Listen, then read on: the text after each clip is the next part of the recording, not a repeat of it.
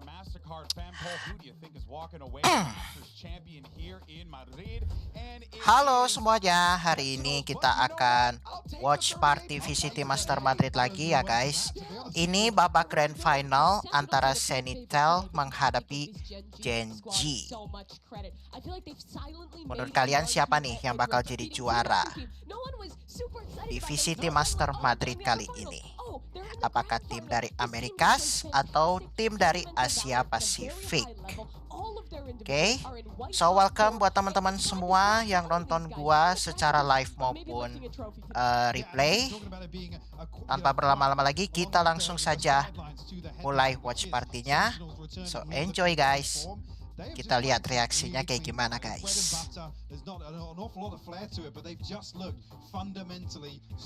But the thing is, for Sentinels, right, if they were gonna lift a trophy, it would be the hard way. They played every match possible in Americas. They went down to lower bracket. They played through play-ins. They had a long off-season. This is a team who has really dedicated themselves to the grind. Since the beginning of 2024, they have played every match possible. Kita polling guys. You know, I have to say though, something that has been very impressive on the other side of this stage has been Gen.G's overall attitude about this event.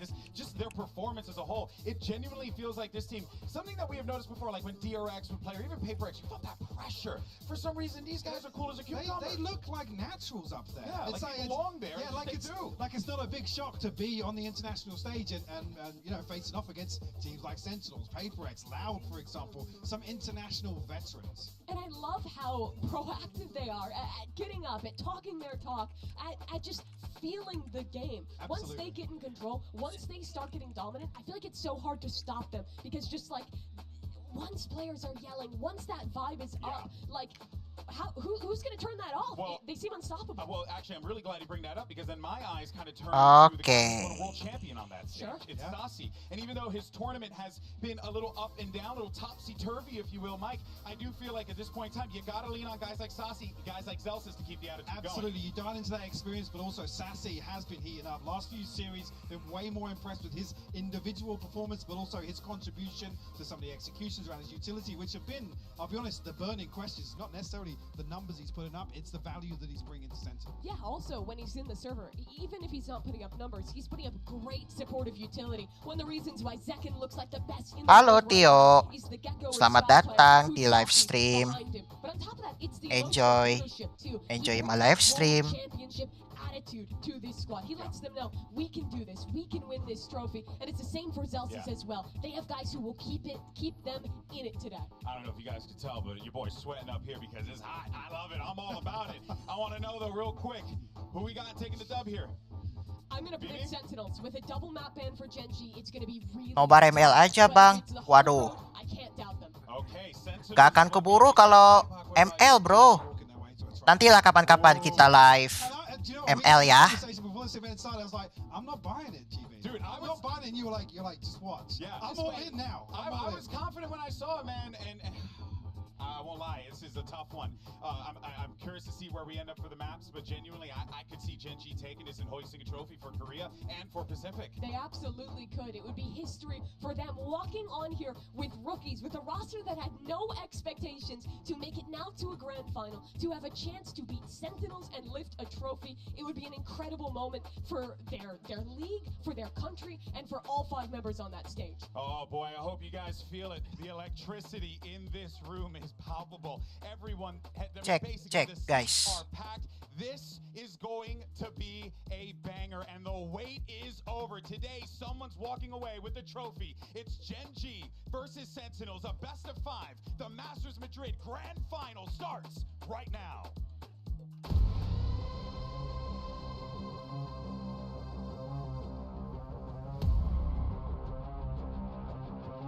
Oh ya, ngomong-ngomong, ini barusan ada fun match dulu ya guys. Ini baru ada jam 11. Baru ini match finalnya guys.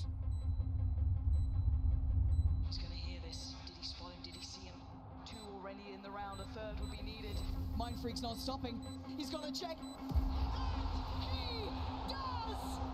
Sentinels are going to the grand finals! It's good to see them back as well. It's been a while. Looking back at my career as a whole, things don't always go your way. Pindah aja.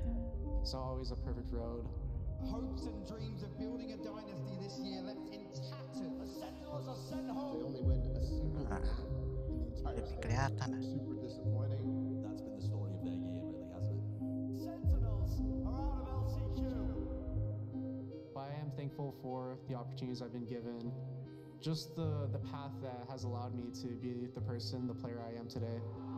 Sentinels are going to be your kickoff champions.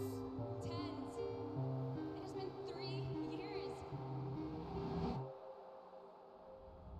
Sentinels take down Newton on map 2 on Haven to take the series to move forward to the grand finals.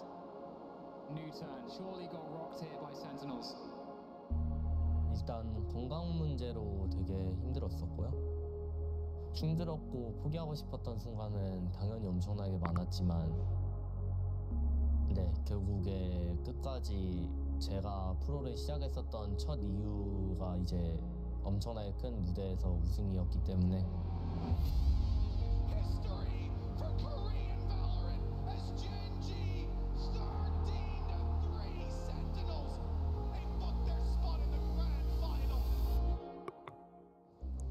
Estamos aquí en directo en Masters Madrid. Los fans acuden del mundo entero para apoyar. For my premier team, I'm the IGL. Are you planning to make it a pro? Is that Yeah, that's the plan. I actually came here from the United States to come see Masters. First Korean team in the grand finals. 진짜 너무 팬이에요. 공부하러 왔다가 원래 한국으로 3월에 가려고 했는데 급하게 꺾어가지고 경기 전부 예매했습니다. 이거 번치킨 선수 신발. 신발을 이거는 안에 라키아 선수 옷이랑 서 선수 목베개 안 가져오시다가지고. 진짜 개꿀. 감사합니다. 일단 저희가 팀 창단 첫 초기에 되게 저희들끼리 친목을 중요시했어요. 특징을 잘 살린다. 저희가 운이나 그런 게 아닌 진짜 피땀 나는 노력과 그리고 마음속에 쌓여져 있던 응어리들이 를 전부 다 해소하면서 여기까지 오게 된 걸 알아주셨으면 좋겠습니다. I always kind of dreamed about having Kaide at an event, being able to watch me win it. Just the fact that she's present here now, it means a lot to me. This match Drama is yang more oke. redemption for us. Wow. I've been a fan of 10 since 2021 when I watched them in Reykjavik. Trio Sentinels, I'm saying, I'm calling it. Go Sentinels, Sun City. Go Sentinels. Ya, ya. They changed their setups to be specifically against what Sentinels does to entry. So meticulous. 젠지 화이팅 대왕제. 아직 자랑스러울 순 없다 생각하고요. 트로피를 거머쥔다면은 어찌됐든 자랑스러울 것 같습니다. It's not always a perfect road. I'm just really thankful. May the best team win.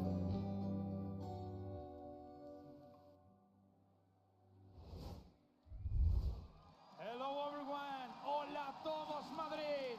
Es un placer estar aquí con todos vosotros. Aquí a Madrid llegaron los 8 mejores equipos, los más en forma, representando a 4 regiones. Y ahora es el gran momento. Es el momento que todo el mundo esperaba. Y la pregunta, ¿estáis listos?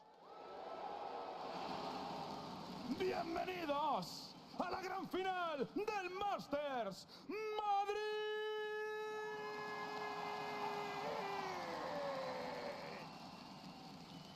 Madrid.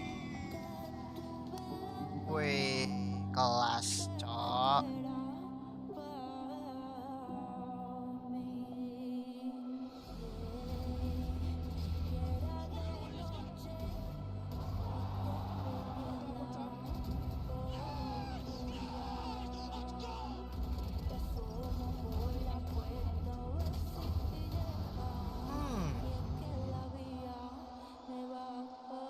Keren nih pialanya, cok. Keren nih, guys.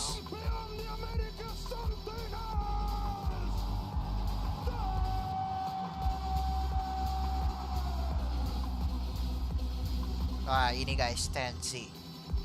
Jagonya nggak main-main ini, cok. Serius guys. Tensi tuh jagonya nggak main-main guys. Kalian bayangin aja kalau kalian mabar sama Tensi, itu rasanya gimana dah? Waduh, gua nggak kebayang sih guys. Beneran.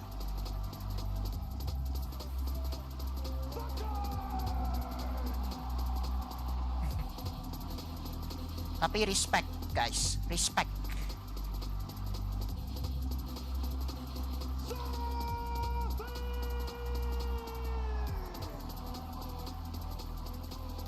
Wait guys.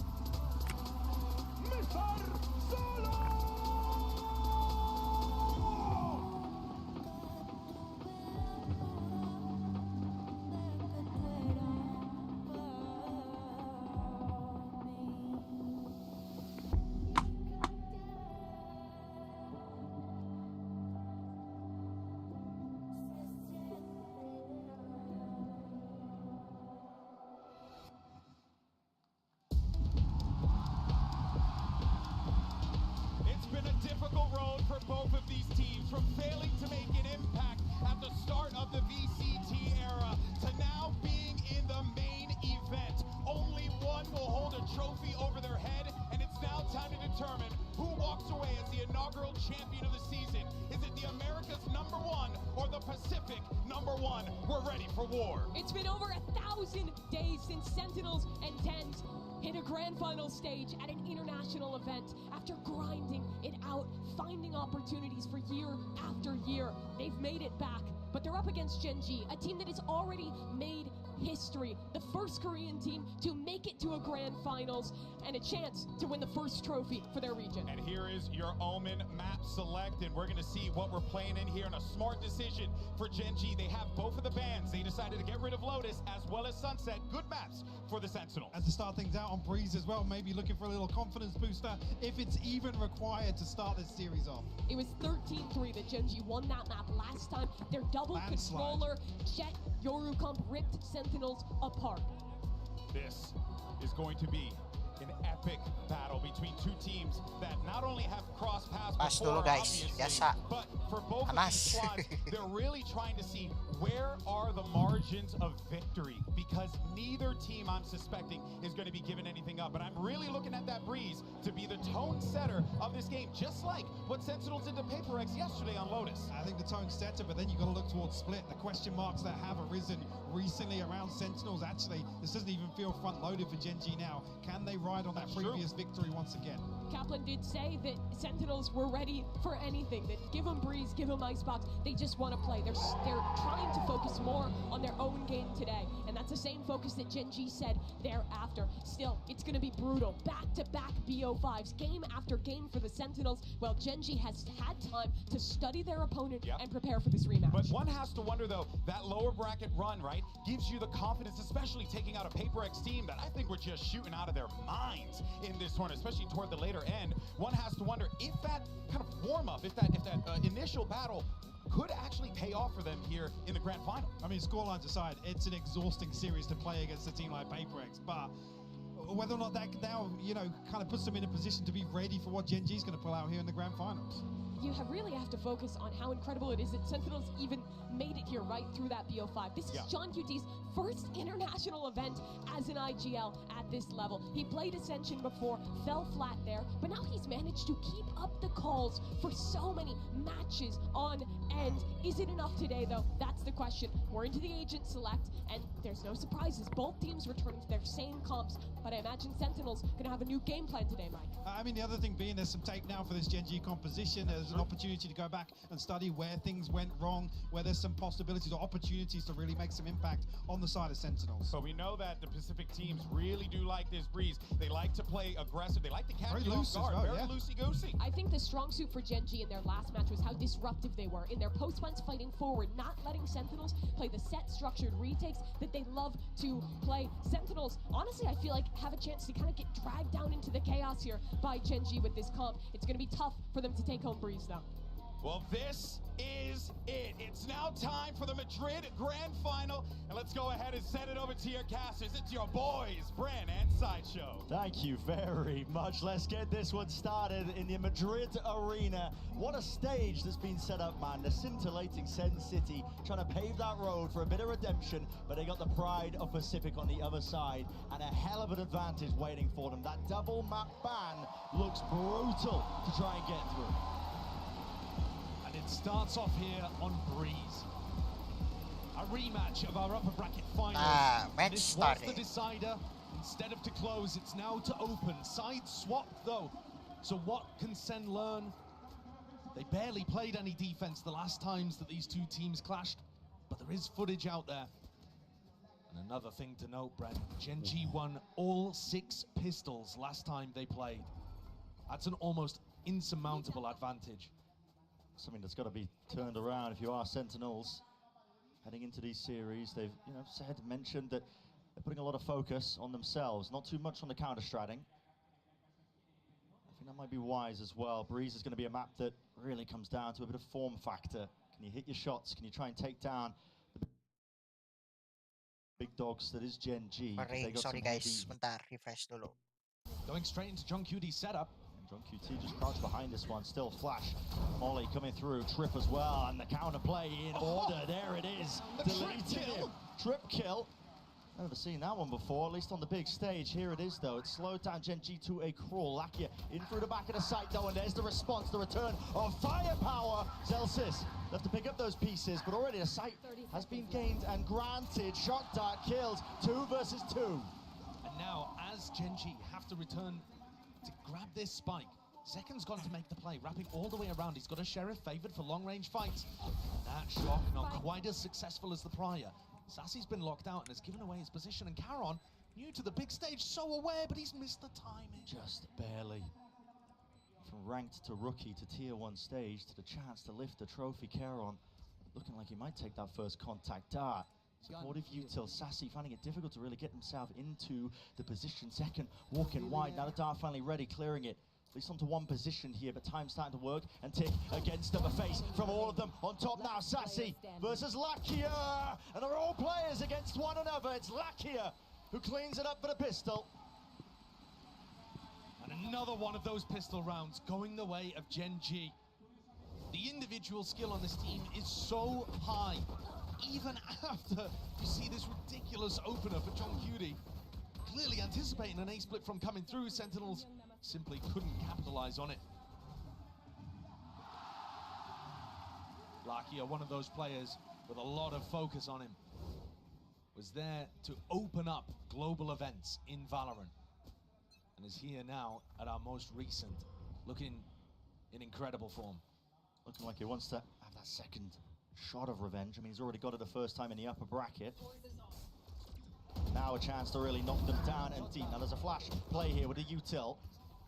Kills happening on multiple sections here with Meteor falling The down. push down holes, Yeah. push down holes. Trying to squeeze them now with the drone close quarters. Combat might be in order, but again, there's that long sight line and teams finally coming through with the right clicks. Finally, left clicks getting it done. Shot does pull down, maybe a bit frantic in terms of that approach. Sassy getting ahead of himself. Zelsis doesn't choose to peek his cranium out wide. Still going to be playing his life now. It feels a little bit like a comm was missed there because the spike was dropped, and yet TenZ is going for a repush elbow, almost anticipating that Gen.G would pick the timing to rotate, but they had to recover that spike and had to be cautious doing so. Has TenZ read this play perfectly though? Guardian in hand, and the rest of Gen.G are coming towards him. Wouldn't this be something here? And he's going to be hearing it. Again, the rumble of the footsteps. He tries to take the timing just before anybody was set up for it. And they run him down.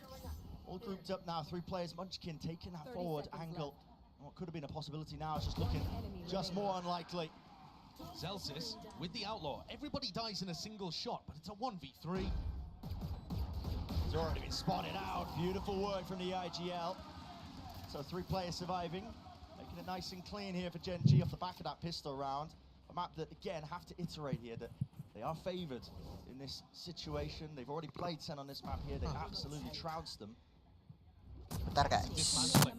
One that had Taplin claiming full responsibility for the choice to end up here. Had no choice whatsoever when it came to the grand finals, with Gen.G having that double map ban.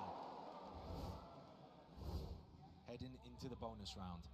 Meteor not too far away from being able to get close to his Yoru ult, which is super effective to be able to get into these sites. Even the information alone, little jump up, Zekken. Yeah, he's pushed up deep here. Not too much to support him, not too much to trade him, but he sees it, hears it, and there's the kill. Collected onto Munchkin, but it's offset. Immediately onto the other side of the map. No fast pace increase here from Gen.G. Happy to just play for that pick, play for the orb, and now slow it down once more. And not prioritizing the orb on Meteor, as I suspected they might, to try to get the dimensional drift online. Instead, just going for texture. And Sen have been picking these kind of timings in the first 2 rounds to go for little explorations to see if they can get some more info. Instead, though, Zekken and Zelsis doubling up over towards A, anticipating that this would be a re-hit, just confident that John could hold down the other side. Just that, though, massive map control that's been lost here for Sentinels. You can feel it just through the positioning of Sassy. He's having to watch halls in case that lurk comes through with 40 seconds left. Gen.G now, fully grouped up. Starting to hit into this side, but John QT is going to be sitting side by with his rifle. Might have to try and put a stop to this one, but it's difficult. A lot of adversaries to try and overcome here. Still not showing his hand. Dart, potential there to set that one up, but finally a few shots fired, and Rattle Texture's been creeping and crawling up onto the angle. Finally there, and releases it. The trigger straight to the dome there. Sassy dropping into the back of the site. 2 left standing here for Sentinels. Disadvantaged position. Gonna watch that one though. 80th second. That's 8 seconds left. A round-winning play perhaps, but now a safe plan position for Meteor. Tucked right behind the pillar. We'll be able to get the extension into the round, but can he survive the 1v2? Already through, and second. Nasty work there. Zekken got shut down completely in the upper bracket final when these 2 teams played against each other. But you can't keep Zekken down for long. What we saw him do to PaperX, he tore them to pieces. 3 out of 4 of the maps, he was clearly the best player in the server. Dominating not just on Raze, as he has been doing all year, but also finding his form and his footing on Jet, especially with rifle in hand. The timing on the Cloudburst dropping, just giving him the perfect moment to deny the plant. Grabbing 2 on the back of it as well. Enormous play, and also demonstrating once more, Bren, that Sen are looking to play this defense aggressively. Not at the beginning of the round, not trying to force the fight, but looking for those mid-round timings to soak up a flank or a bit more info. And Zekken is going to be crucial to that. It's a good adjustment as well, something to just upset those timings. But Gen.G, they play pretty close together. Look at this. Drone into elbow really makes it feel like Zekken could be pushing behind this. So everybody on Gen.G scared. Instead, the double push coming down halls. Great distraction play from Sassy. Meteor, though, potentially getting some of that information over towards the one side with a nice Blade Storm. Running them through, and the IGL dropped. But now a scurry and scatter, everybody running over towards that A side, seeing if they can at least reinforce Meteor's position. He's going to be tucked close. Can they get a double face going with Zekken updrafting? Instead, just choosing to face it. TP with a gate crash, not going to be baited out from that one still. Lackey is also getting a move on through Halls. Could be that late lurk play in that position. Meteor could be cleaned up there with the trade still. A tap. No one forced out wide. Lackey, though, gaining that kill and closing the door in front of him. Neural theft. Given the info. Texture. Now the emphasis placed on him. A dash to the side here, but a pull on line, not half. Onto the spike. Could be a big difference maker. Could be a massive one, in fact. Gen.G have got them surrounded on almost every single front right now, picking them apart, the threads unraveling, leave it at just John QT, but again, the time ticking away. It's just far too late for it. Gen.G, themselves up nice and easy onto that third. John not even able to secure the rifle, which could have made a huge difference for Sentinel's economy. If he had been able to keep it, perhaps they would have still been able to buy into the next. I love the play at the beginning of the round from Sen. I think it's really smart. Fake leg seconds pushing in one direction, get the pick over towards Halls. But they also just allowed Meteor to run in with his ult and get the plant down. And he essentially did that just all on his own. Yeah. And once you're in an afterplant situation and Gen.G are walking all over the space, check. Much more difficult to clean up. And Sen's retake protocols do not look as good here as on some of their other maps. Gerah. It's been honed over time. Jump there. I mean, he picked that up really broken early, so Zekken take the peak timing. Just holding down towards elbow. But Gen.G again, happy to play this one nice and slowly. I believe Texture's positioning, he would have heard John QD use the aggressive cam over towards B. And that info may well get relayed to the rest of the team. Yeah, you can see it being pinged out here actually on the mini-map. And so they're expecting the stack to be over towards mid and A. Incredibly deep positioning here. Hunter's Fury going to be offloaded from this particular position. That's Lakia returning it, see if he can get a kill, but only to one tag, spotting out the positioning of Zelsis. Interesting usage of the ult, but with 50 seconds left now, starting to make their way, meander over towards that B side. Cosmic Divide will cut this one up nicely. Paul aimed for where John QD has been anchoring in previous rounds. And this composition has so many different ways of getting into B. The Jet and the Yoru, very difficult to deny, especially when you have so many smokes online. That pit did not cover the spike. Oh, and a lot of respect as well being showcased as well to a weaker buy of Sentinels, but Zekken, see what damage he can do here. Still with the rifle in his hand. They found the first one, but again, a lot to get through. It's murky territory, a blight onto the B site with that pit, but they really wrangled control of this one. They found Charon, but again, Munchkin is the player that needs to fall to really stand a chance into this one. Yes, it doesn't cover it. Texture alive and kicking, working his way around, but he's being found. Sassy drops him, and one player left to stand as Lakia, crouched, cowering, fear in his heart. He cannot face them. A thrifty win for Sentinels. That is a bizarre one to start us off with. With a pit being invested as well, you think Gen.G have just got that wrapped up. It's a gorgeous flash recon play that catches Meteor, but then there's just a lot of timing plays all around the spot. Oh, boy.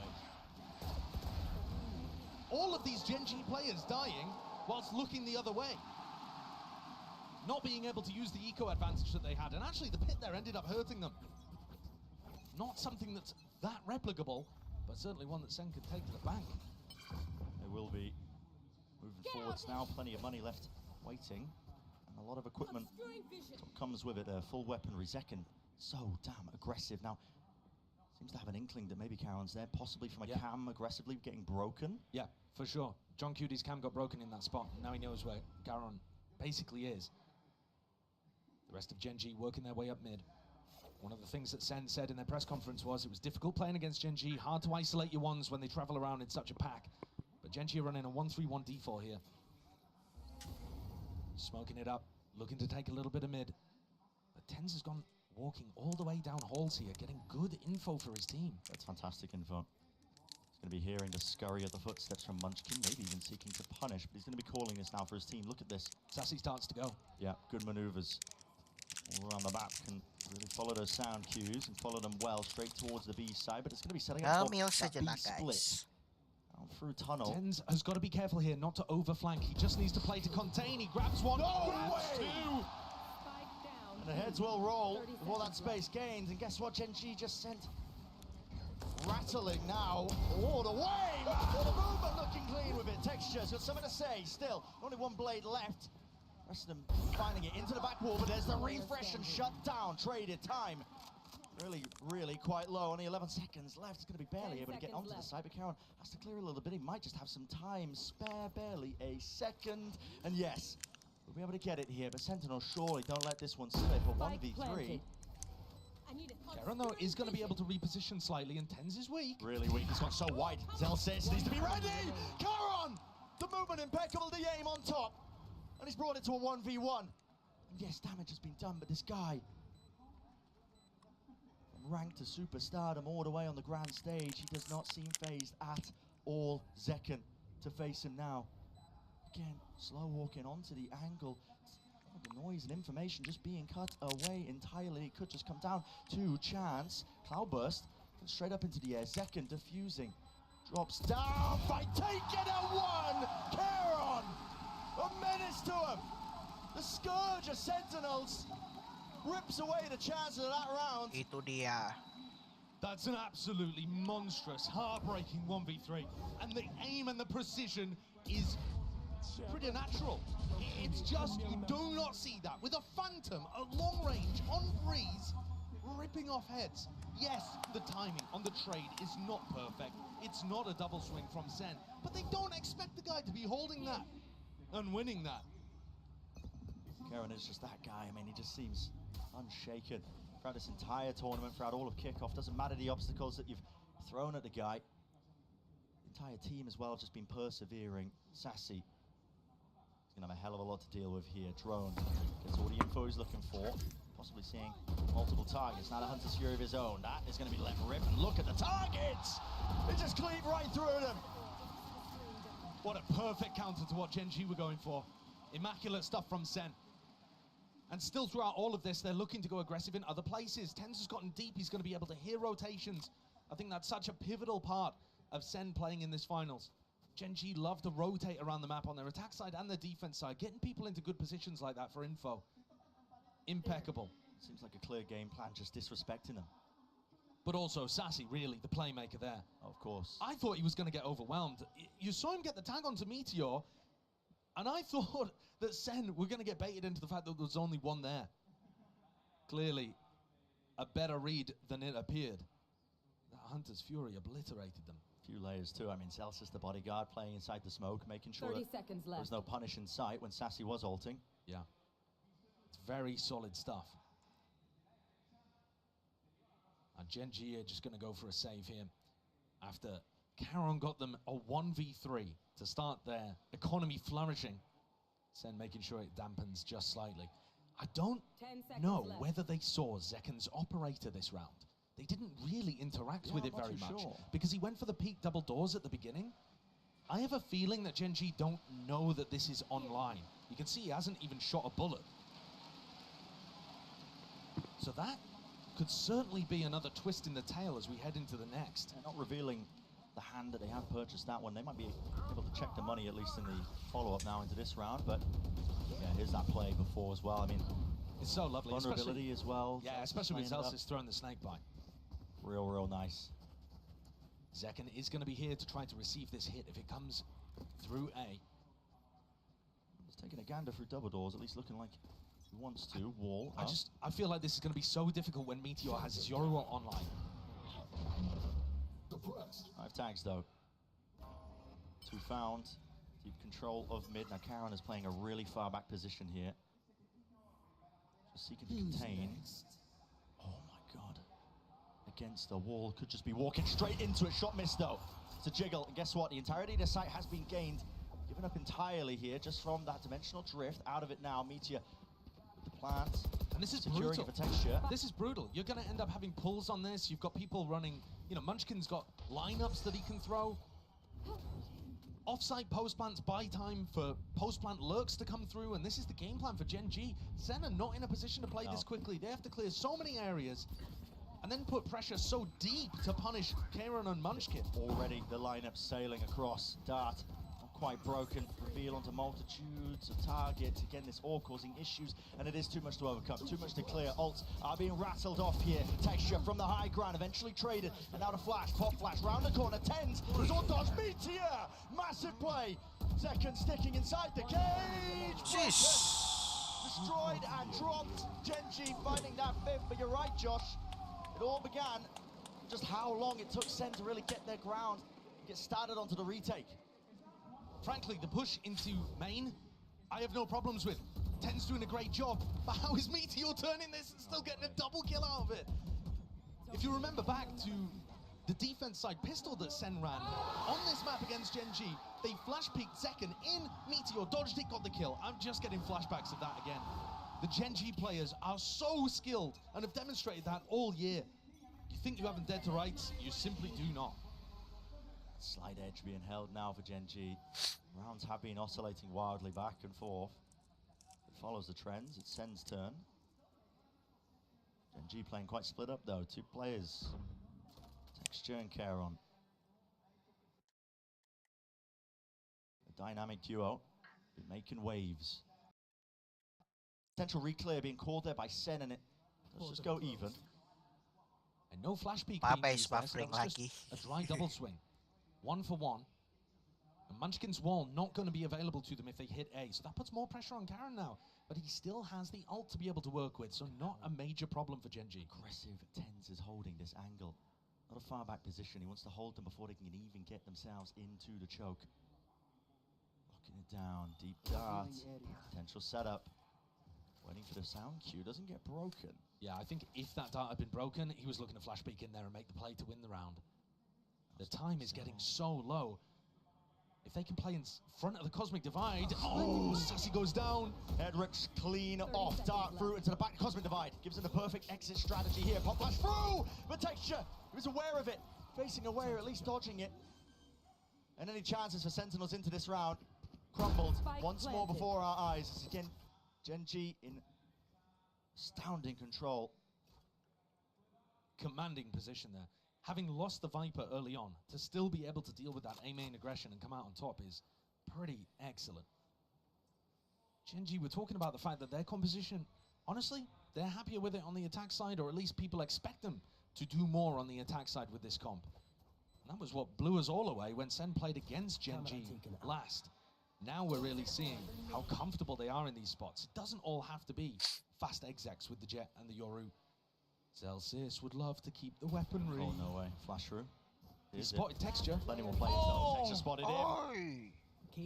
QT, last one left, slowly being hunted. We'll push back. The enemies and adversaries, so if they do keep at least one gun into the round, but already you're looking at almost similar scenes here. Here's that opening when they try to re-clear out through. An unbelievable shot onto Munchkin, but the trade's still coming through. The level of quality in terms of the rifling in this match is unbelievable. But we didn't get to see it in the upper bracket final between these two teams. Sen talked about, Kaplan in particular mentioned, the atmosphere was bad when they began that game, and they crumbled on split. It set the entirety of the series off on a bad note, and Sen, though they tried to recover it on Lotus, ended up going out in a flop. Now we are actually seeing Zekken, Tens, hitting really nice shots, bringing it to the Gen.G players, making it more of a game that's about how they play the macro and how prepared Gen.G are, rather than just running over them with the individualism. Because that's the first step, right? To conquer Gen.G, you kind of just need to be matching them pound for pound with the aim. And man, how difficult that is, because Texture, Meteor, Kalian are all up there with the best players in the world right now. In terms of form, they might be like all three in the top 5. I don't know who else you would put up there, because you watch Texture, Meteor, or Kalian in a 1v1 against anybody else in this tournament, you have to favor them. Yeah, you do. I mean, they're just cerebral. The way they move, instinctual in nature, really. The way they tackle and handle a lot of those clutches, and just the aim and the movement on top of it. It's all there, perfect package for a lot of those players. So that is the first obstacle that Sen have to remove. Getting that confidence back, at least. Making moves now towards mid, though, here. Creeping once more and crawling. It's a kill trip, but with no one really to play off it here. More giving up, so Meteor once more building up towards Dimensional drift on his way through. He'll be able to clear out most of this side as well. Basically, the human drone just spotting out these trips. Kill trip lucky. Oh. Wait a second. GEN.G is there onto the angle in time. Gets the punish onto Lakia. Caron, a chance really for him to clean up, but no, the crosshair placement just wasn't expecting that one. The deep contact play and push out from Sentinels. For the first time, it feels like they're in a really advantage situation. Yeah, definitely. They're realizing the fact that Caron and Munchkin are going to be playing in very passive positions. They found them both.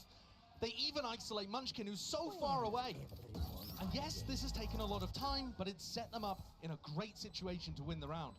Chance of playing the lineups anymore for Munchkin. Meteor, Texture have to go absolutely massive, but he instantaneous there with the trade and shut down in time. So the Sentinels are willing to make it that repeat of what happened last time these two teams clashed here. That fourth one on the board, steadily, slowly but surely chipping away, trying to make it at least even at the half. Look how John gets at it. It's after the kill trip came through, but it's this re-push, not looking to try to go for the retake at all. Fully waiting to try to flush out Caron and Munchkin before they ever go towards site. It's a great adaptation. It shows that they understand how Gen.G are playing the post plans. This is the kind of stuff that made Sentinel split so scary. You know, we'll forget about the last 2 times they played it. Yeah, I mean, they've had their confidence knocked there as well. That just from the way that the map veto ended up shaking out. Wasn't the first map that they ended up picking. Deep dive here. Texture want to take advantage of this one, but it's broken. Sassy using it. They did miss second. Hello, spots it. Out in the air. It's all about the reactions. Follow through there. Just a close, but surely defending the area and teammates flooding back in. All to his avail. Munchkin, though, has managed to get himself a gap into the A site, but the spike has been dropped down into the center of the mid, and it's all down to the individual plays. You can see Caron also thinking about the same thing here, and Munchkin. Full territory gain down into mid for Sen, but they need to keep their eye on almost every single angle here. And guess what? Plenty of backs facing away from them. Caron! It's majestic! And just like that, turned away, ripped away. What should have been a slam dunk, Sen left looking in every possible direction, barely able to get it, but they do in the end. Caron with it.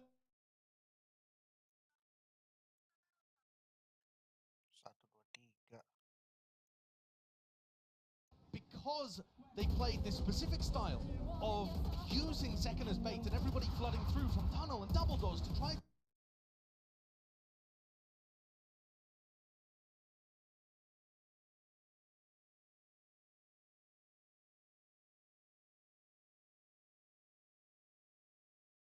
quickly and get into positions. Dodging that initial wave of utility. Won't be too many targets. Now, once more, Brent.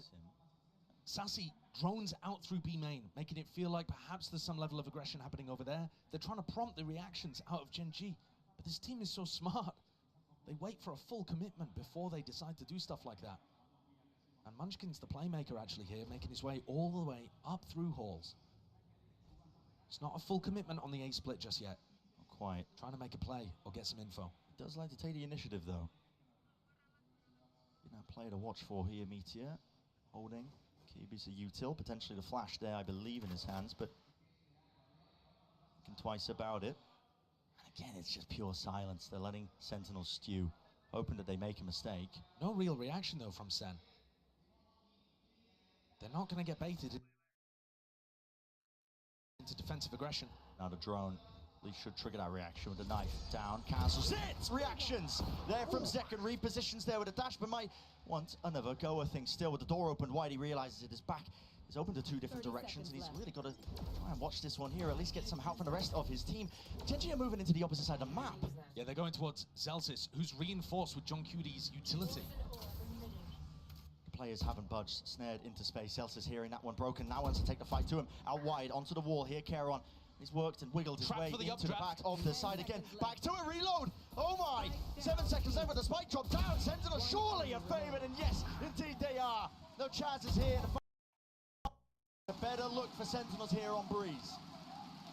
A much more competitive opening to this game on a map where most would write them off. Gen.G dominated this map when the sides were flipped last time we saw it. Here, great awareness, dodged the drone, used the knife to cancel it, punished the player coming in. There was a trip there onto Texture. He had to kind of adjust in mid-air, and Zelsis caught him, plucked him out the air like a butterfly. Absolutely insane stuff for the first half. Guess what? Plenty more left to go in Breeze. Let's send it down to the analyst desk to discuss everything so far. Thank you so much. Wow, what a way to start things off. But let's just jump right into it. Our Verizon high-speed moment of the match came in the first half. We had multiple, as a matter of fact. It was kind of, your choice, pick of the litter here, Hypoc, because Zekin, this kid's putting on a show today. Yeah, I mean, just looks so clean time and time again in these high-pressure scenarios as well. Last alive here, like back against the wall to try and find a bailout round to really try and recover this. We're so used to seeing him now in this scenario. Yeah. And it's ridiculous because this guy just turned 19 in his first international final. He had that birthday while he was here in Spain. And the journey for this guy has been long. When we first saw him internationally, he was only 17 years old, playing with Exit on stage. At the time I talked to, his parents were there with him, going along to Istanbul, but they've been with him the whole way. This is a picture from Americas of his grandma out with him, supporting in the crowd. He's a young guy, but he's had his family all the way behind him throughout his journey here in Valorant. And now he's at a point where he's in an international final and really in that discussion for best player in the world. Yeah, what's so impressive here about Zekin is just not only does he carry himself like an absolute pro, but the man is just so meticulous in the server, Hypoc. But he's going to need to continue to output more if this team wants to get back into it. Yeah, definitely. I mean, Josh was leaning on this in the cast as well. You've got people on the other side, Texture and Meteor, to really overcome. Karen obviously being the clutch master on that controller role. Zekin's definitely going to have his hands full today if he wants to continue frontline versus this Gen.G roster. Gen.G's post-plan's got them a great half here, but their comp also excels in the retakes. They have a lot of util to bully Sentinels out. Gen.G looking strong in this first map. Yeah, it's going to be very, very difficult here for Sentinels. And for Gen.G, hey, it ain't going to be a walk in the park either. I'm expecting some fireworks in this second half. Let's send it back over to Brendan Sideshow. The pistol round is where it really needs to start here for Sentinels. I mean, we've already been highlighting the real importance of it. Gen.G winning, was it 6 out of 6 when they last played each other? So now 7 out of 7. And heading into the 8th, Sen need to be able to get some of those online. And this is the half where we saw Sen have no success. Kaplan said that they came in with an anti-strat that they thought would work, but called it wishful thinking in hindsight. Oh, wait, is Meteor just taking that fight straight up? Good punish, though. A lot of damage. Yeah, it's not the kill, but they forced that back. Denied Gen.G a little bit of space. And now this drone's really going to make it feel like it's a commitment into B. Instead, the spike is going in the completely opposite direction. I think this is looking more like an A-split, where you rely on the fact that Zekin has holes control. Gen.G, they do play to those sound cues. Oh my, just missing a chance and the timing there for Tens, but with the orb now bloomed and blossomed, can start to get a move on onto the A side still. It's Karen. It's locked down into the corner position. Guess what? Zekin punishing the rotation, and 3 heads roll. Down and out here. Karen blinded as anything. Cannot win his fight out. Zekin, they're chanting for it. You can feel it. The roar of the crowd behind him. And he knows what they want. Ten spots him. Munchkin spotted. Ow! Wow. Denied, but that is the first pistol that Sen have put on the board in the rivalry that's blossoming between these two teams. And what a fantastic attack side strat that is. So much better against Gen.G than what they were pulling out in the 3rd map of the upper bracket final. They call a fake, they use the advantage of having map control, they use holes against a team that has a solo initiator. It just ticks every single box to me. Learning from the failures of before. Of how rotate heavy Gen.G play, I mean, maybe a bit of fakes and finesse might be just exactly what Sentinels ordered. Clearly doing that prep work here. Now the orbs can be farmed up, granted for them, without too much pushback. Of course, got to be aware there's always a chance that they could fight back. There's a slight bit of danger in this round, Bren, because Meteor managed timing the recon dart that Sassy threw into mid, I believe. So they have no idea that Meteor is positioned this deep, but no one on Sen looks like they want to get into that area at all. Sen running a default looking a little more like when Loud played against Gen.G, not going for the early round group ups in A main, but happily now grouping up together to make sure that they can trade out the lower eco players. And like I said, I don't think they realize that Meteor is this deep. Meteor going for walkabouts as the face early on. John surely hearing this one now, facing him, but it's too much to overcome there. Meteor with that Sheriff, and again, a bit of stray damage through tens. Let's try and at least lock this one down into the side of the smoke. But they have found him. Right-click bundle diff, apparently so. 3 players still left to stand here for Meteor.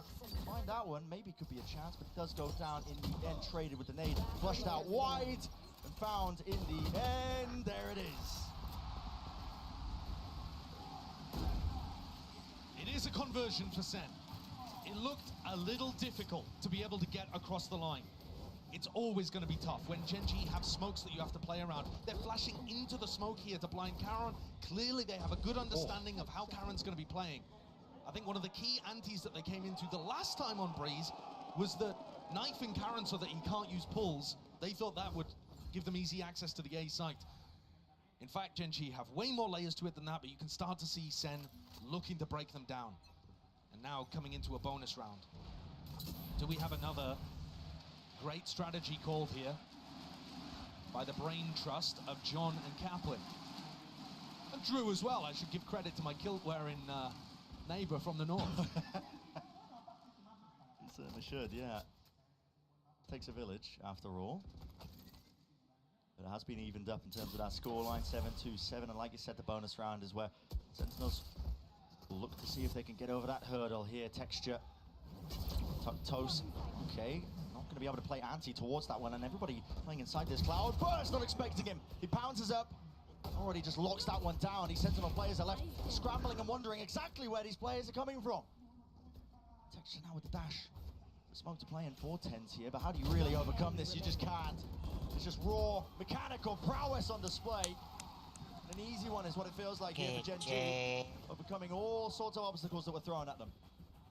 And I think that's an example of what was going wrong for Sen last time. Gen.G are just so good when it comes to defending the standard hits. And this is a very standard A split that Sentinels send in. Gen.G's crossfires are amazing. Karen can always play around Pyramid because he has smokes to dip and dive inside of. And then you have Lakia up towards stairs, Texture in that gutter. They've always got triangles going on that are extraordinarily difficult to break. The weakness with Gen.G's defense is to do with Lakia. And him being overstretched, having to...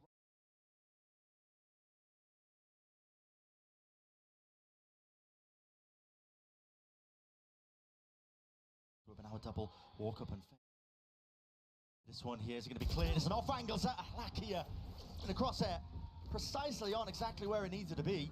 Yeah, great re-clear. Gen.G are going to go for those occasionally because that is the weakness of their composition, and they need to make sure that they have info in that area of the map. Meteor going for an info peek when they're up 5v4. Everybody's got their backs turned to every possible position. Texture, though, seems to be more aware of it than he is. Shuts down John QT. Sassy out in the open. Down into the back of the site, and it is traded and cleaned up by 10 still. Only 2 to left stand here for Sentinels. They will get control of the B site and the plan online. Even more so to try and overcome Texture, Lakia and Caron taking their time with it. They know that Zelsis does not have the orb on the spike. They can see that over towards mid. So he's probably not playing post plants, probably on site with 10s. All up. Re-clear. Just feeling unsafe, but they do take control of main once more. They can play this post plant from this position still. Smokes are available. Black, at least Caron puts that one up, but a kill found still. It's down to just 10s. He's got to do it all. Does have a nade, but still he's got to deal with this. And what a play to make. Texture so damn aware, but there's the shot still. Will the nade land in time? Lakia's sticking. Spam damage! He's just about got it! Unbelievable from 10s.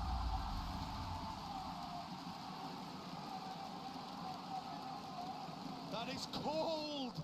That split-second decision to pull out the fragment grenade and make sure that you have additional damage. What a 1v3! That's on a knife's edge though, isn't it? Look at it. But my God. Look at it slow down. Oh, very, very close. He's drawn the game back 8-8, where Sen actually have the economy advantage, putting together much better rounds, using more of the map. And Gen.G, even though they're finding advantages, letting that one slip away. This time, Munchkin going wandering, tucking underneath where John QD is playing. This is always a dangerous spot it's obviously a risk. If the player on window checks, you're just 100% dead. But taking a risk on a round like this where you have lower economy is absolutely worthwhile. Oh yeah, it's the time to do it. And of course, he will be able to hear rotates if they go heavy towards B. And he'll hear them early enough to call those defensive positions. Back here with the Bagi.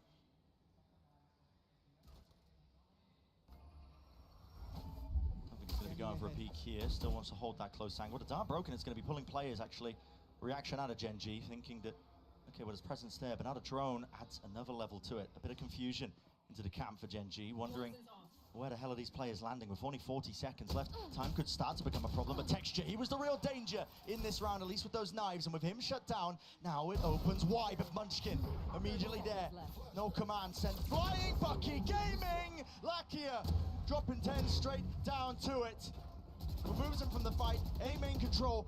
Granted and gained, tucks it up and doubles up. Now with the drone over, an attempt to punish kalian, running and gunning. Zelsis time, 12 seconds left. He needs to find his kill, but the rifle has been handed over, and so is the spike. John QT, head on a swivel. Too much to deal with, too much to overcome, and surrounded, man, surrounded. That's the value of Gen.G taking risks. I'm telling you, Munchkin tucking into that spot. You won't see him do it often on a rifle round, but what a timing to do it. And Lakia, he gets the perfect glimpse of TenZ right before that. But also, they had no idea that kalian had already pushed down through halls and was in this position. TenZ is comment that there's only one person in A main there for sure, because they just had no clue that the Astra was also ready, holding Lakia's back during the drone. And just like that, all of TenZ's good work in the 1v3 undone in a moment. Back at it with the economical disadvantage. And from watching Gen.G, they love using Meteor's ult to help them defend sites. It might seem weird using the Aura ult. That means there's another player that can't. Oh, hello. Huge pick. Against his adversary as well, the Nemesis on the other side of things. A clear win corners that Zekken can shut down Texture as a player. It's a fast reaction going to be called here. The neural theft gives him a lot of information. Hunter's Fury, Sassy's hoping that he can at least set this one up. Meteor wide here with a dimensional drift. He was hoping for a chance to really get that punish onto Sassy, but it's all cancelled in time, and now the rest of his team flooding in. Munchkin spots it, just the shoulder, and finally the kill. Straight to the dome, a wider peak indeed, but this is going to be face down and sprayed through entirely. TenZ finally deals with him. The pesky intruder to a site that should have been theirs, and Lakia is out wide, firing that util. A pull already going to be used and utilised, but 3 players left standing now for Gen.G. Meteor already in position. A 1v2 for Zelsis. Doesn't know where they are. Wall up, reposition spots. kalian, splash. Blinded himself. kalian with the follow-up. Gen.G bailing themselves out of a rough spot there. But I think one of the key problems is that when Sentinels got in position to try to hit the B site, I believe Zekken's waiting for another piece of utility there. He's just delaying, waiting to peek at the right time, and sets up Munchkin for the triple kill. If they had been able to move a little faster, had that set up a little quicker, Munchkin probably ends up just going something like 1-for-1, Senna in a much better spot. Nevertheless, that was an eco round for them. We come in 8-10. Rifles again online, and Sen on an eco swing round with big ults for Gen.G. Massive ults. So far this map, I mean, it's just been a tenuous tightrope walk, hasn't it? Either side, just making it nice and even, a potential chance, but overall Gen.G just holding that edge. They saw Lakia droning through double doors there, so they should have an idea that there aren't too many players halls unless it's being pushed.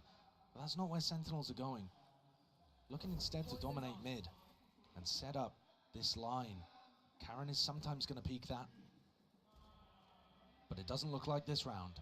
Textures planted himself onto the half wall. He's locking directly down into the tunnel angle. Can they cause a distraction in B main that pushes people into Zekken's crosshair? Oh, Zekken. It's all about the reactions, but Texture, of course, he's favored. On LAN, already in position.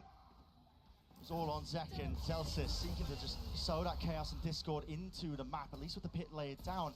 Gen.G, I feel it really imperative to try and clear this one, but they're already just losing players. Sentinels toppling like flies. TenZ, he has worked his way deep. Gate crash now into the back of the site, so Meteor's going to be rejoining his team, and they have reinforced that area with 20 seconds left. What is the call? Jumping away and on high, but still they're surrounded with this pit. How did they even get themselves into the site? It's 12 seconds time working against them again. Lakia to play, to do the most. Spoiler, there it is, finally spraying them through with 5 seconds down. No chance of sticking. I don't believe there's any time, and even if there was, Lakia could have absolutely sealed it up anyway. Beautiful work from Gen.G. And that round should be the first nail in the coffin here for map 1. They're going to push Sentinel's economy down into a really rough spot again. And Texture opening things up. It just looks so simple from his point of view. All of these Gen.G players, they're so skilled, they make it look easy. It certainly isn't. Almost every other team has struggled to deal with Sentinels. Gen.G wiping them out. This is a map where they're favored, and sure, it's closer than it was last time. But it's remarkable as Sen take a timeout, what Gen.G have done with this squad. This is not like Sen, where it's big, heavy hitters returning to the stage looking for redemption. Gen.G, this is a new roster. Sure, some people have been here before. Team beating PaperX, becoming the top Pacific team, and then beating every other team in Madrid playoffs to find themselves here with map V2 advantage in the grand finals, 2 rounds away from locking up map 1.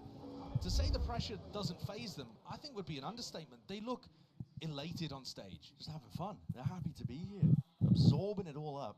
And yeah, I mean, listen, the pressure probably would have gotten to some of these players a little bit ahead of time when they're playing against the top, at the time, Korean team. That was DRX, even in just the kickoffs. I mean, Gen.G, this is a squad that was put together, and really, a tremendous amount of doubters. But they have slowly but surely knocked down every single obstacle they faced and more.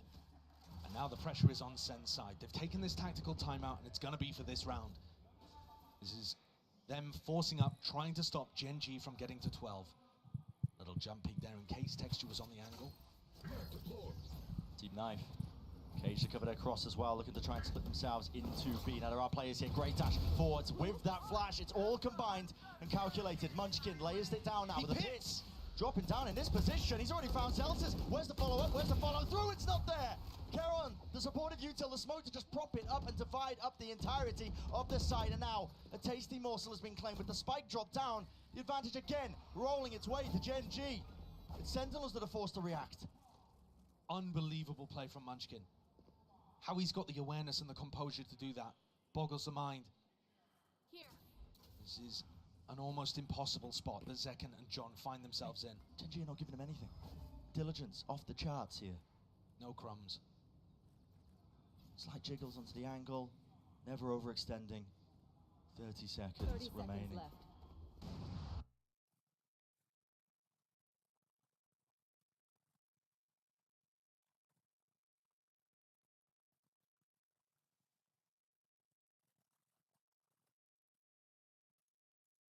Expecting it right from behind. It's the IGL Wow, Oasis. ace. And credit where credit is due for this guy. Munchkin, one of the players with the...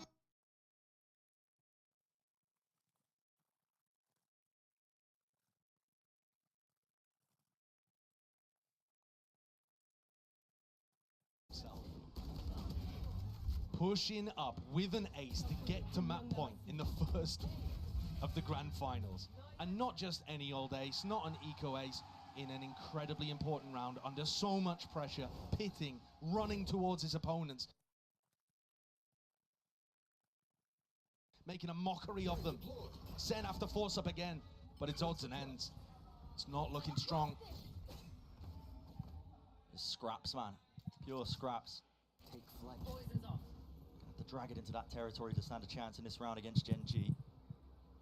And I think they've found the most success when they've tried to find people, push people into aggressive positions, but that's almost impossible to feel good about lurking and then taking a 1v1 if your player has, you know, a bulldog or a stinger even.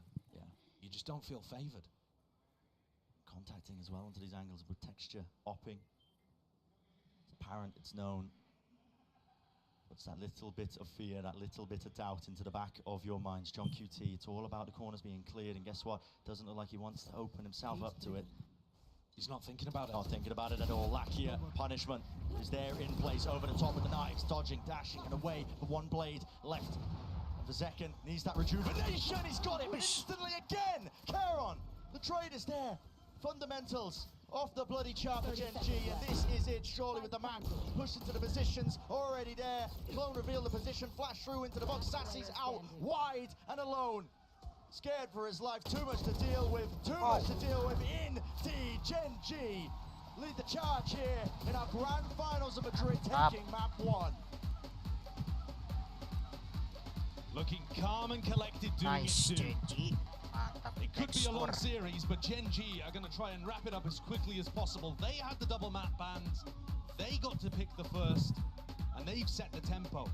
Certainly closer than last time, but as soon as Gen.G got onto the defense side, it looked like some of the same difficulties again. Absolutely, plenty of questions up in the air as well. Bind is up next. Gen.G haven't played it at all so far at this tournament. What are they going to be coming out with here in our grand finals? Kita sebat dulu, guys.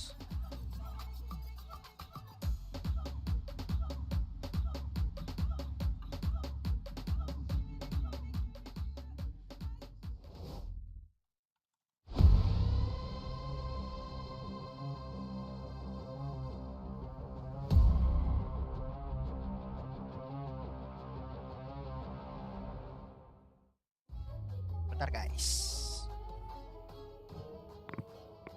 Hey guys, it's Jimmy Lin.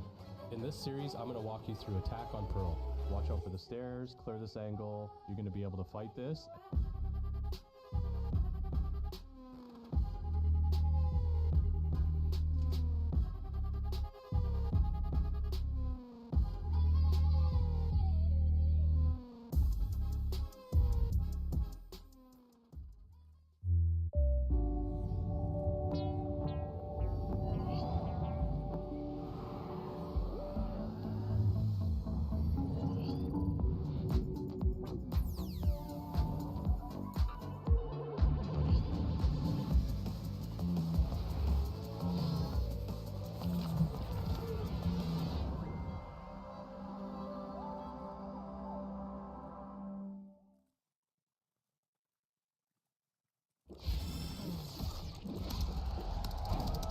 Red Bull gives you wings.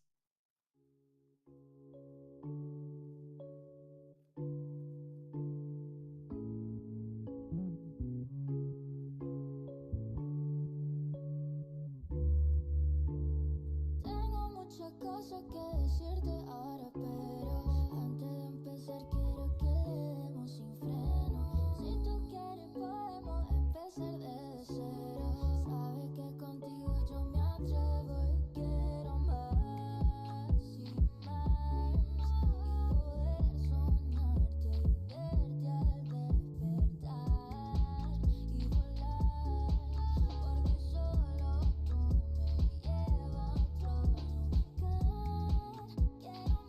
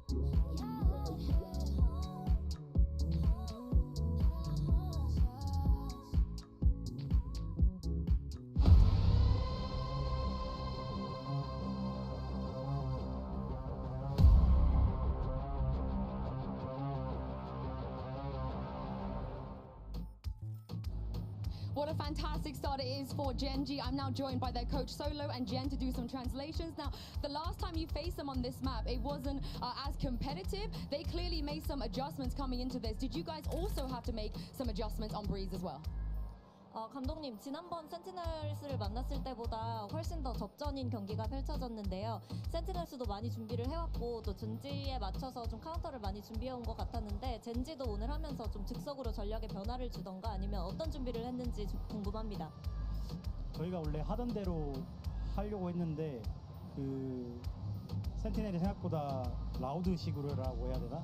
준비를 잘 해왔더라고요. 그래서 저희는 라우드식으로 하면 어떻게 이겨야 될지 알고 있었기 때문에 그 후반전에는 좀 저희가 좀 더 수비적으로 해서 게임을 이긴 것 같다고 생각합니다. 네. Well, in the beginning, we tried to play our own game, but Sentinels have done an incredible job coming in heavily prepped, and I feel like today they were playing more of a loud style, so we were trying to figure out how to counter that, and in the second half, we tried to be more defensive and less progressive, I guess, proactive, and trying to counter that loud type of style that Sentinels were pulling out. Oh, that was a great game plan. Thank you very much, Jen. Thank you very much. Good luck in map 2. Gen.G picking up right where they left off when they defeated Sentinels on Breeze last time. This time, though, you got a Sentinels that had a bit more up their sleeve, but I think it goes without saying, Gen.G, they knew exactly what the game plan was getting ready for this one, Mimi. They had to beat them on Breeze. Yeah, I mean, like the coach was saying, though, they absolutely did. Sentinels, I think, changed up a lot of their ideas coming into this, but Gen.G did a great job of adapting, slowing down from going for these forward aggressive plays on their defense, instead playing more of these set retakes with the Yoru Flash dart combos, and it worked really well. Yeah, and I think as well, the key thing to know here is every time we watch Gen.G, the protocols, the fundamentals, they seem to improve time and time again. And Sentinels are the perfect sort of team to dismantle that sort of play style. And I mean, players like Karen, obviously Texture, Meteor, the ones that we time and time again talk about, these ones really actually reinforcing that play style. Yeah, I mean, they're also, if we want to take a look at a specific round 17, I mean, this came off of a 1v3 from Zek and Mimi, and then Gen.G's like, hold my bear. Yeah, I really thought that second clutch was going to be the turning point for Sentinels to maybe take this map home, but this Thrifty round was utterly pivotal. When we talk about Gen.G, we tend to really focus on the fundamentals, how good they are at converting advantages, being clean in their trading, but they win a lot of scrappy rounds too, and this in particular was a great example of how good they are at kind of disrupting those timings, getting weird in those Thrifties, and oftentimes coming out on top. Yeah, capitalizing, being creative and reactive to what's going on is also something Gen.G have excelled at, and really that comes down to Munchkin being the one to really take hold of, exactly, take hold of the mid-round and actually push the heat back onto IGLI John QT that we've kind of bigged up as that's where he excels, the mid-round, the reaction to information gathered across the map. Yeah, of course. But let's go ahead, though, and take a look real fast at our aim lab shoot-around with 10s as we break down what we should be expecting here on Bind coming up next. Yeah, the entry duo for Sentinels, Second and 10s, did well this map. 10 and 4 in their opening kills. I think they were taking over a lot on the attacking side in a way they weren't in the last Gen.G series. However, Gen.G's really good at sneaking in, converting those advantages, making the hero plays when they need, and that's what won this map. All right, well, I do want to hear what Coach Kaplan actually has to say before we get into map 2. He's always got to drop some nuggets. Let's see what he has for us as we get ready for Bind. I'm now joined by Coach Kaplan from Sentinels. Now, you guys looked a little bit more comfortable on Breeze this time around, but looking at the rest of the map pool, no Lotus, no Sunset. So what other areas do you feel like you guys feel comfortable on right now and could potentially give you a map pool advantage?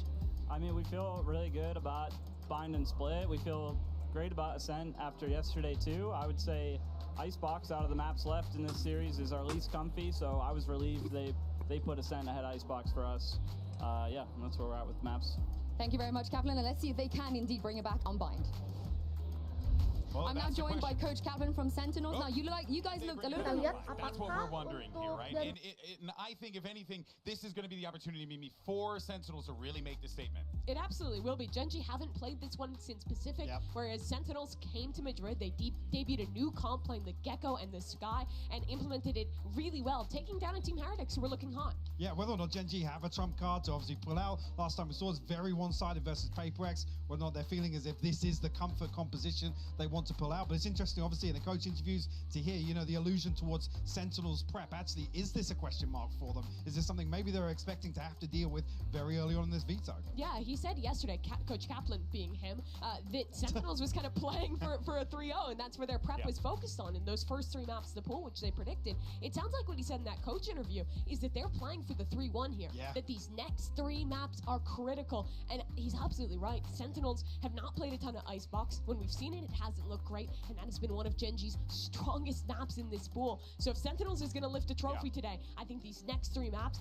have to be where it happens. Yeah, there's a method to this madness. You love to see it. There's a game of, I mean, you know, there's the battle of the coaches and the picks and where we're going to end up in this game, and that is also part of this journey that we've been seeing both of these teams go on, where they're not just trying to, especially with the format, try and like counter pick against their opponent. They're trying to play their game, but in this format right now, you kind of have to manipulate it to your favor. Yeah, I mean, but it's a big question mark for me. You talk about expected results and expected scenarios with the map pool. Let's not forget what's happened with Split, right? Even across the map pool, there's questions, sure, of how deep the strength runs for Sentinels, but if that's kind of the MO coming in, Gen.G were the team to kind of throw that off balance, right?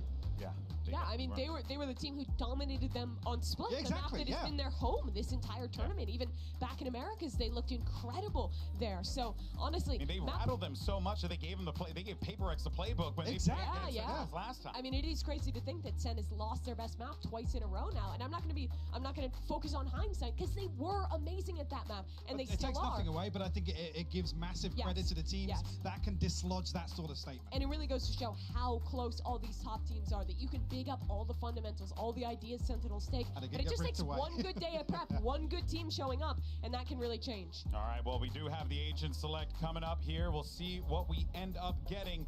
And again, I think really it's just, as we keep saying, you know, High Pocket, it's just going to come down to the margins really at the end of the day, the small details between these two teams. Yeah, don't expect any changes here. We're not seeing any, obviously, Gen.G previously. Whether or not this is a comfort pick for them coming out of the grand finals. Only saw 2 occurrences of it regionally, but they look damn good at it. A close fought affair with DRX, sure, but that finals versus PaperX, this was the home stretch for them.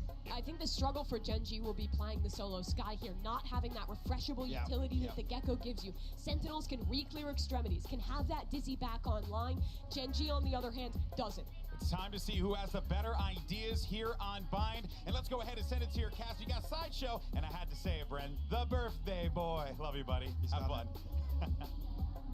Thank you very much. Yeah, Bind being a stage that has been set here between these two teams now for map number 2, and it's a series of unknowns really for Gen.G. I mean, we haven't seen them pull this out in quite some time. They are running the same comp as they did when they qualified for this event of Madrid just before it all occurred in the kickoff. And yeah, some question marks really about their play, about Sen's preparation, how comfortable they are going to be heading into this. Now, clearly, there is some level of that. It was the first map the Sentinels got their pick off when they actually got to, wrangle that map, pull that map veto out of the hands of Gen.G. Pissed around again. Very clear focus. Gen.G looking to fight over Shower's control. That's where Tens and Second both are. They are rapid onto the corner here. White face, 3 players though left to fight them. Tens hightailing it out of there. Backs away. Does a smoke drop down at his feet as well, just to cover that retreat. Looking like they want to take another fight immediately over towards short. Tens just trying to make sure that nobody walked up behind the Viper wall. Risky to trying to take that kind of play, hoping to catch a timing on Munchkin. Had he gone for that? Gen.G's approach here is quite slow. Sassy's already used one of his flashes just to let him know that Fountain was clear at the beginning of the round. But now Lakira and Munchkin gaining information, peeking into John. John should see this, as you said here, with the jiggle. A little bit of damage done. But John, look, not pushed off that angle. So still getting information that Hookah is clear. That's going to keep 2 players over towards A. Right here. So if Gen.G were hoping that that play would open up A as the weak site, it's not going to be the case. Zels is still with Molly. Whistle though will be about to be set up here. Now, what's the emphasis being placed towards this A side with the dogs? Straight through to Molly doing a bit of damage. It has slowed them down. They realize Showers is open. The reposition out into the back of the site. Dizzy up and away. Broken in place. Sassy should kill. Wingman with the swing. They are absolutely running over these Gen.G players. It was the fast TP and a wrap around. Shut down. Sentinels. A pistol round gained. And just in time for them. Fantastic pistol. completely turning the tide of the narrative in the previous match that Gen.G were dominating all of those important rounds. And the player to watch there was TenZ.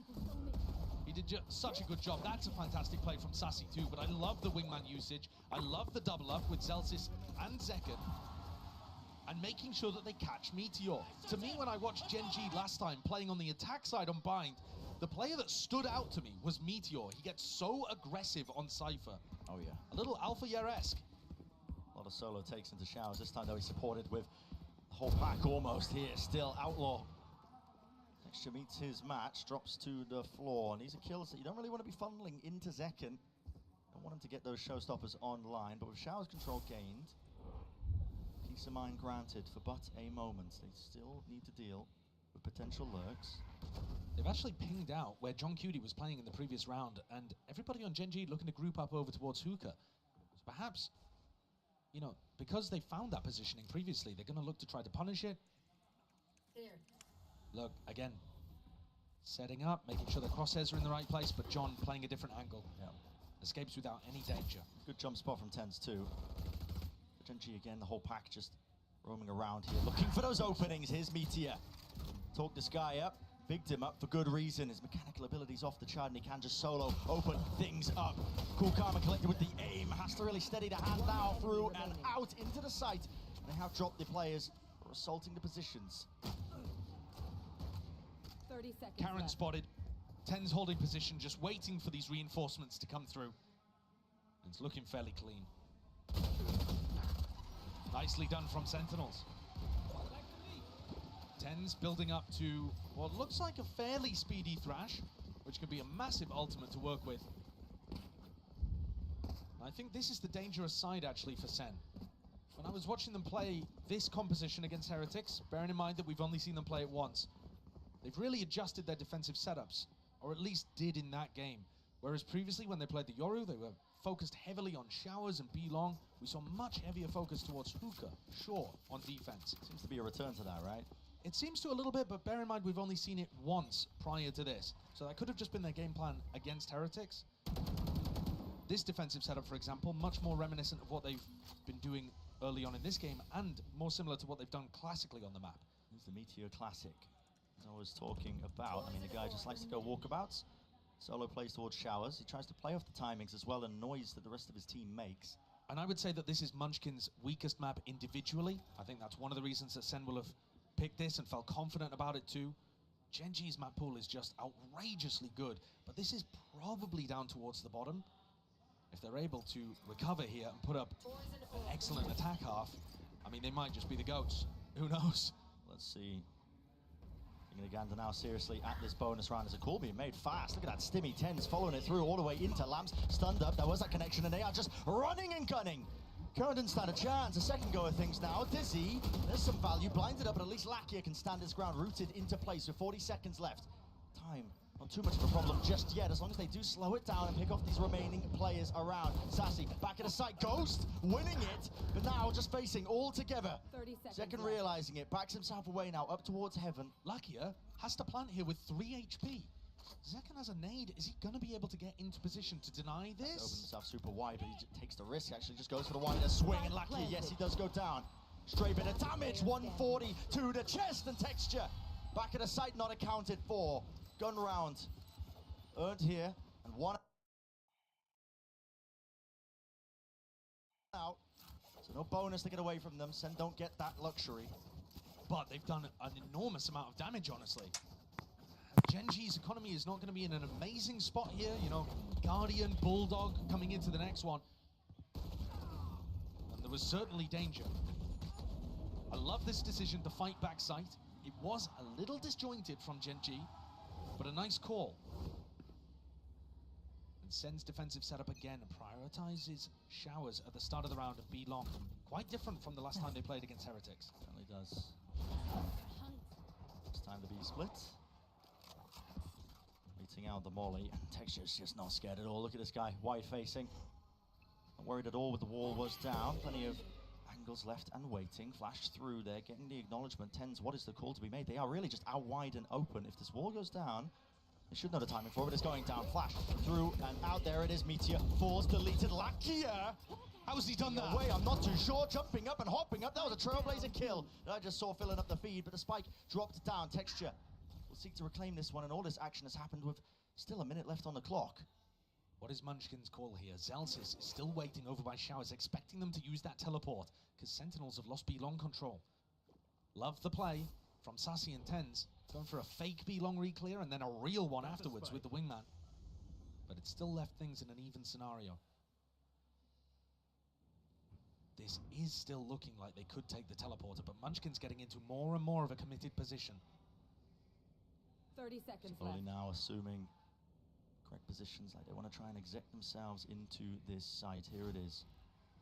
Munchkin has a snake fight, will send it flying. That's just to block off that CT exit and entrance. Still the face, and the fight is called. Munchkin, a lot more left to do now here with only a few seconds left. Removes the Seeker, was pesky in his face, a bit of a problem, but again, time against him. And with the spike in the middle of nowhere, no time. Clear wing cons, acknowledged there. Zelsis, yeah, he runs his way out. Very well handled from Sentinels in this round, and Sassy stepping up. A lot of what Sassy has been doing on this team in this new version of Sentinels has been purely supportive. You don't often see him at the top of the scoreboard, putting himself in good positions to dominate in the same way that we saw him when he was on Loud. But this round, finding great impact. With the reclear, with the swings as well, shutting down GEN.G. And all of that economic damage that Sentinels did on the bonus now really paying dividends. Stacking up. It's a much weaker buy-in approach here for GEN.G. Bentar guys, sabar dulu guys.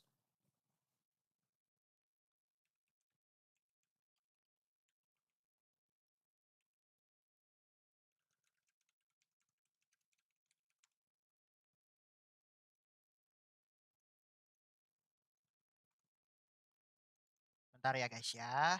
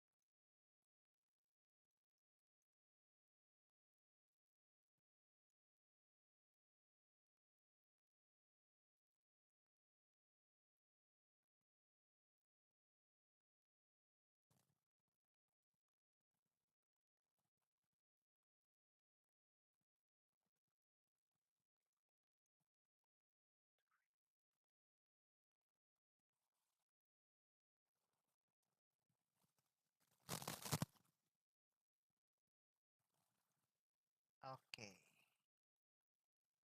He made that aggressive move, and he got rewarded for it. And this is similar again. There's a distraction play over towards B, and Munchkin gets into position. This opener is lovely, but I think what actually ruins them, oh, that's brutal. He just didn't hear the molly or realize. But this is the play that I think wins the round for them. Munchkin finds the timing to be able to punish Tens and opens up the A side for his team to rotate. Sen have been aware of that before. Tens was looking to reclear, but they just didn't go deep enough down short to catch Munchkin hiding behind that box. Flips the economy on its head. But actually, GEN.G are taking 2 Guardians into the round. 3 players that'll die to a double tap. Really just trying to min-max as well, that money. Keep it flowing. Face now out wide. Munchkin, great awareness and even better aim. That's 3. Drop down red, filling up the feed. Sassy, yeah, of course he returned the fire, but guns being reclaimed out in the open. No chance left here, so GEN.G all but certain now going to be that 3rd round. John having to do a bit of that damage, but yeah, guess what, Meteor, he's not letting him get away with that. Punishing the gun pickup instantly there. And I said earlier that from what I'd watched in Pacific, I thought Bind was Munchkin's weakest map individually. And I also said earlier that when I think about GEN.G, I'm thinking mainly about texture, Caron, Meteor being the three powerhouse players. When Munchkin is finding plays and finding moments and winning duels like this, I truly believe this team's unbeatable. Yeah. Because it adds that additional layer. Munchkin ended up top fragging on map 1. He destroyed them last time these two teams played split. It's been outrageous in this tournament. He's doing it again now here on Bind. Nade off the Dizzy's contact and a fight as well out into the open. That's the one who's going to be coming up on top. Seekers here out. There's a little bit of chaos now strewn really into the mix here, but the orbital strike was committed. No kill from that one though, and Gen.G wounded. Be limping themselves away now back over towards that A site. They know that Zelsis took the teleporter, so they know that there's a Brimstone around there with ult to be able to deny the plants. This isn't around where Gen.G can just try to fight quickly. They actually smoked off the teleporter at the very beginning of the round as they took sand control, expecting a crunch from Sen. But instead, it was that double up under Hookah that did the damage and put Gen.G in this spot. It's mid-rounded by Munchkin. Ball to just contact all the way in. Has done them wonders. Still, they do have to worry about that ult. And there it is. Sen flying out to the back of the site. Like here, pop flash play. Out and collected. All sorts of kills and damage. But then wide face of Zelsis. Beautiful with the movement. He glides and saves the day. Leaves it down to that 1v2. Still with the pit up. Munchkin. Plenty of options left here. Is he going to be aware of this? Potentially. Keeps the pit up. Tap. He actually might be able to tap here and use the teleporter even, but he's looking to try to take the fight instead. Trying to make a play. Every angle needs to be watched for, and it is. What a round by Zelsis. Yeah, Vibe Merchant in the flesh. Impeccable play there, and I love what Gen.G went for too. The awareness from this team is spectacular. They're thinking about the fact that they could get sand crunched at the start of the round. Then they call the mid round over towards A, tap, and look to flash backside to punish the players who are going to be trying to get into the pit at that time.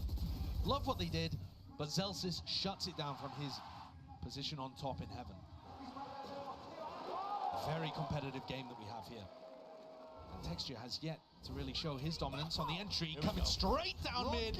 No direct hit. He got rocked. Straight to the back wall. Yep, it's second. Comes out on top in that one here. Nade will get sent flying. Players seeking to try and plug up that gap as well. You can see them, Gen.G swarm that position. Mosh pit does relieve that pressure, but okay, Meteor still alive and has dropped him down. Now the showstopper. Earns up and a bound. Zekken eventually claiming the kill, just using a gun this time. Here it is into the site. It's Meteor. He splits it up. He's distracting. He's pulling 3 players over towards A. Munchkin, though, instead of rotating, decides to reinforce his player, who's in a deep position. But this crossfire looks impossible to break. How do you break it? You just can't, surely. Well, they're worried about a B lurk, so this might break it themselves. No way. And they don't swing. The trade's late, the swing's late. Meteor, he's gone for seconds, you greedy, greedy boy. But spam down at a triple point, and now there's the call. Finally, a TP by Munchkin. Gives the indicator again, but Sentinels left worried. They've made the right read onto this one. They have. If they double swing at the same time, they're going to be able to catch Meteor. Do they predict it? Discipline, the diligence. Meteor can't land his shot. Still 30 seconds left, and again, it's a wrap around, the ring around the roses, straight through the TP. Munchkin, though, will be met or placed. It's going to be blocking them off, at least from being able to flood themselves back into it, but he actually didn't activate the orb. And he didn't throw the snakebite either. Bit of a misplay potentially, but now finally out into the open. A few bullets to pay for the price of that one, still alive. Sen was so worried that Munchkin was fake tapping there that they didn't even get into backside in time. So now Munchkin's snakebite with the orb completely locks them off. They are worried, where could Munchkin be right now? There's that misinformation strewn into the round. Now Munchkin has a snakebite. Can play it as the first point here. Sassy just sticking, holding with faith in his teammate right behind him, and you can feel it all the way through. Paranoia settling in for John, but still he lands the shot in the end. Great call by Sen, and a right smile on Munchkin. Look at that. Fantastic positioning by Zekken, and he hops over the top of it. Playing jump rope up there. And Kaplan's happy about that one. Sen starting to pull away. Not doing enough damage to Gen.G's economy just yet, but they've got themselves in a great spot. Ults abound, their defensive setups are working, and another fight potentially here. They've got the read that Meteor just keeps placing Cam in similar positions. That's why the fast face comes out, it looks like, from Sentinels, just making sure that they take away the cam, don't let Media set himself up into that spot. With John QT, his pit blocks off his one section of the B site. The mid-round timing. I mean, Zekken here might be looked to be bailed out by the Thrash. Yeah, you can see this setup. But it's possible that if Gen.G have enough players here, this could just be Zekken in a one and done. And everyone is here, all four players for Gen.G grouped up. Dogs contact. Either going to be amazing or terrible for Sentinels. Thrash being held from the Trailblazer. Here it is, sent flying, but no, it's a little bit late. It's the late second. Needs to get out of entertainment. Right on time, Keron. Oh, he's barely crawling away there. Death's door, but he will survive into this round. And guess where Meteor is? Go and walkabouts once more.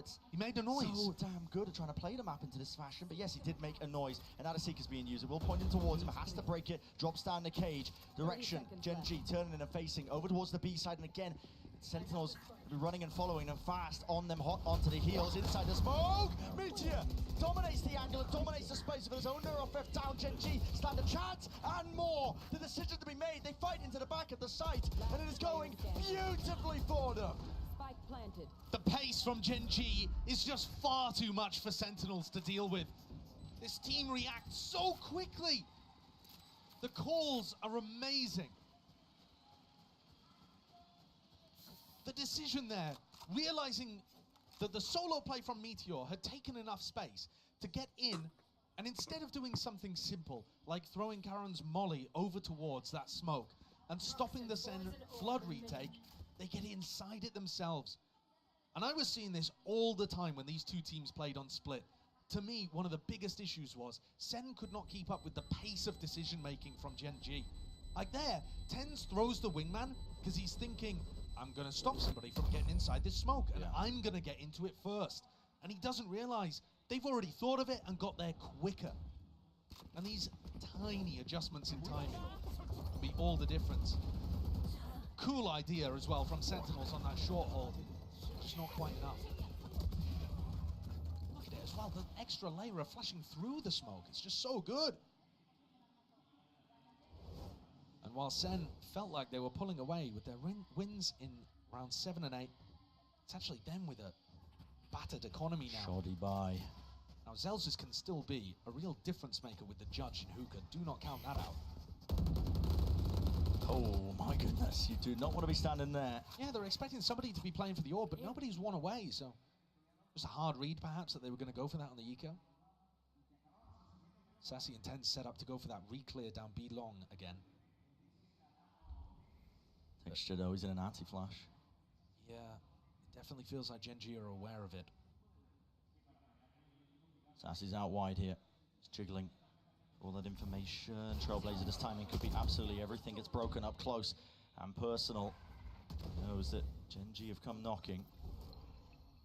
Seems like they want nothing to do with it. Dizzy, flash play. But only around, they've called it to go back again. Yeah, Dizzy only shot one person. So Gen.G might be thinking, right, they think we've left. Let's re-hit B now. Rooted in place. Maybe the noise. Dog taking ground there. Lakia faking like there could be more presence over towards it. Sentinels making calls of their own to just triple up into hookah, but with Lakia not spotting anything. Now the call has been made again. Another pivot here by Munchkin. He's cementing this idea that it's going to be that open sight for them. They're not worried at all, are they? Nade, almost a punishment on it. Keron gets out alive. Heal on line 2, so he will be topped all the way back up. This is where the judge and the stinger don't look so good anymore. The post-plan position is immaculate. Munchkin playing a deep angle into showers, even just Lakia with a late rotate now doubled up with him. Too much to deal with here for Sentinel, surely. They'd have to just some absolute miracle shots, and they're already setting up and gearing up for it now. Out wide again, but guess what? Yeah, Meteor is too fast onto the approach. Inside the smokes, inside every possible option that could have been there for Sentinels, and Zekken, the only thing he's focused on his mind is trying to get out with that gun, but even that is denied. 5-5, Gen.G making it nice and even here. I'm loving this attack side calling from Gen.G. I think they're playing the macro game really, really nicely. It's been one of the things I'm most impressed with this team. And one of the reasons is, I had no idea Munchkin was capable of this. No. We've seen him at global events before, but bear in mind, nobody on Gen.G has previously been in a position to do this kind of thing. They are not the creme de la creme of Korean talent, at least not until this year. They've always played second fiddle. Munchkin and Meteor were playing in Japan. They didn't even have the option to, you know, get those opportunities on top Korean teams. Lakio languishing on the bench. Texture off duelist. Karen not even a pro player, for God's sake. And every time Munchkin had turned up, there'd be a language issue and the attack side calling didn't look very good. This team has come together with HSK prepping the roster, setting the groundwork. Just exceeded every expectation, even the coaches. And then the respect region Nonton ini demi dapat player card trio SJW yang always knocked them out. Number 1 seed of Pacific for a reason. And it's not so much, in my opinion, that they're standing on the shoulders of giants and building on what Pacific have done before. They look to be straight up leapfrogging them. Oh, yeah. How many times have we seen DRX and PaperX try to break through that glass ceiling? And yet Gen.G, what ceiling? Wait, you guys couldn't win before? Why not? It's actually kind of easy. It's unbelievable. Double outlaw here for Gen.G on the attack side, predicting the fact that Sen are going to be on an eco. Maybe right. It would be right. Deep smoke dropped down here for Sentinels just to try and at least hold on to control of bathroom showers. Up towards that A-long angle, but B-long have a question entirely here, because again, walking slowly up towards it. Reactions on point for texture. Just sit through the wall. Sassy barely survives. Very lucky for Sassy there. Does Meteor have a read that Zekken's in this corner? Zekken trying not to make a footstep while staying agile. No damage on Zelsis. There's noise being made all over the place here for Gen.G. Just, I mean, how difficult it must be for Sentinels. They see the dog go up B long, the shots fired off towards A. Flash sees nothing. That's ridiculous. Flash sees nothing. Anti-info and Sassy's leaving. How has that happened? That is ridiculous. I have to see a replay of that one later, and it's already just being sold even further. Nades, snake bite, full combination. Terrible concoction. John QT, the sole defender, just needs to hold down his little portion of territory. But Meteor just seems so damn aware of it. He is. Hunts him down, sniffs him out. Brutal situation for Sen to be in. This site's so difficult to retake Lakia. Oh, body block there for a moment. Surely no chances though with the gun advantage for Gen.G. They are just cross-fired up out the wazoo, making sure that they can beam down anybody who tries to step past that mark.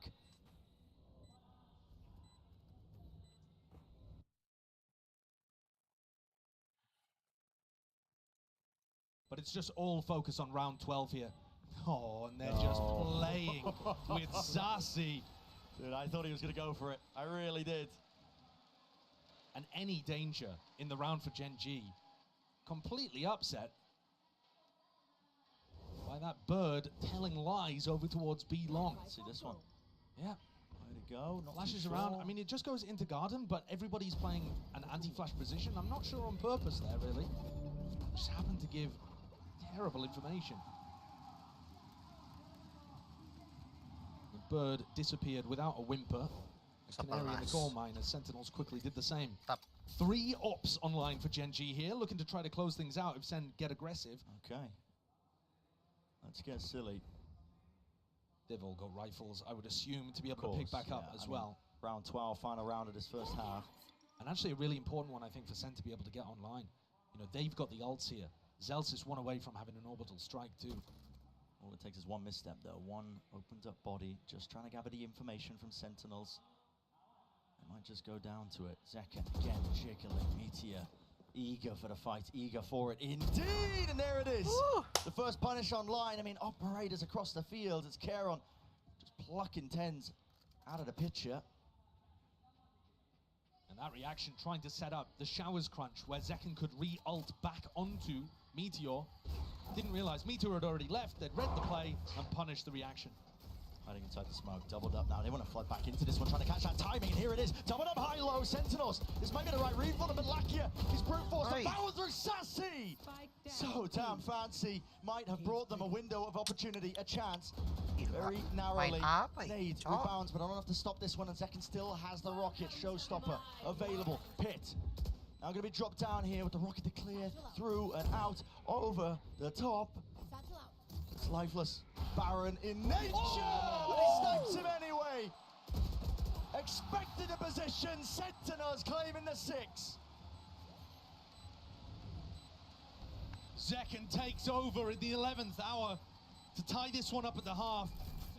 But if this is where Sen thought they had the biggest advantage over Gen.G, this first half has taught them that they are not going quietly. This map pool, it's an ocean for Gen.G. Lovely play from Sassy there, utilizing the brim smoke, ducking, dipping inside of it. But this is anybody's game. Right. A series of unknowns really as we head into that second half of Find, despite it being Sentinel's map pick. Absolutely insane stuff. But on the floor standing by, we have a special guest. Very special interview. Masih 60. Mantap. I am Bentar here lagi. joined by Valorant studio head Ana Donlan and obviously our global head of esports Leo Ferrer at Madrid. Uno de los motivos y las razones por los que estamos hoy aquí es gracias a ellos, así que os voy a pedir un fuerte aplauso para darles la bienvenida y las gracias obviamente por este pedazo de evento.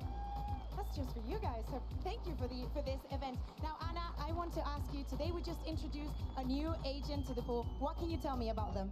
So Clove is something we've been working on for a really long time. I'm so proud of the teams back at Riot. They really pushed themselves on this agent, both from a design perspective, creatively. I think they are so vibrant and beautiful, and it's going to do so many great things for the game. So I can't wait for everyone to get to play them next week. I thought the show match today was amazing. It was so good. Congrats to Mixwell and Team España. That was amazing.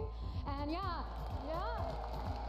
Okay, we love that. Thank you very much. Now, bueno, obviamente creo que lo habéis entendido, ¿no? Que tiene muchas gracias de que tengamos a Clove entre los agentes, que el showmatch ha estado genial y que solo en una semana ya podéis estar probándolo y creo que va a estar muy, muy guay. Now, Leo, of course you're on the competitive side. What do you think about this gorgeous, gorgeous event here in Madrid? Oh my God, we are so happy to be here. We've been dreaming about coming to Spain for a very long time. This is our first time here. You all have been incredible hosts. Thank you so much for embracing VCT. We love you. This is just the first event of the season. There's a lot of VCT to come in 2024. We're gonna jump straight into stage 1, and we're so happy to be here. So thank you all again.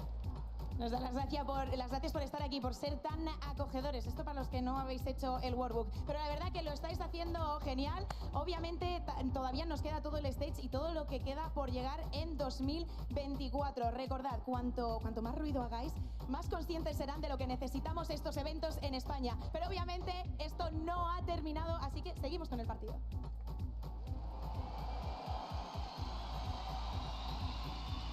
Do love a bit of crowd work. People riled up here for the second half of Bind. Full importance. Keeping our eyes peeled now onto this pistol round. And I know that Sentinels have changed up a lot since the last time they played Bind against Heretics with this composition.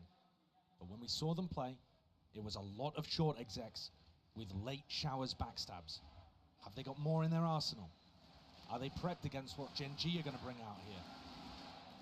This is a must-win map for them. Lakia feeling the heat now and the pressure from that one. Bundle of util going to be used. Trailblazer holding his ground just for a moment, baits it out the shots, but it does get the info that he was after. Oh, Ten's taking the ult up there when I think he was aiming to pick up Wingman. I'll be happy with both. Yeah, didn't get punished for either. Gen.G are so happy to follow the noise and trust the read with their defensive rotates. This is such a key thing when you watch them.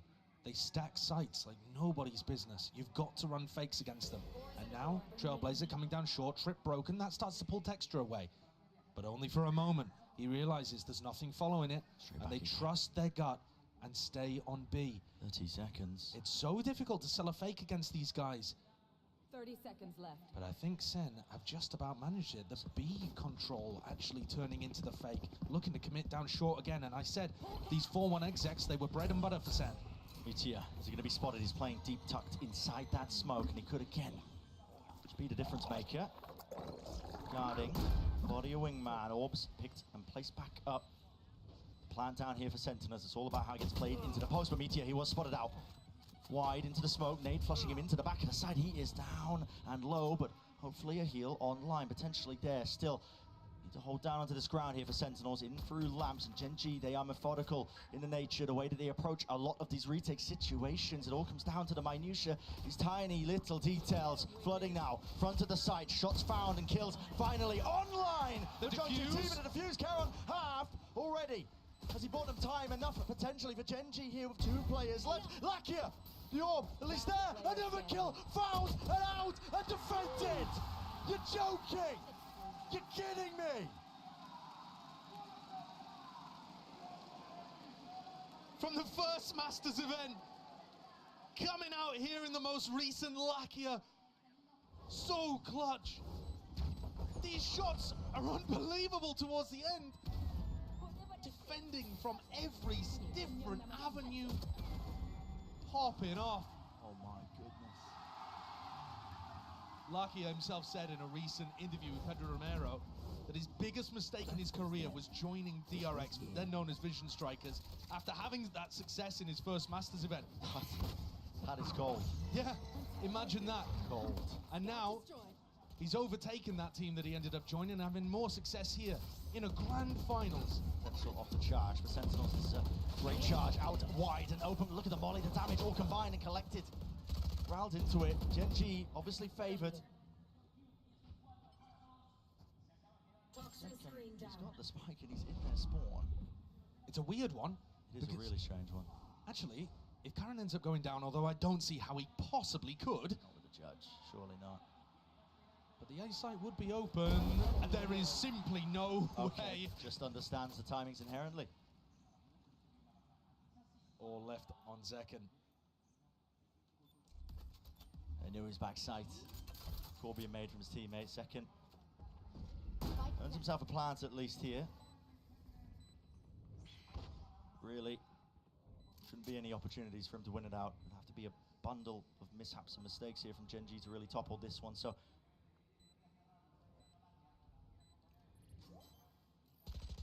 These are just the consequences of Gen.G winning a beautiful pistol round here. They get themselves up to 8. And Lucky is going to take the defuse. He's now only 2 away from getting Seekers online. They know that Karon saved the judge into this as well, so might anticipate him being positioned over to Hookah for the next.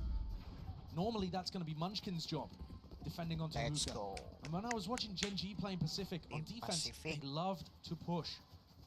Not in a coordinated early round manner, but just looking for those mid-round timings, trying to abuse the fact that on Bind, teams don't tend to be as spread across the map, watching everything all the time. Of course, Sen's comp doesn't have the Cypher to be able to rely on. Those trips are not going to be there in market, so if anybody finds the mid-round push timings, they're good for it. And it is Munchkin looking to cover Hookah, while Karon picks up short.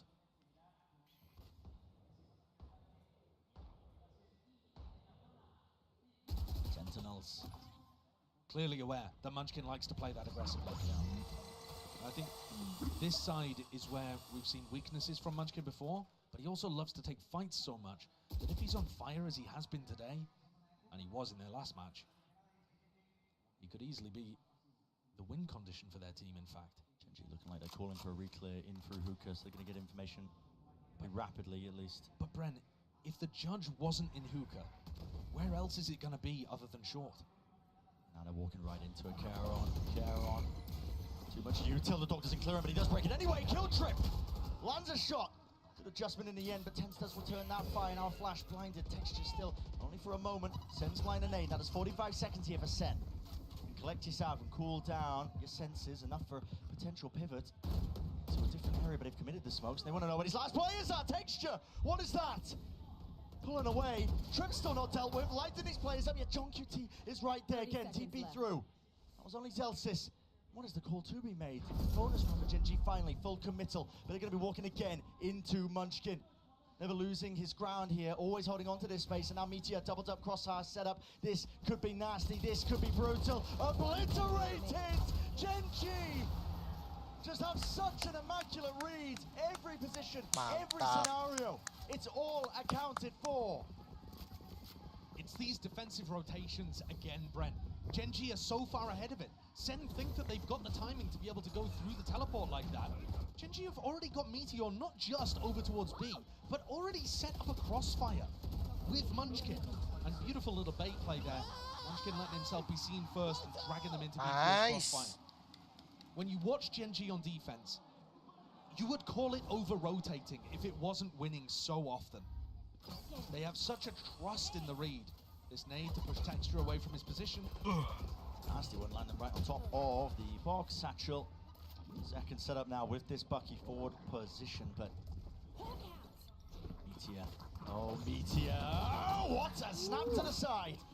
That's the wrist breaker there from Sassy, and hello, what a time to come alive here for Sentinels. Much needed, much anticipated now. Texture trying to dodge and juke that timing here. Entertainment onto Lakia is back to all of them, chasing them down, hunting them down. Sassy wants even more, offloading the Seekers. Why not? A winnable spot, a winnable position. Karen all alerted to the presence, but he picks up the rifle almost with the pre-fire. Still 2 versus 4. Spike has to get planted here, so Sentinels will at least earn that. Everybody on Sen inside lamps. It's a really unusual post-plant position. Gaps to be played within. Sentinels cannot let this one slip, not after losing previous gun round, not after losing most of the scenarios where they had that advantage. Thrash off that tap. Satchel over the top here and a seek to punish. There it is. Texture, last one left, last one alive through the box. Nade earned again, but tucked, hiding away from the position as Sentinels trying to play this one just with a little bit of intelligence. And John gets that information.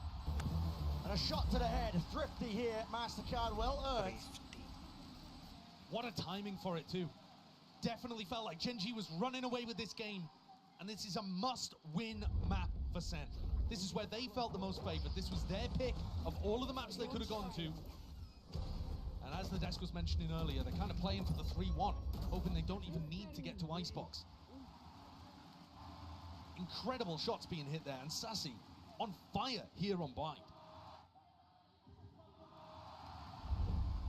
We expect to see those a little more, I think, from the Gen.G players.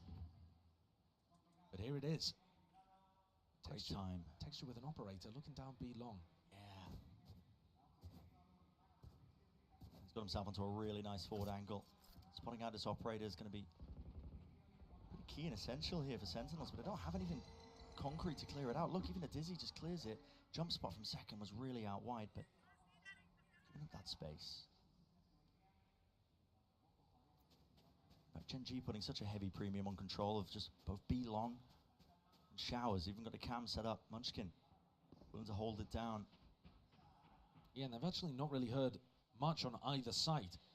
Karen goes for the gamble over towards B. I'm interested. Munchkin didn't quite find the timing to take a duel, but he's now tucked in a position, going to get cleared by that flash. Yeah, certainly should be. Zekken eager to take the fight there with a boombot just right behind him. He knows the rough position here of Munchkin. Karen's back immediately over towards A, so there's still 3 players defending this. But only 30 seconds roughly left here. Mosh Pit sent flying over the top now as well, trying to take the space. It's only 10s and he's left alone to his own devices. So for the rest of his team here with only 25 seconds, that's a spike drop down on top of it. It needs to be heroics and it needs to be masterful play at that. Munchkin almost going down to the stray satchel, but it matters not. Overwhelming aggression from Gen.G. Full lockdown in approach and play. And seconds dwindling down to nothing. It's Gen.G up to 10. The stack, the crossfire, way too much for Sen to deal with. And not just that, Gen.G fighting close. Not trying to hold into backside and rely on the fact that, you know, they'll give Sen the play and try to push through smokes or anything like that. They fought almost even before Meteor was taking contact from the short trips. Look, they pick off 10s here. They're looking to try to fight them in short. They mollied off showers as well, so Zekken couldn't help. They picked that apart and fought aggressively. There's a really interesting quote from HSK, actually, during another interview where he said that Gen.G tries to make the plays that other teams would hesitate to make. That's a very conscious thing that they've come into this year trying to do. We are going to try to be the team that picks that timing and fights you. It's working so damn well for them here, Gen.G. Look at the rotates, Brent. Look at the rotates. Set up and There is less than 10 seconds into the round, and they're planning to 5-stack B. Second showstopper. Loose here was vulnerable, but up close to the corner to clear. Lakia! Flying Sentinels. They found an advantage, but it's about converting it now into a round win. And they've got an inkling that there's a ton of players here stacking the site, but they're not fast enough to pull the trigger and go for the rotate through the teleport, which would have been a play to open up the A site for a free plant. They found themselves that player advantage, and now Gen.G, with the players stacked, looking to re-explore. Oh man, look at this call to contact re-clear. Are they going to be ready with the rifle play? It needs to be online. It is. He opened that slight pause, keeps them alive for now, and it was really necessary, Josh. I mean, you end up losing that one. Gen.G up to 11. The economy just been dwindling. Sentinels getting rocked left, right, and center. But what is this? The timing on that dizzy. It just blinds Lucky. Right? Yeah. Well, he was 1 HP, I think, after he went through the Viper wall as well. Yeah, so just, but still, caught down extraordinarily low. The crowd here behind Sentinels, willing them forwards. Not easy rounds that Sentinels are winning. They're not at all. Again, Gen.G had 5 players B. That's fast though. Second. It's in front of the snake bite as well. A little bit of damage, almost a kill onto Lucky. It's good damage. It's going to be permanent. There's no heal online. At least he can't heal himself. Now the Trailblazer for the re-clear. Munchkin, you can't be calling for that one again. He just goes down with it. Yeah, and these are the times when Munchkin ends up getting punished, and it's looked rough for Gen.G. We haven't seen very much of it. Munchkin's been playing a superb game, but that's the kind of stuff that was happening in Pacific, and Sen have taken full advantage. There's 3 players very close to key ultimates as well, though the orb is not here. Sen put another pause in the round, maybe hoping that Gen.G would do another exploration. They've got to be cautious about Texture's ultimate, and Garon's, for that matter. The more they let the time click, the more that those ults could just win it for Gen.G. Josh is waiting for the fuel here, just to prop both of it up, make sure he can clear some of this util. Trip. Spotted and broken. Not be pulling any of the Gen.G players away. Welcome to my live stream yang nonton. No. Subscribe. Reclear of Texture. He's happy to hold this close angle. 30 seconds left. This one he has the rocket available to him. Another trip. This time. Noise pressure on either side. The TP rotation is now core with 20 seconds left. Guess what? What about gone now? What about Karon's ult? Karon's ult, yeah, it's not really going to be handled here at all, and that's going to be sending it out with Wingman. It's going to be broken. No, they can hold it correctly, but it does catch on the second. So the plan is online. 4v4 though. Hi, welcome to my live Sentinels. stream. Must win indeed. The flank. Fast wrap around, flanks on, flanks Lakia, punished for it. At least recognizing Sen the weaknesses of their own compositions, but is immediately answered and evened back out. Celsius got ult. So advantage now for Gen.G here with the ult. That's the first tap, and he's waiting for the second point. Karen's fast onto him. Karen's fast onto him. Already approaching and expecting that position, and he just has to let it rip anyway before anybody even taps. Gen.G so fast with the moves, yet Sentinels shut it down.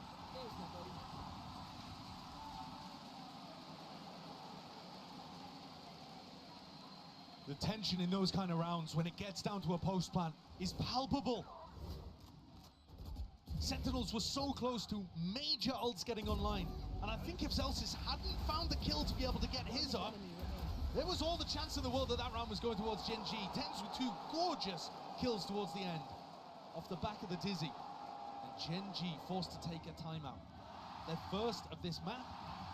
Frankly, it might be the first in the match that we've seen. I'm not sure whether they threw one in on Breeze. Certainly a rarity.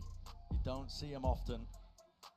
Calling for that timeout, cool down in the play here, because this is Sentinels actually making a very decent go of it. Yes, you know, they won here and there a couple of half-buy rounds when the economy wasn't too good, but that was, you know, full-on gunplay occurring.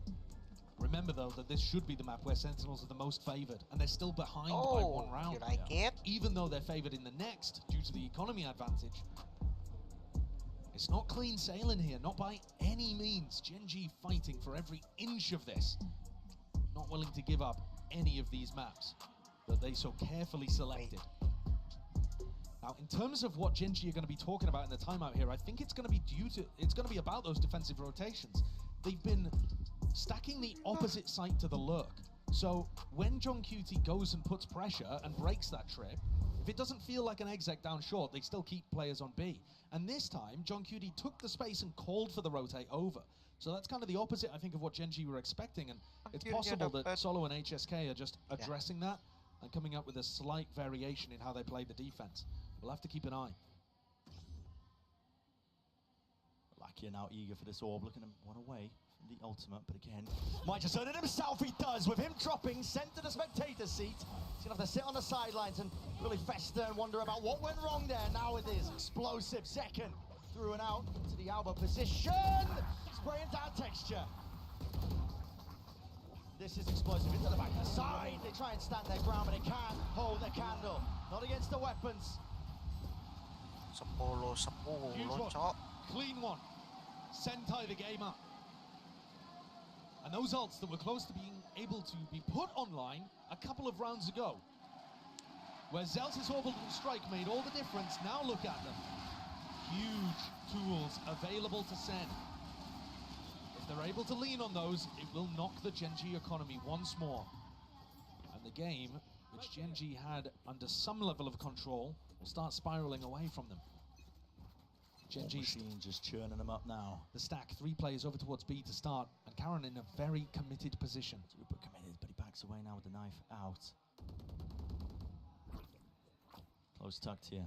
Sentinels. I mean, this is looking like you thrash to try to put pressure on people, yeah. And Zekken follows it up. Osh and Seekers with a thrash on top, like you said, Josh here, sending it flying. Zekken is eager for the engagement, even more so, spots it out, Munchkin. First one to fall, fills up that feed for them nicely here, but Gen.G might even look to just try and fight back with the pit down. Something has to really dislodge this one here, maybe even a few stray bullets. Sassy finally planting, elbow control for them. On top of that, it's Hookah. They didn't plant though. They're still getting it down now, and Gen.G are taking elbow control in the meantime. Might work against them because it has cut off these angles, and the core mate to contact works out beautifully. Thrash through with the flash as well. On top of it, it comes down to how can they win these kills out? Second, as the Wrangler the Beast that is his rifle lit up like beacons, but it matters not. Sentinels.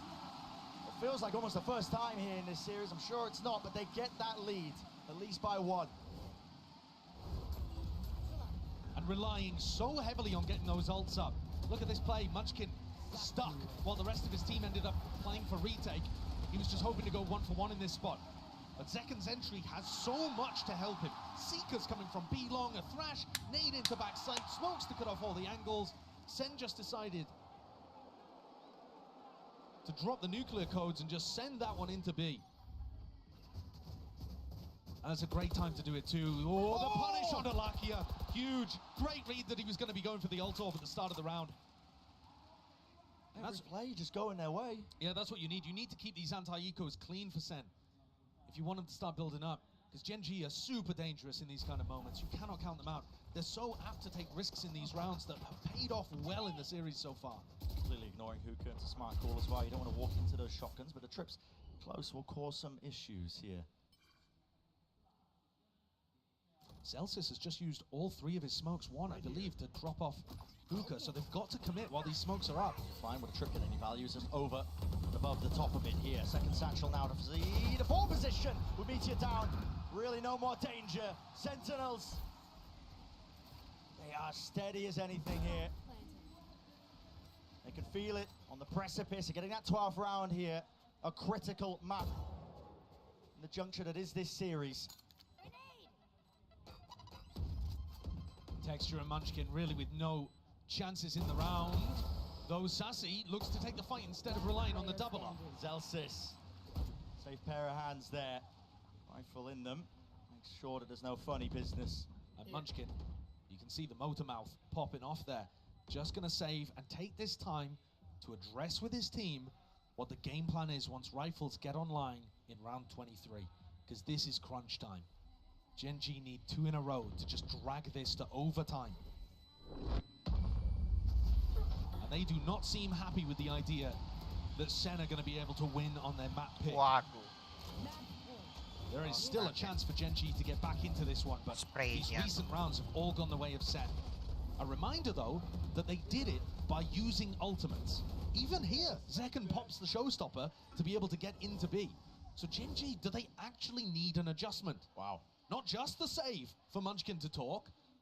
Now a timeout called, the second of the map, to allow their coaches a bit of input too. But Bren, what I'm saying here is, yes, it's been 5 in a row for Sentinels, but crucial rounds have been won off the back of ultimates. Yeah. And Sen do not have access to those anymore. I mean, they're 1 away from getting Seekers back up because Sassy is frying. But I think Gen.G's game plan has not necessarily been the issue. so much as them fighting an uneven walk. And finally, there's going to be a bit of that parity. Even guns on Gen.G's side. Sentinels running out of those ultimates.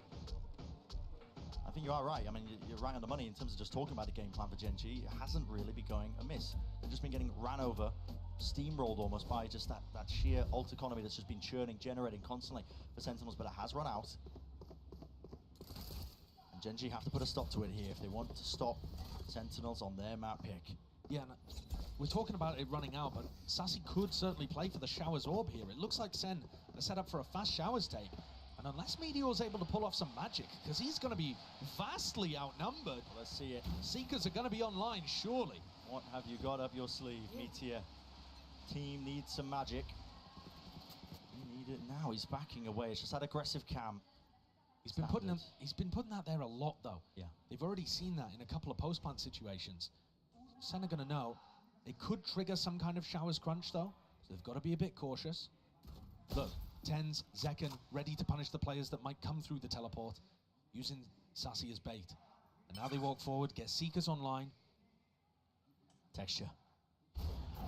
Close, up onto the angle. Dog broken.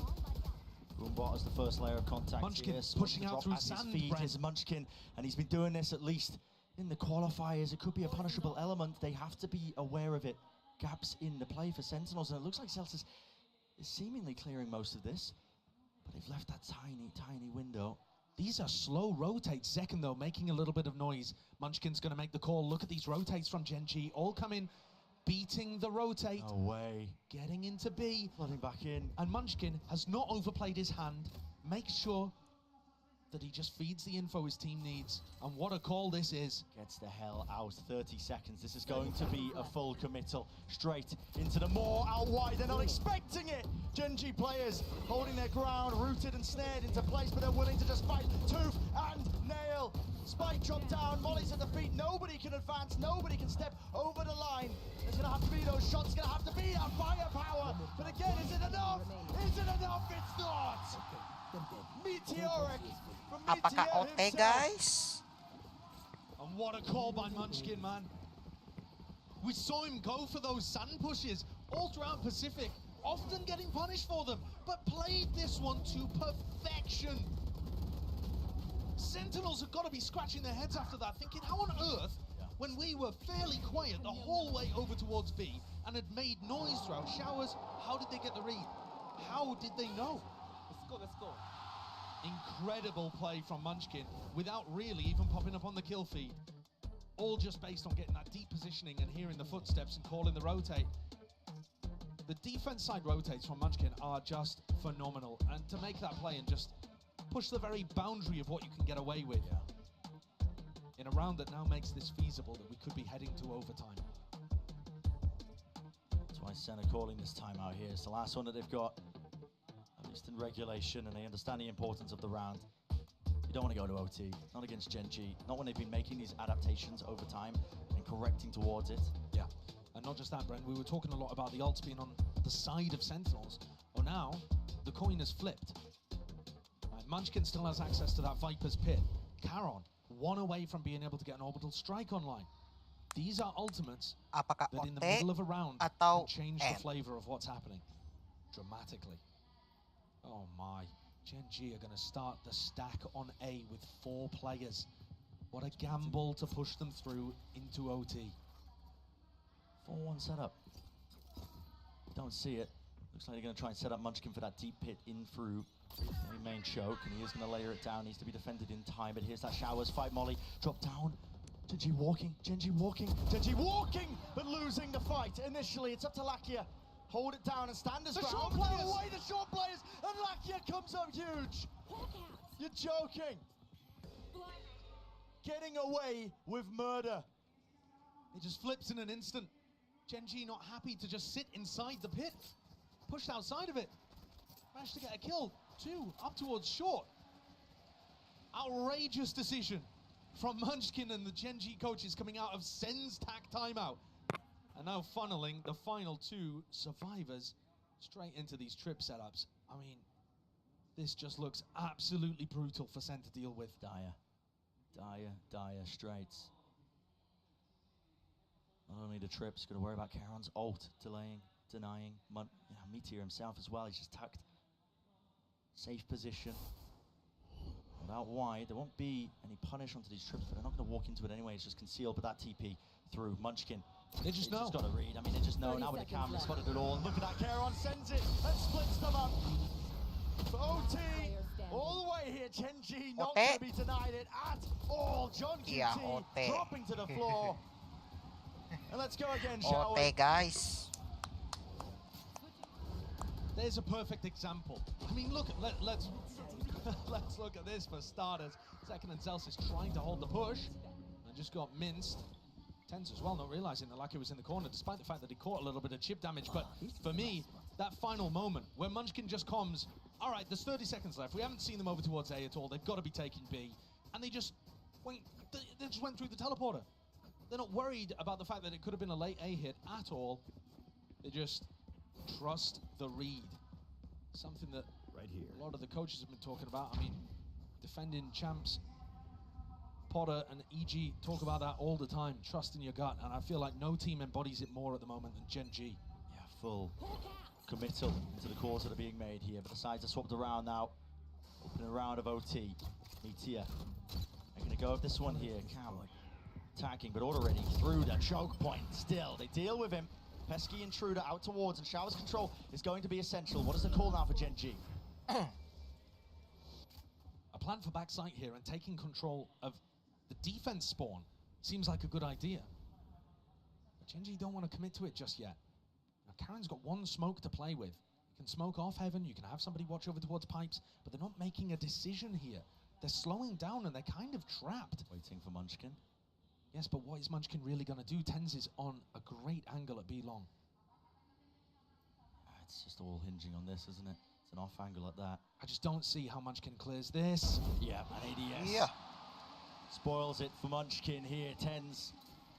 It's weird though, because they don't know where Gen.G are. They could be all the way up heaven, all sorts of spots. It's going to cause the push out here by Sentinels, meeting them right into texture, but he wasn't waiting for it. As a trade attempt for Karon, he will fall too. Everybody topples. Sentinels flawless here. The first round of OT, and another chance to seal up this map. Rare moment of hesitation, I think, from Gen.G there. Munchkin clearly wanted to take matters into his own hands and was hoping that Gen.G would find Sentinels making a mistake, going and re-exploring A for information. But Sen was so happy on B. Just one watching spawn, one watching B long.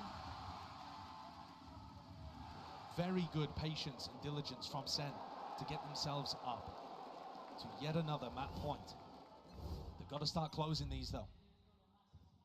It's integral. You look at the overall map pool in this best of 5 grand finals. It's an uphill battle almost all the way through. Bind is a necessary component that they need to take away. Bren, Munchkin's in a really committed position here at Hookah. I don't see how he dodges Boombot Dizzy. Here it is. Why did he just change the fight to him? No way.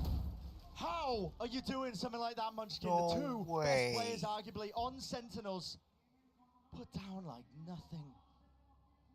Finds that timing before the utility's used perfectly. This is going to get scrappy though, because they want to fight over the spike. They're not content with just playing the numbers advantage. He is willing to join them, but he has cut off that angle here with the Trailblazer not broken down. Is he actually going to be stunned up? Bullets raining through. TP core texture is right there, fast in it. Here's the reinforcements. Here's the whole bloody team. Everybody joining the fight and the fray. Fast rotation, stimmy, evacuation. That's an amazing read by Sentinels. They know that all 3 players are there, and this is a race that Sen have won. Rare for them to be able to beat the defensive rotates, but wait a moment. A rare mistake as well from Gen.G. They Here haven't got the plant down. Sassy hears the noise cues, but he just pre-fires and guesses incorrectly. The gamble not paying off still. Not willing to give up that space, but finally here, Mazaus is out in the but still. The kill found 2v2, running and gunning to just retreat and cover that section. Now the defuse. Meteor sticking all the way. Spray down haven't, but that will be it. Sentinels, even it up 1-2-1. And I said it was necessary. And it certainly was necessary.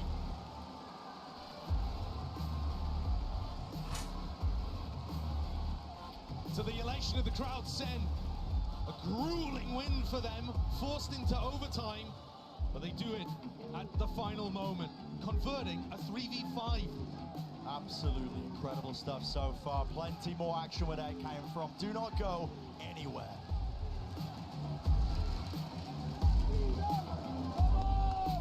Sebentar guys, kita login dulu.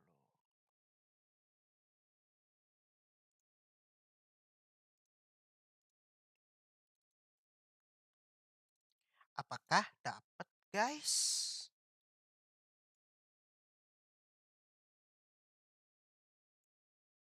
Mana display? Oh ini. Kita matiin dulu.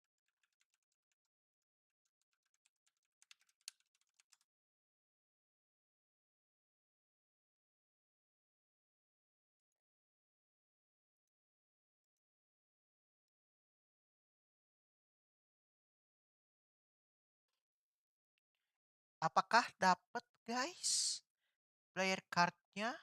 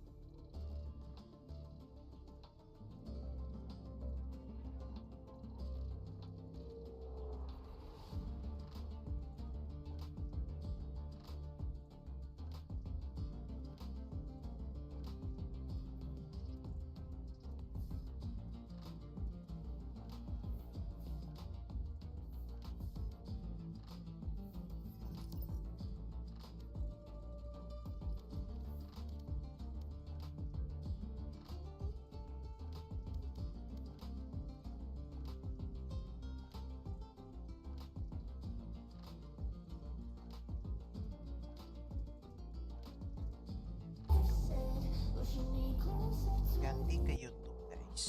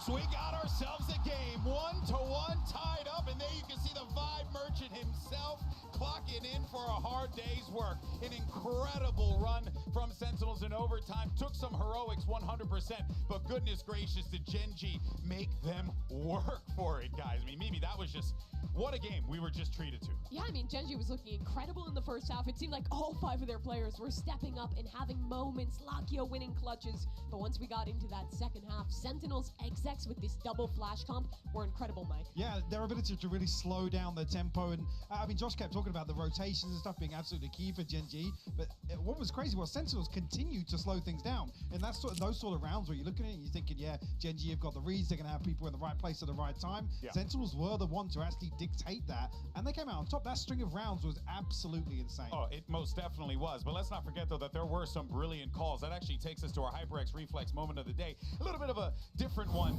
this time around. Mimi, why don't you go ahead and walk us through it? Yeah, so this round, I think the real reflex of it is just showing how good the timings on utility is for Sentinels.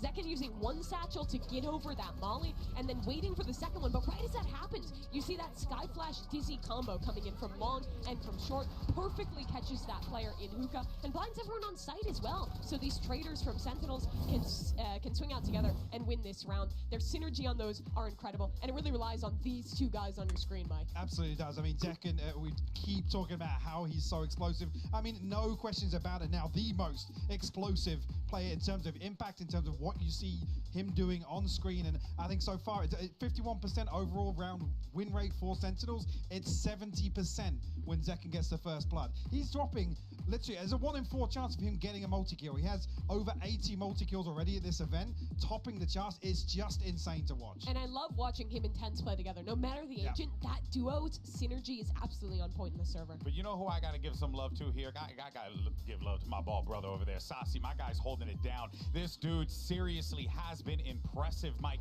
And this is a question mark coming into this. How is Sassy going to be? How is he going to perform? And I think in this one, he proved exactly why you want this world champion on your squad. Sure, and we said this earlier, top of the show, Sassy maybe not numerically has had a couple of rough performances, you got to say it, right? Sure. You're bottom of the scoreboard. You'll be the first one to tell you. Yeah, you're lacking the value from utility, but particularly with this composition, like you've just noted there, having that second layer, particularly for some of these slow mid rounds, has been absolutely crucial. And Sassy, in my eyes, this has probably been one of his best maps so far at the event. And exactly when it was needed. We're already into the agent select for Ascent, and this is a map where I think we really go back to what we've prided both these teams on, their excellent fundamentals. They're both going to be playing the default comp, but I think we have to put some extra pressure on this map, because for Sentinels, in my mind, this is a must-win. If they lose this map, they'll need to go to Icebox, where they are absolutely not favored, where they haven't had time to prep. They really need to take home Ascent. Yeah, absolutely agreed. And we've also still got the concern of split. And that's right. behind Ascent as well. So talking about aiming for the 3-1, looking for this to be a little front-loaded, this is the one you've got to follow up from that bind victory. If Gen.G... Guys.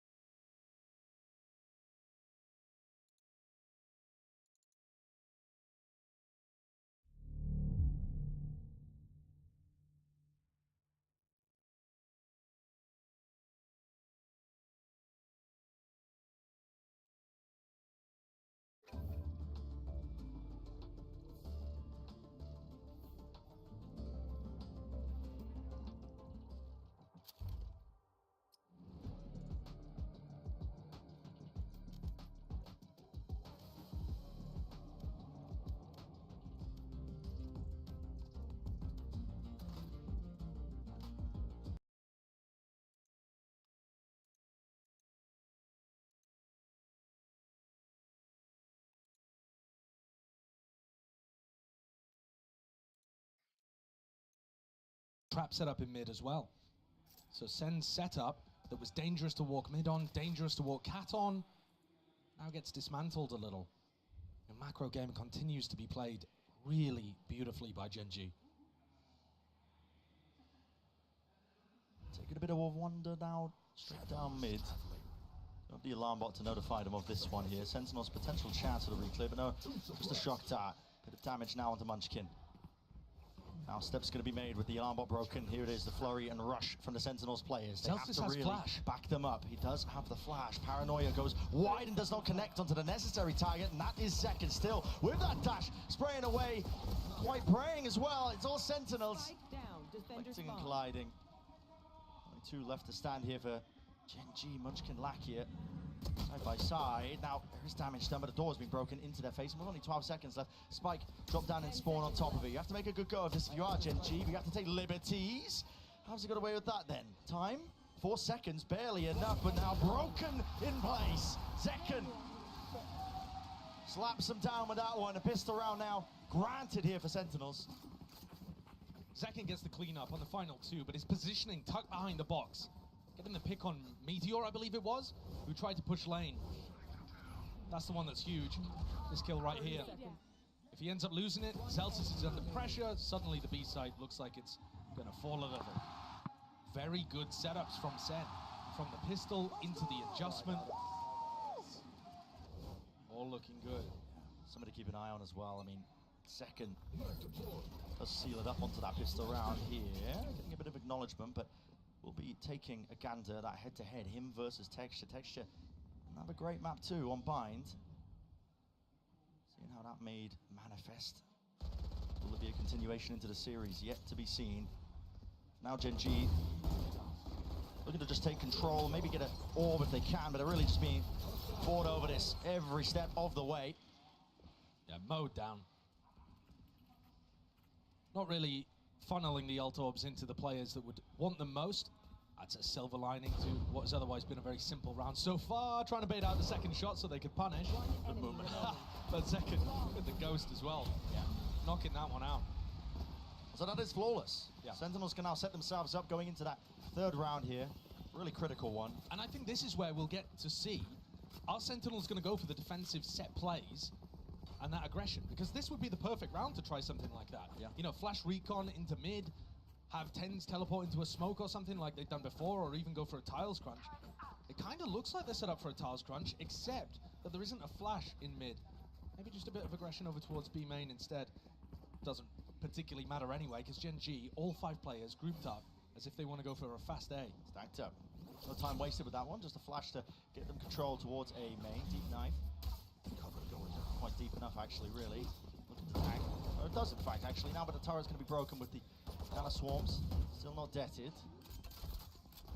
Yeah, nobody has gone to close the door, so the Nana Swarms haven't been used. Now they're popped. But Karen took one of them out and gets a safe door down. Insane pathing by Gen.G, just avoiding all that Sentinel utility, but it does set it up now for the 5v5 retake. Now, of course, guns not on the side here for Sentinels, but they do have the util. They have been clean with it in the past. Texture wants to take the fight there, but caught out in the open with the Paranoia tucked tight into these positions, being flooded and swarmed. Not enough with the bullets to spray them down. Reflank attempt now in through it. TENS, he spots it, but doesn't expect the second player. Still, Celsius not being able to stick that defuse. He can't even get second onto it, and the damage has been done to all of them. Sassy has to really stick this one and pray for his life. Not enough. Barely over the line here for Gen.G. And they lose Lakia too. So that's a very expensive round to get on the board for Gen.G. I like the idea that they went for their 2 players, Munchkin calling it, going for the wrap, back down through Catwalk, and then playing it one at a time, so TENS thinks he's dealt with that post-plant lurk. And Meteor's able to pop through. At the end of the day, though, I think that's a win in the column for Sen. It's not technically, but they've done quite a bit of damage, kept the economy under control for Gen.G, and got themselves the Odin, the op. Big tools to work with. Massive tools. Essential, really, to any good hold of Ascent on the defensive side. Zekken took an early peek down mid, but think twice about it, I think, off the back of all that noise that Gen.G are making. Open for a bit of a tussle here. Now, the drone does tag. Will there be any danger for TENS inside the position? This time, Texture aware of it. Flash through around the back as well, but he can't quite land the second one. At least his teammates can. Lakia cleaning up duty for him, and now retaking with the operator. Second, a stray shot. Gamble in that position. Spike planted. Oh! Ridiculous. I think this is one of the situations where you just need to save the op and Odin. Yeah. Get out of there. Not a fan of that defensive hold. The smoke that TenZ is using, got no problem with that. The one-way used to be more standard, but plenty of teams running the full smoke that blocks up A main. It's really annoying for the attackers to deal with. You're seeing that Lakia is investing the drone pretty much every time. And actually, if they start to get the read on that, you know, TenZ or Zelsis could start dominating that smoke and trying to spam him down when he's going for the drone. Standing ahead. There are little counterplays that you can do, but just not a huge fan of the timing that TenZ chose to try to get back into the kind of A main cloudburst the Texture had thrown. The attackers are going to be in there a little faster most of the time. All right, so Sen, silver lining, they still kept the Op and the Odin. There it is, that entry. It just puts a lot of pressure on Zelsis then, backpedaling. Yeah, that's fair. That's fair and honest, Valorant. We have the devs in house. I'm sure they're working on it as we speak. Yeah, we'll see. Sen have managed to at least, you know, scramble a buy together ever so slightly. He's half armor and Guardian. I think this is going to be fast here, Brent. I think Zeken's going to want to look for an aggressive position. Or are they going for the one-way and tucking into wine? Gearing up for it, and that didn't tag. Yeah, but it did onto TenZ, who was thinking about using Paranoia. Now mid. Name of the game here for Gen.G. 4 players waiting. Zeken, too much to account for here. Wow, still gets out and still has the dash as well. In fact, is he going to use it? Yes, opts for it. Can't hit it with the readjustment there still. Now he nails it. Body's hitting the wall. Texture though, he's so rapid. Look at this guy. He's all the way up into heaven, but he is going to be shut down in the end. John QT. Good awareness from that one. It's about trying to keep up with the tempo. Can't let Gen.G run all over you. Lakia, sole survivor. One shot left for Zeken. Shot darts. Pushes him out. Great punish. A lot more to do. He wants to make a go of it. Lakia has been astoundingly clutch, but he's not going to get anything this time. Zelsis shuts it down. What a round from Zeken with the operator in hand. Oh, yeah. When we saw him play against Paper X, barely pulled out the op on defense, actually. Mostly rifling, mostly going for those defensive aggression plays. Now he's just allowing people to walk into him. Gorgeous reposition onto some of these angles, too, playing around the utility very well. Bit of a question mark for me, honestly, how Zeken was going to play with the op. We saw him absolutely dominate on this map. But, like I said, mostly with the rifle. He's looking very good to open here. Hello, jump spot. Real chance here. Doesn't anticipate it. Texture. What the hell is that? Ferrari peak. That's amazing, though, playing with that. Oh, and look at this, Carol. So deep. Oh, through, and he gets the punish there onto Zelsis, looking for that information inside the smoke. One of his own making. Drone clears through, and now he can just retreat back into the site tucked. What a play by Gen.G. Incredible from both of those players, Texture and Caron. Now Sen. Got more than they bargained with. Gonna play a disadvantage retake. And they've got an off. Very difficult. Nothing to write home about here. No, Gen.G should really be in an advantage position, yet Texture goes down. Close quarters action for Meteor. Action indeed, but he does go down to the follow-through, spray-through of Sassy, anticipating it. The reflank now, just to re-clear into mid, and now regrouping up here for Sentinels. Damage done, but so is still on the opposite side, Zeken. You respond with that one. Need to deal with these players though. Anchoring tucked, close Caron, he's gone. Lakia, Hunter's Fury available. Indecisive though in terms of how he wants to play this one. Sassy's just sticking this, and it is watched. Get down, Mr. President. Sentinels. I mean, pulling that one out of nowhere. I'm not gonna lie. Play a disadvantage with the up ready. You shouldn't be winning retakes. But it's Zeken again who actually finds 2 kills. One by peeking heaven, if I'm not mistaken, and the other, they throw a recon dart that forces a swing, and he gets this kill kind of for free, but good awareness. That is bonkers that they've turned that one around, especially when Lakia had the Hunter's Fury to work with towards the end there. You're right, it really did seem like he wanted to set up a shock dart play or the Hunter's Fury, and he just realized, I have to swing this. Yeah.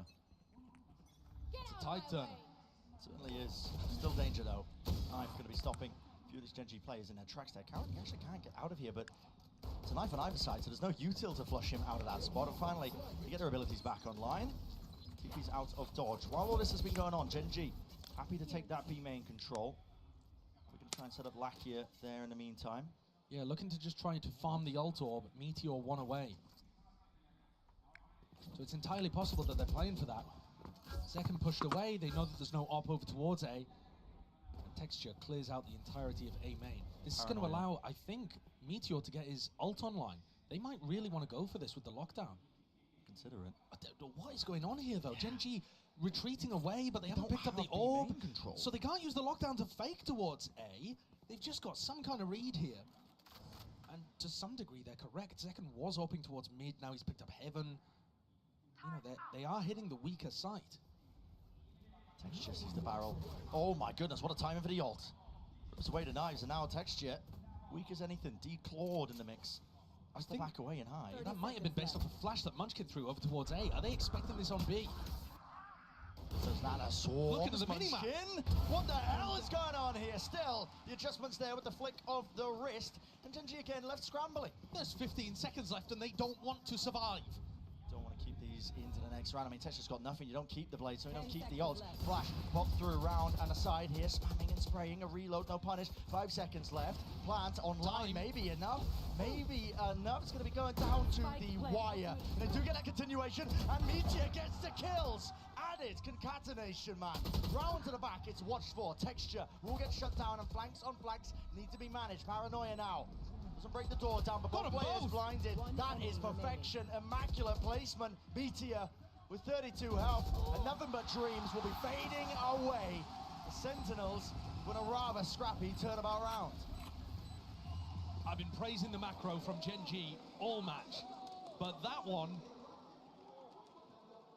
boiled the carrots for too long. Now turned it into mush.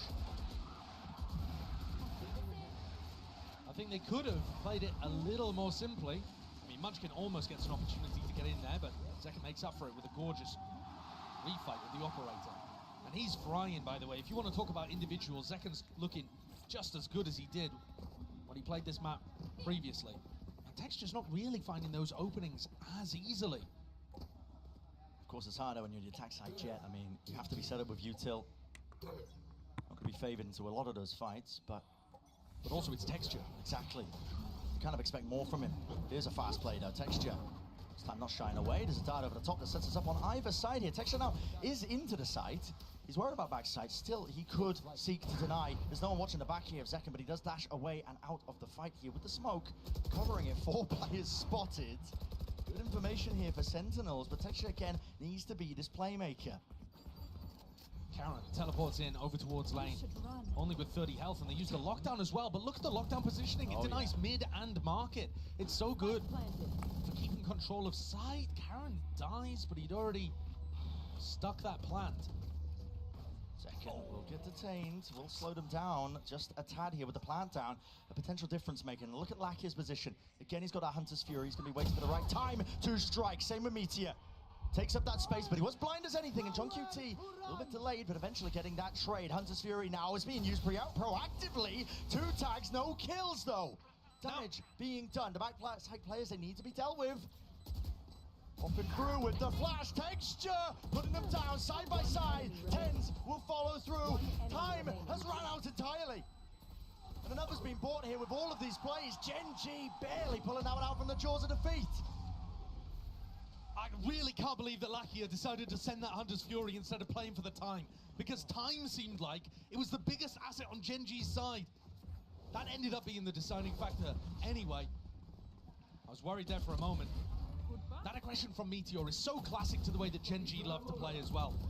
The Pacific teams, Paper X do this too. Not happy to just fall into backside B when they play the post plants, always looking to contest. If they think they've got that timing, they will take it. Okay, so Gen.G get their 3rd on the board. A recon looking to push away Zekken if he was playing around mid. Very mobile though. Yeah, he got smoked off, and now he's going to pick up mid at the same time as the recon dissipates. Seen a player move over towards Cat here. It's going to be called out. At least it should be that awareness. Double done. They can't hit it. No way. No way. Tens. My God, man. And the follow-up, the backup arriving in the form of an ultimate. Couldn't have been better. You give him an inch, he'll take a mile. They just whiffed on him for a moment, and he readjusted his aim and took down 2. He looked completely caught there. The game plan worked for Gen.G. It's just they just couldn't land the shots in the moment. 2v3 though, and we've certainly seen Gen.G pull out rounds like this before, especially when Sen lose info around the map. You know, kalian could be in a position here where he just shoots them all in the back. Yeah, reminiscent of Breeze. There was multiple scenarios where Sentinels threw away those player advantage situations because they didn't know where the enemies were, and now with the plant down. Yeah, do they go for the ult? If you ult, you kind of have to just sit there and defend it. Down online, that's what they were waiting for. Here's the lockdown, pushing the players out wide. kalian, you have to defend be forced this. to make a play. Yeah, you do have to defend this here. He's not going to be detained from this spot. Here's it. Zekken not adjusting for that angle. Not even expecting it here. Now they have to worry about this crossfire setup, but GEN.G is halved already. Onto that defuse. Sassy responds with the fire, but here he does not know. Finally, shock dart fired. Sassy tapping, forcing out wide again. Lakia this time prevails. Monstrous in the clutch. Time again. The enemy of Sentinels. They had a player advantage, but they had no information about where Gen.G had disappeared off to. Another great play for TenZ that ends up being wasted somewhat by his team's inability to capitalize on those advantage situations, and Gen.G using other advantages, map control, info denial. They don't need the players online. There's a fast play though, already setting up. There's a flash in hand alongside that Tar. Texture might just be blinded fully. He's playing inside the smoke, he dominates it. TenZ have been playing this one before, but with the Odin spam at least potentially evened out, but not quite. Lakia straight there in the fight, side by side. Advantage now for Gen.G. A massive advantage with John Cutie falling. That's all of that Killjoy utility over towards B that's disabled. Sen are going to have to make a proactive call here. They can't just wait this out. Gen.G are just doing the exact same, waiting. Hoping to catch that proactive call. It's a great read. Celsius might just walk and wade right into it. The crossfire of a century, and look at that, the call to 3, 2, 1, peek it down, tap, tap, tap, second! Right back at you. He's got plenty more to deal with now. Yeah, he wants to make a go of it. He's got two, but might be too little, too late. He has read this, though. He might be able to get into spawn at the right timing to cut this off and get another for free. Doesn't break the knife, actually, yes, and he's got the dash back online. You just don't think logs here, though. You just never think about that. Don't expect it. It's going to have to be reactions and adjustment potentially there. Still close to the corner. Jiggling from Lakia. Decides to take the timing and a fight right to him. So 5 to 5. Even up now again for Gen.G. And this is a really good spot for them. Attack side of Ascent. We've got to imagine it plays out a lot more typically. Sentinels going for their first piece of defensive set play aggression there. And it's dominated. They already used this. It was round 6, I believe, the last time they played on Ascent. And TenZ that time was able to get into the smoke before his opponent, dominated it, and got the win. This time, Texture just a little faster, just a little sharper. Sen knocked down onto an eco and go for another set play by the look of things. Have to take risks here. I mean, when your money's so dire, if you're letting Gen.G take the lead on their attack side. Ooh, missing the silent jump up. Second, it's given an indicator. Good awareness, though. Here. Yeah, it doesn't do any damage, but it indicates that Zekken is not going to get away with his Bagi play. Movement, enough to survive, doesn't even use the dash.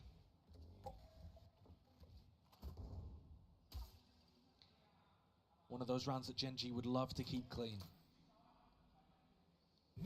While there's a little moment in the round as well, 5 rounds on the attack side, Ascent is looking pretty good. Yeah, it is. It has been somewhat even. Sen have, in fact, actually been pretty good on the attack side, too. Up through mid. Gap is spotted here by Gen.G. Now a fast play. Approach. Trying to slam into these anchoring players, but it's on them to try and hold their ground. Sentinels standing side by side here, but again, the weaponry just not ideal for the job. Now, Texture feeling it necessary to really clear through a lot of that. Hello, kalian spotted and an upgrade here for the anchoring players. Again, close, tuck 2 dice, but there's no trade and no swings. The anchoring players out back here with the Sheriff. John QT, but not expecting it away with the Bagi! Gaming! No!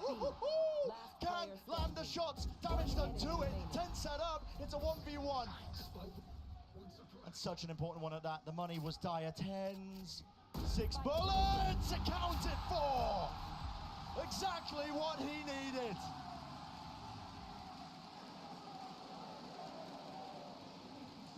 Another miracle.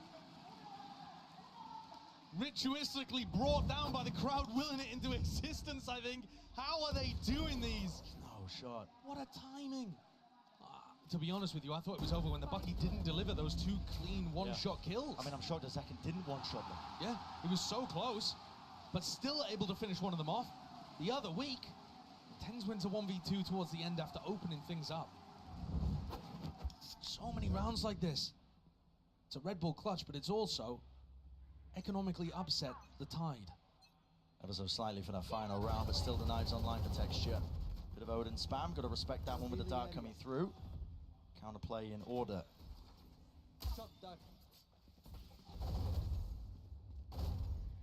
Bagi not to be dissuaded away from it. He's going to be earning his ult as well. And Sentinels have got to be thinking about the fact that Texture would love to do some kind of updraft dash engage into B now that they have B main control. So, you know, you're playing retake B at this point because you don't want to challenge that. He's got knives. But you've also kind of set up for a bit of a retake A approach. Now TenZ and Zelsis looking to re-explore perhaps. Right here.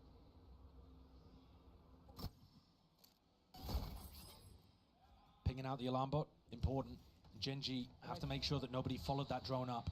Walking up now, Sassy. It's all about when you pick your timing. It's a counter spam. Almost gone down potentially there with the damage down, and out of here with the drone. Everybody lit up, but a shot goes wide and just goes a miss. Second though, he's still alive in the fight here, but a TP into the back of the site now. There is that danger facing, but cancelled. Only 30 seconds left. What is the call to be made? The reposition, backing away. Hunter's Fury. And Lucky's hoping to set this one up for the rest of the team. They're calling to pivot. They're going to A. 20 seconds, indecisive. They're going back to B. Running back to B. Can't be making plays like this, man, but maybe just getting hectic in those final moments. TP engaged. Meteor. He's lurked his way in. Damage done, and another kill found. It's all being added up. Right click. Kills here. Needs to stick in. Right click. Gamble incorrect. Oh, the body block. Oh my god. Absolutely unbelievable. Zelsis 1v2, 1v2, 1v2. Rushing entirely into it. I don't think I've seen a round that chaotic the entire tournament. Gen.G didn't know where to end. What a way to finish that half. They pulled it out of the back of Meteor getting in. TenZ went for an ult play, cancelled it for info, got caught, and then they have to body block Caron. Time.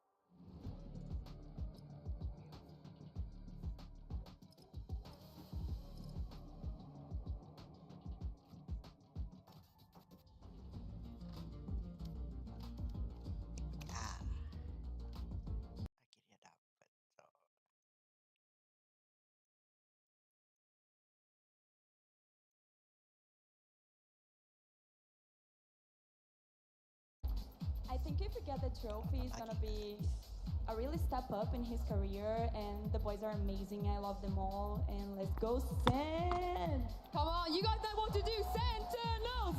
Sentinels! Sentinels! Well, let's see if Sentinels can close this one out on a set.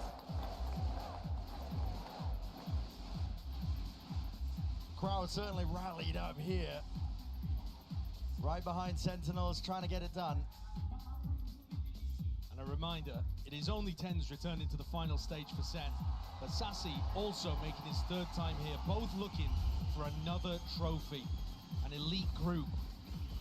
There's only 5 players, I believe, who've been able to lift the trophy twice, and they would be looking to join them, TenZ and Sassy. We've also never had somebody win a Masters and a Champions before.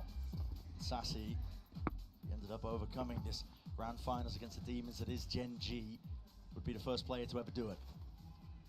Pretty incredible. We spoke about the importance here, getting the rounds up online, sent with these compositions, you know, by all metrics, from what we know, it's not an attack-sided map. Standing ahead. That puts even more importance now onto this pistol round for Sentinels. And I think, again, I'm looking at the Gen.G defensive rotations and how John tries to play with those. Because Gen.G are just so happy to trust the read. Look, I mean, at the beginning here, Caron getting info in A main.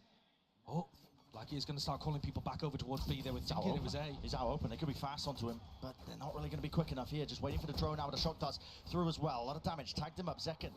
Slight pause into the play. Slight pause into the angle. Waiting now. What is the call from the rest of them? A flash play into the back here, but they're just waiting for the right time to strike. Potentially, but now jumping right, leaping into his face. And there it is from Gen.G. Calling their bluff. They want to fight it. The front section of that side of Paranoia is good, and it blinds them all up. 3 players tucked to the site now for Sentinels, and they still don't have that plan down. I feel like as soon as Zelsis goes for it, Gen.G are going to explode, and he thinks the same. A dink, stray damage. It could come down to anything. A few stray shots now. Paranoia flying forward, still no spike being planted. One-way smoke. 30 seconds left. Oh, Caron? Has he got a pixel? No, not quite. Not quite at all, but waiting for it. Now the knife. Takes away the abilities, takes away the threat of this one, and as the turret's getting broken, they swing right into it, Gen.G. Surely not, they're doing it again. Wonderful, wonderful patience. And capitalizing off the right moments there. Certainly. They look great with it. As soon as Sen put pressure on the player backside, that is instantly turned into Texture dashing into a smoke to take front sight. So as soon as they know that Sentinels are focused not on them, they go and get themselves into a retake situation and start putting pressure, even before the plant is down. They are looking good. Taunts being thrown across the stage. And a great way to open this up on the defense side. Yeah, Gen.G going to be really quite happy with this one. It's all the fundamental stuff. The timing is excellent, they're confident, they're doubling up together in these moments. Disrespectful from Zekken. Tagged up by the knife, but still decided to just take that fight close to them.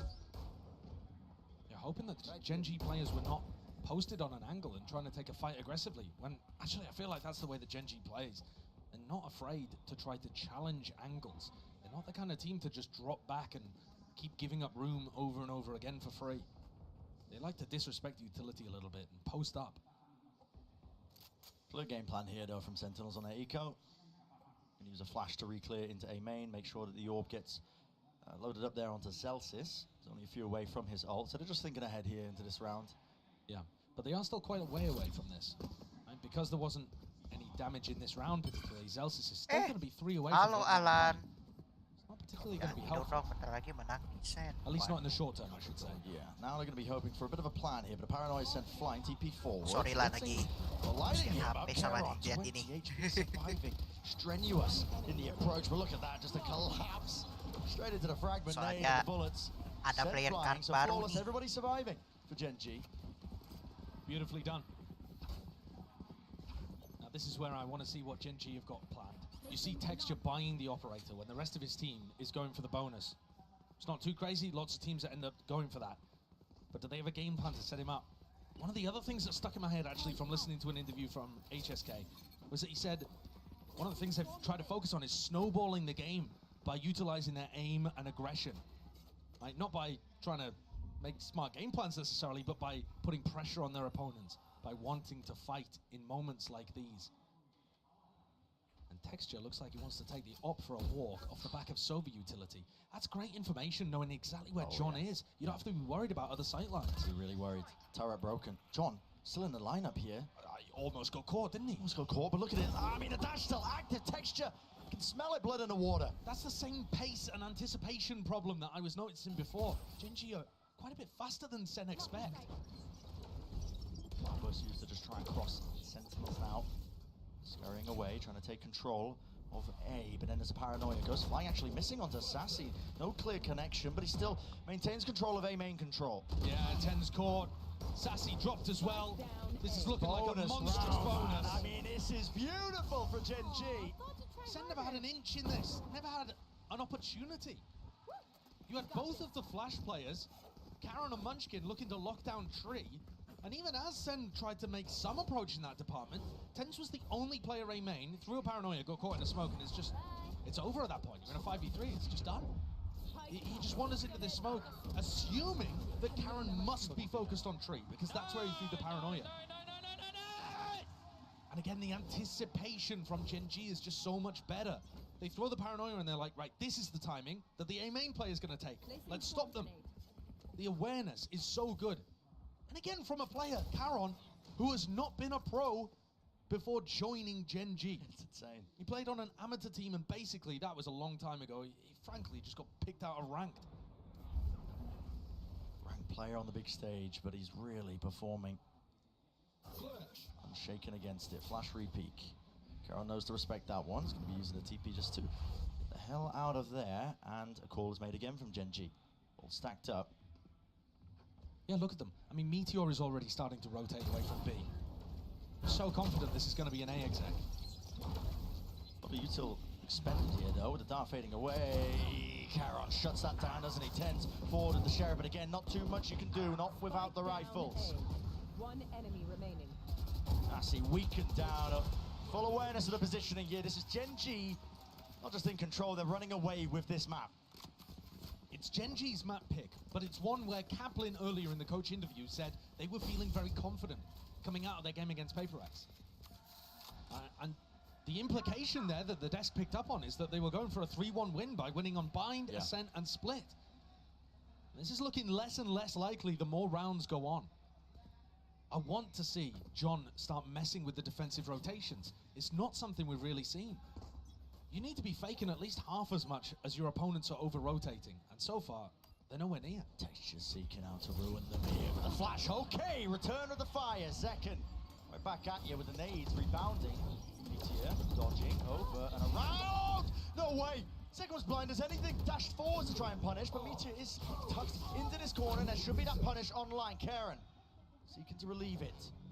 Zelsis dropped down onto his knees. I mean, is there going to be any chance of even just a res to pull him back It's up? going to get punished. They need to be aware.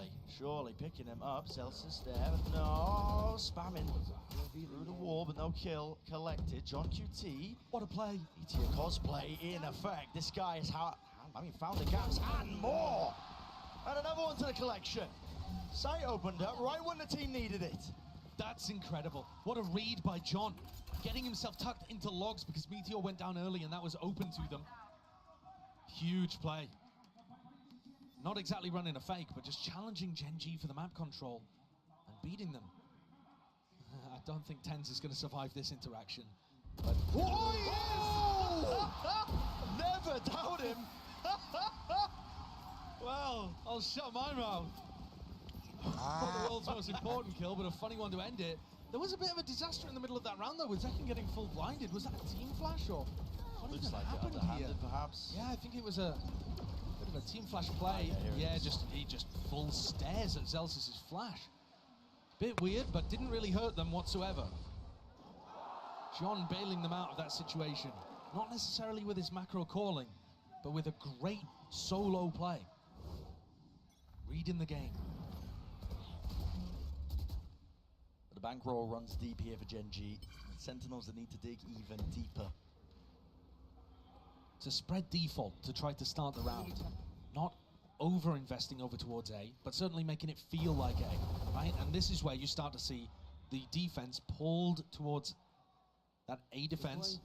It's only luckier over towards B. But now as there's a little bit of mid-pressure, you see things shifting around, and Texture with an operator looking to take that pick through mid. Directly down mid, they might just walk into him. Texture's quick. Is he there before Zekken? It looks like it. And now he's found the timing. It's just so damn instinctual! And again, a difference maker. Zekken. He's left Texture reeling. Back-to-back rounds now. That is a ludicrous swing. Perfect pre-aim.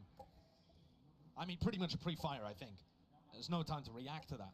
He just knows exactly where the jet is going to be set up. Grouped up, gathered. Lakia. The shock dart. Here's that one now. The close.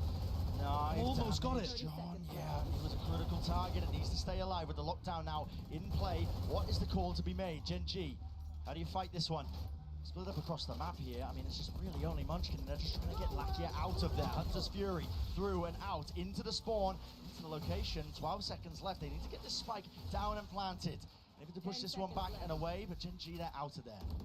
It's only John in an aggressive position in the post plant right now, and Sassy's miles away. Doesn't have that ult to work with. Doesn't indeed. He's not going to have shock dart lineups from there, so he needs to find some way of having impact. Start clearing the paranoia here. Still close quarters enough. It has revealed, and they have cleaned him up. John down. Finally, a kill found. Second. Not going to be blinded up by that one, but still emanating out with waves of the suppression. He's dropped to his knees. Meteor, last one left, unless he can get Munchkin back alive. A tap.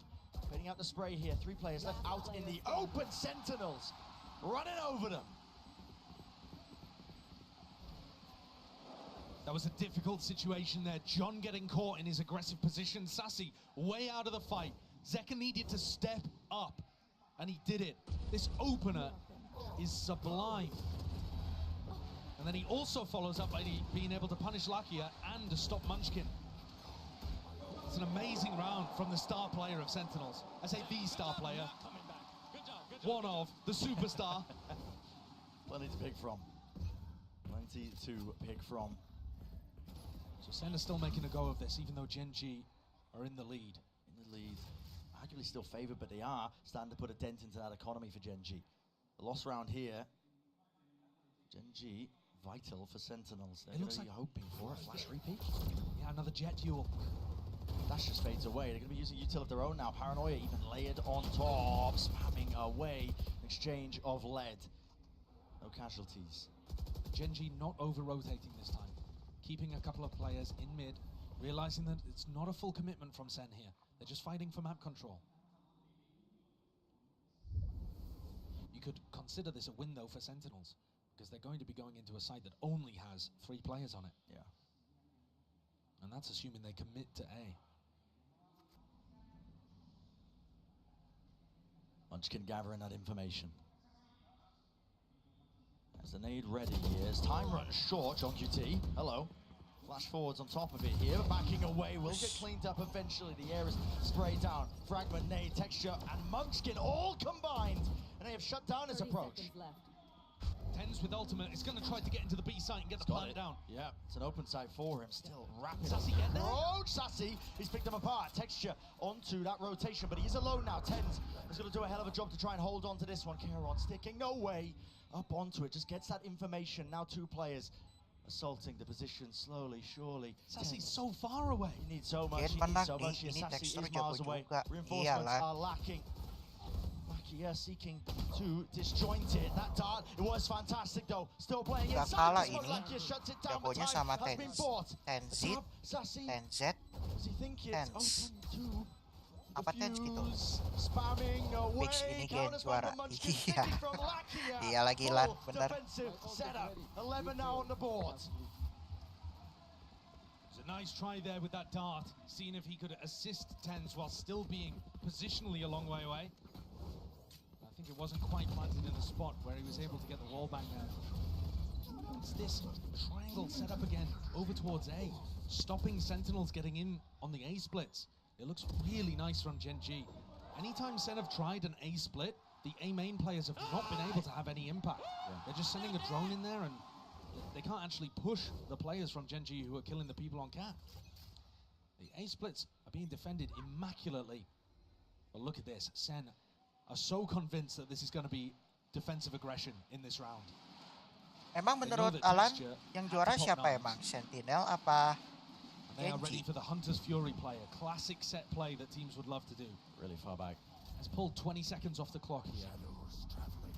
With how time has been playing an issue for Sentinels, it's little moments like that might make the difference in the round. Grouped up now with Texture. Fast rotation to try and back up the rest of his team out towards the A site. Love this positioning from Lakia as well. If he stays over towards Market, he'll have a perfect Tekstur orang outline, but Indo instead it tuh drops back towards B. orang Indo ya tekstur. Spotted people in mid and maybe just worried that it could be a B split. Bisa dukung siapa nih? Ada Made. Halo Made. You haven't pulled out good util from Gen.G. They can just stall you out. Moderator dulu ah. Right, they're going to be showing some presence with the knife tags. Second. Gen yang juara kalau lihat di gameplay. Iya benar lah. Gen ini yang juara lah. Destroyed, but they're trying to fake A presence. Perhaps, I mean, the spike is in the middle of nowhere. Oh tadi nanya ya Made. Dukung siapa? Netral. Makanya ini kenapa aku vote. Gua vote. He's got to try and get some value in. He's got to try and get some kills. The lockdown, it's really just absolutely brutalized them, slowed them to a crawl. They can't break. By the way, Made, welcome to my live stream, Made. Again, they're swarming into the position of behind them. Texture rips them to shreds, rips them to pieces. Has to stick. And there's no chances, not anymore. Gen.G up to 12. Big sini Gen, coy. You watch what Texture does on defense. It's so good. He gets pressured here with the paranoia, instantly updrafts, kills the player, dashes forwards to re-fight that. And he immediately notices it's a fake. If he dashes away there, they don't get the info, and those B players might not have stayed on B. But because Texture is so confident to take the fight, to dash forwards, to look for the others, he gets to come to the rest of his team. This is Cap, guys. They ain't coming. Absolutely.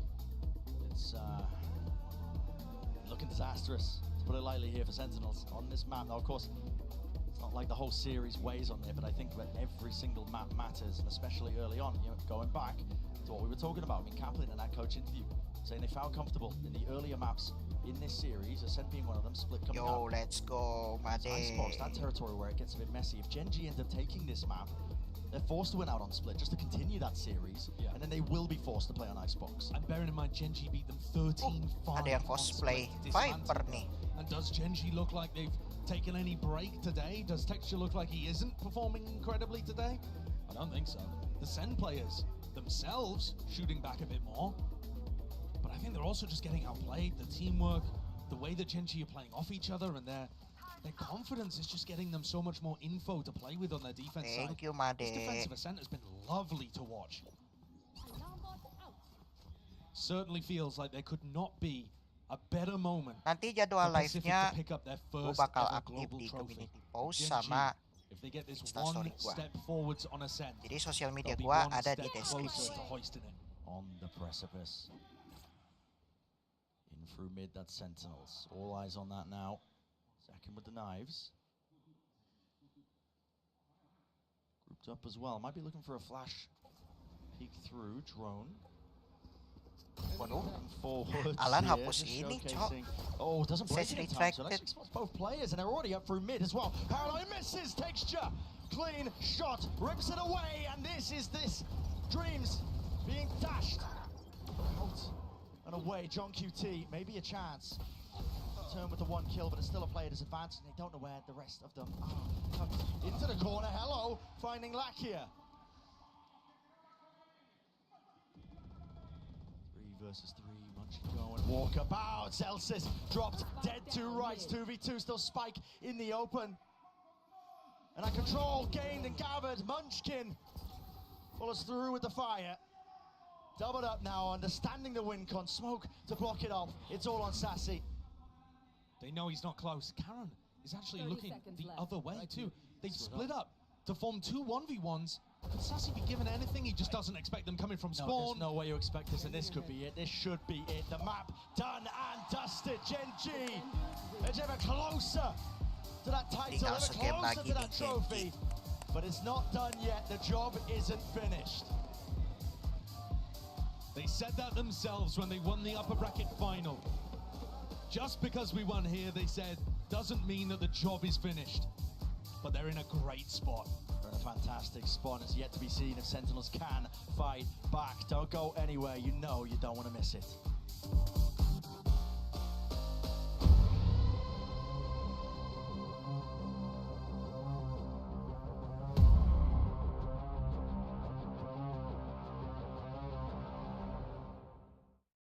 Excuse me, would you mind taking a picture of us? Oh, no problem. Thanks. Ooh, yes, problem.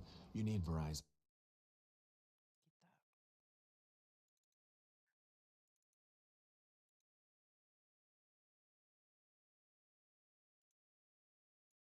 kita dapetin dulu.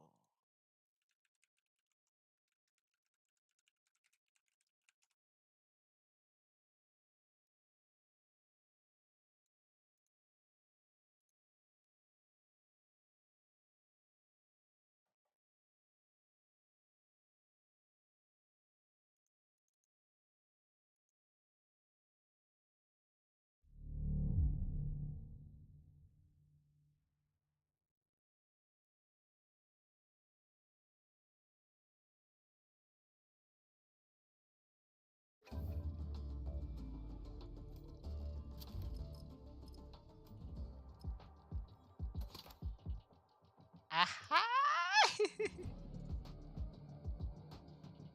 Real, cok.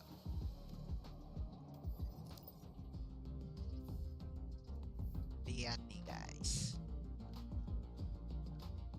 Keren nggak player card gua guys?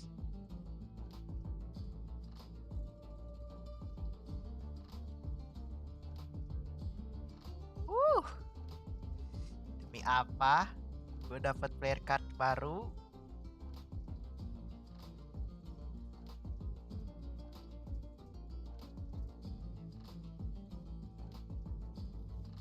Uhuy.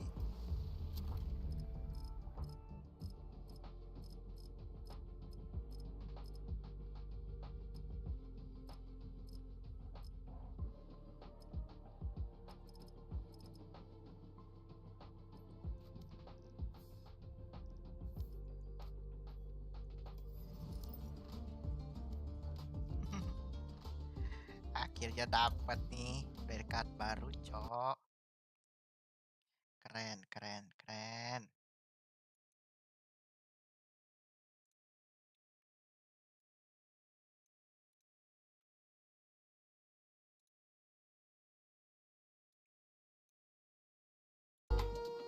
You can't tell me what's good for me. You can't tell me what's good for me. You can't tell me what's good.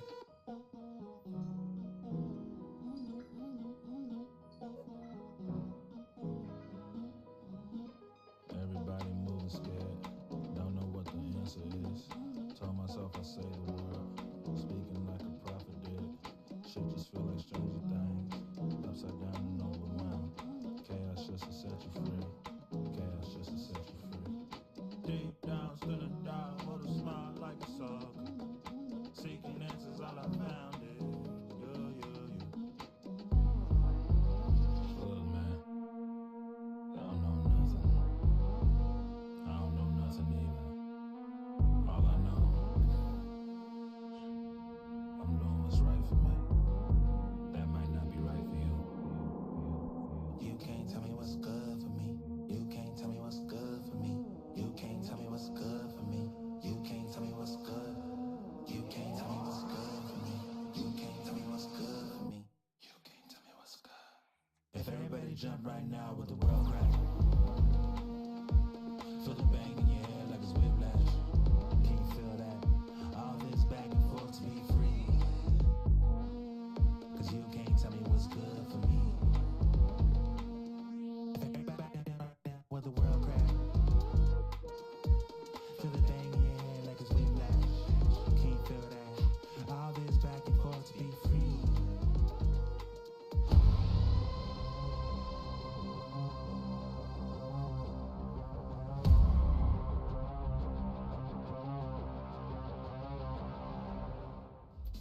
Gen.G is just one map win away from making history. Not just for Korean Valorant, but for the Pacific region as a whole. It would be absolutely monumental if they were able to pick up this win, but they still have one more map ahead of them here, and that would be Split that we're going to be seeing in a moment. And oh boy, this could go either way. But I think Gen.G is on the course to win a trophy. They have two maps coming up where they have looked great thus far. That Ascent win could have been the make or break in this series. Yeah, undefeated undefeated on Split so far here in Madrid, and they've taken down Sentinels, the ones we hyped up as the best Split team in the world. It would almost be poetic to close it out on Split. Well, let's talk about some of the great ideas that we were seeing from Gen.G, because honestly, it just feels like Munchkin Mike is just making some brilliant calls, and on top of that, the plays have just been immaculate. Yeah, absolutely. This is a perfect example here, just a real slow burn pistol round. There's two opportunities for this to actually slow down and go back into Sentinel's favor, but Gen.G just make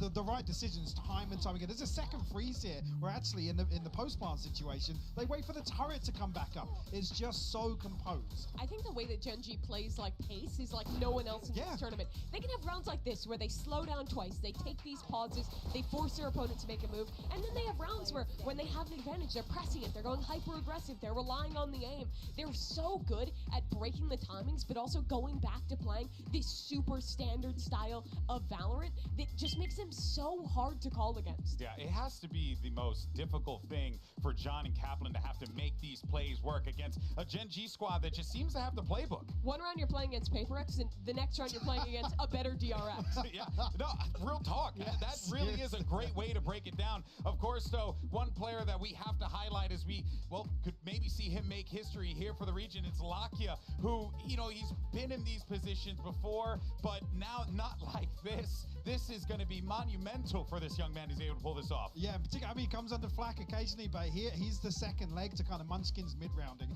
The way that they use his utility and these re-clearances, being proactive, we come back to that composure as well. Their ability to swing mid-rounds back in their favor. When they concede a first blood, nearing on 50% of a 4v5 conversion comes down to players like Lakia. And imagine if he could win a trophy now. He was there when Korea had their next best placement at an international event on New Turn all the way back. He has been grinding since then. Full had circle. Multiple opportunities, joined DRX, it didn't go his way, went down to tier 2, but now he's back in the tier 1 in the first final that his country has ever made in Valorant, with a real shot at winning it. Yeah, I mean, look, the odds gotta be on the side of Gen.G, and you can even see it in the poll. People are starting to come to their senses here. Don't get me wrong, I love Sentinels, but Gen.G's cooking. Have Sentinels ever lost a Twitter poll?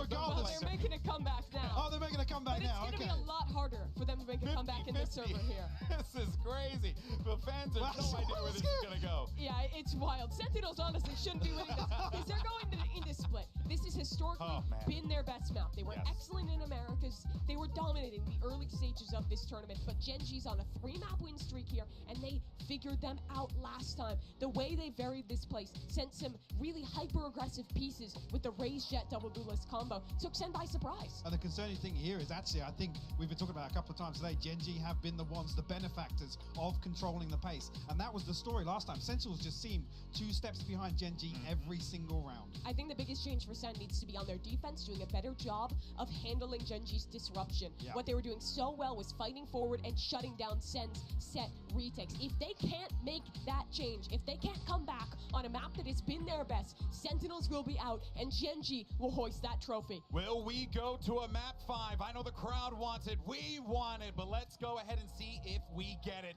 Bren, Sideshow, the floor is yours. For our 4th map here in the grand finals, it's up to Sentinels to really steal their hearts. You gotta imagine despair settling in. Think about it, Gen.G got a better run on this map. I mean, Split that used to be the bane of many teams when they were up against Sentinels. People arguing, why didn't they fight back? Why didn't they ban it? Yeah. But I mean, you look at what Gen.G been able to do this tournament on Split. It's been fantastic. Early rapid take to start this one off. Paranoia being thrown, countered as well. Everyone blind. No way, Tensi can't get away with the kill. Okay, but Sen also realized that that's a bit of a fake. It's not everybody in that area. Second gets off the line for just a moment, and now he's going to be faced with an absolute onslaught. They rush his position in still, walks away with 2. Return of the fire. Sen not leaving anything to chance. They want to try and funnel and rotate everybody towards him, but yet still Gen.G have played right into their hands. One enemy remaining. There's no help. Low on health indeed. Meteor forced to scatter and back away. I mean, we are talking about the opening 35 seconds here. And now grouped up side by side, looking to put a pistol round on the board. Sen are getting antsy here, though. John QT out wide, Tens wide face! And definite chances, but Sentinels, necessary beginning here for this map on Split. It definitely is. That's a great opening. And you saw from the very beginning, a lot of actually Gen.G's attack side, the last time these two teams faced was dominated by A ramp fights. Yeah. And kind of that fight over A heaven, actually even in the post plan. So TenZ uses the paranoia instantly to try to stop anyone from scaling. They realize that instead it's coming through mid. Zekken does an amazing job of picking up too.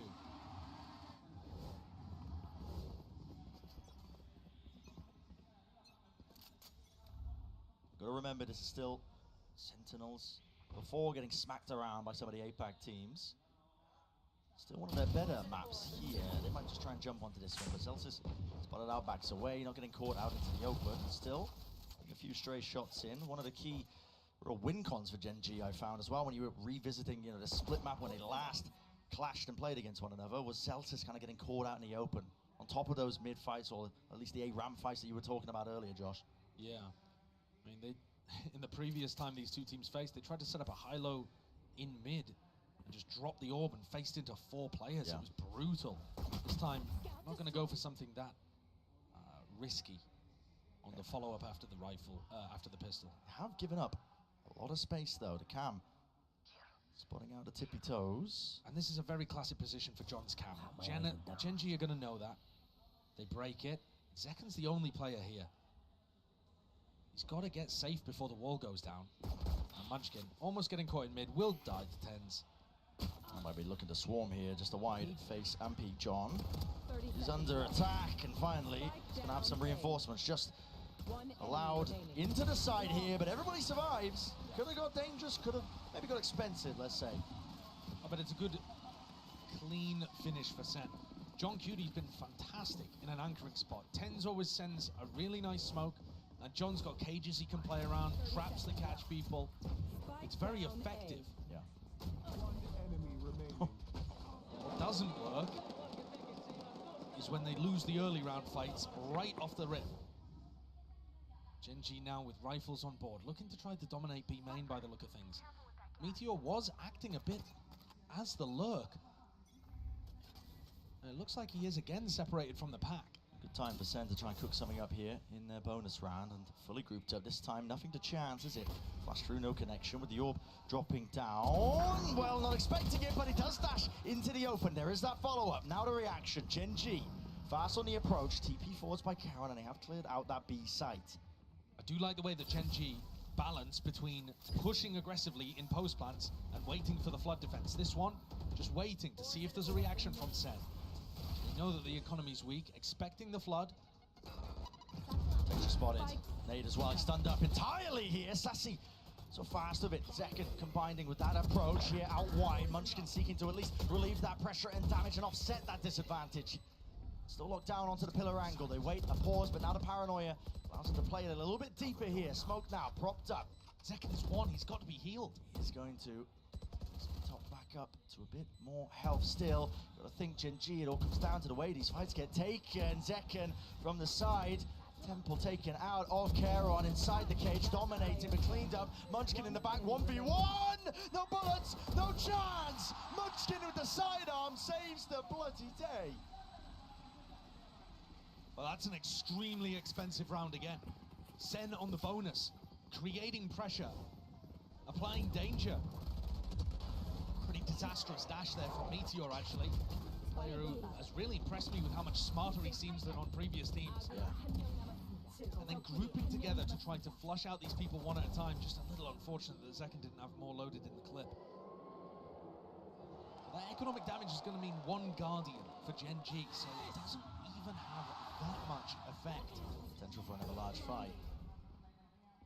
Now, Gen.G were fighting over A ramp with 4 players a lot of the time, the last time that these two teams faced off. This one, though, a 1-1-3. They pause, and now they make the play here with the paranoid just a little bit too delayed. Rocket up and over, up trap saves him, but not from the bullets. My God.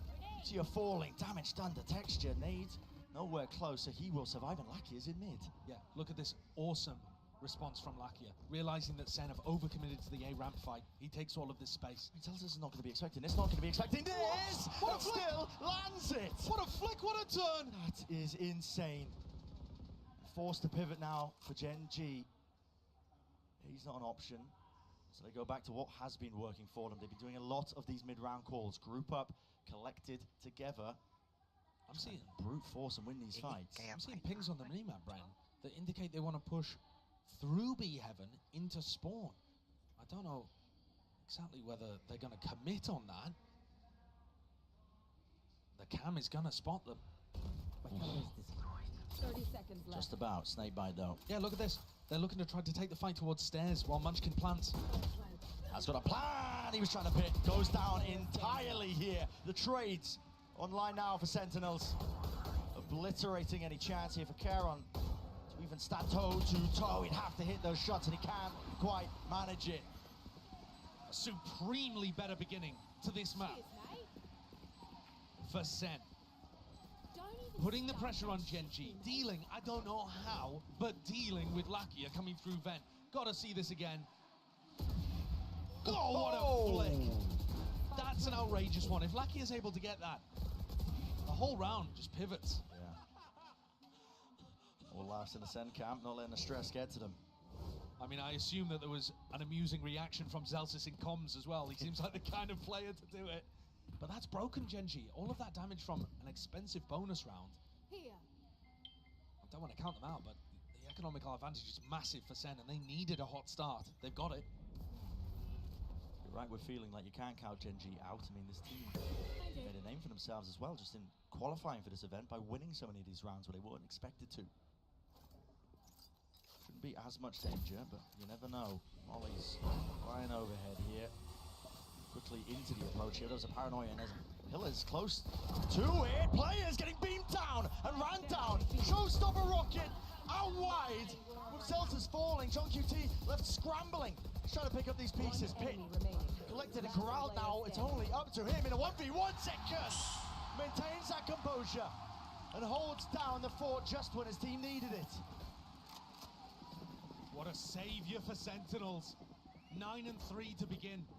After being rocked by Monyet, it was the only map where Zekken didn't look like the best player in the lower bracket final.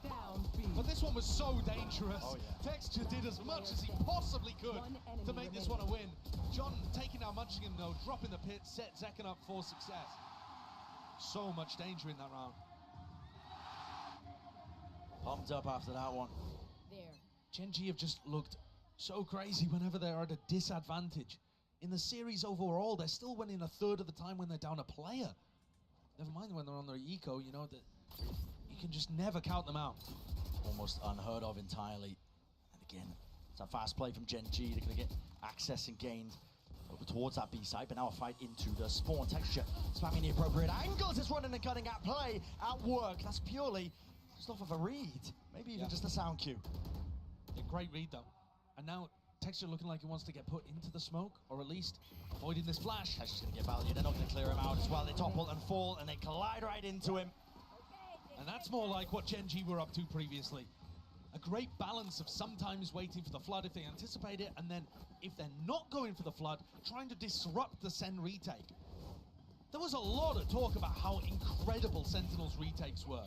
We were, at the beginning of this tournament, saying Sen, Carmine Core, retakes were amazing. At kickoff, Sentinels won 61% of their retakes. At Madrid, that's 24%. It's gone right down. It's plummeted to not even being a good retake percentage at all. Never mind a great one, an incredible one, unheard of one. So if Sen can get back to that kind of level and deal with Gen.G looking to disrupt, there's a major win condition for them in this half. Oh, but from Zelsis seeking to reposition. Now this is an unusual angle. You can get cleared very easily. It's nice though if Zekken continues to make noise and distract. Trailblazer clears him. Trailblazer clears him. He's in trouble, and yeah, more so than that, he's out in the open. Really well done. Very diligent from Gen.G. Zelsis getting caught by a mid-stack again. Hoping just to be able to pick up a lurker. But look at Meteor again, kind of picking up that role as Sentinels re-push out through B main. It's a good call to make here, but Sassy surely not favored into that one, and yeah, just backs away. Tens holding the angle for him, just over the shoulder. offload those Seekers as well, giving them a good indicator now, but already getting a move on, a run now. Over towards A, fast sprint and fast in action. There are anchoring players. Zekken here, oh my goodness, almost claiming that one. It was a dink. Drops him down to 10 HP. Meteor falling to the nade. Zekken still alive. Still playing towards the pillar with the help of his team with only 30 seconds left. What is the call now for Gen.G? There's very little time for them to work with. They're going into a stack. I mean, where's the win condition here? How do they get this? Unlikely. It just looks so damn unlikely. Texture forward in his approach again, but there's no setup ready for it. Just satchels to his doom and defeat. Everybody picked apart. Spike drop down. No kill onto Charon. To get this plant down, maybe potentially 10. Push, just pushing, ending, putting a stop to it. Big round from TenZ. Great shot with the Guardian to open things up. But I think what actually wins the round, I've been talking so much about how the Gen.G look like they over-rotate, they trust the read, they believe in it, follow the noise, that kind of stuff. Sen actually just hold their ground. They went for the B main exploration, got the kill, and they didn't gamble that it was going to be a B hit afterwards. They kept John and Zekken in anchor positions over towards A, and that's what paid dividends. Staying rooted, staying to the fundamental defense. And now Zekken's got a showstopper to work with. Could be incredible against a fast A push. Fast ramp aggression, and you're right, there is going to be that showstopper ready and waiting. He just looks for the right time to strike, and that appears to be now! Rebounding across the wall, Lakia finish, gap into the wall, maybe a chance for Meteor, but the knives just go amiss, all ran out. And so do the chances, really. Attempt to try and take this space, still. Love that smoke from TenZ as well. Not something that they were previously doing, choosing to fight A ramp.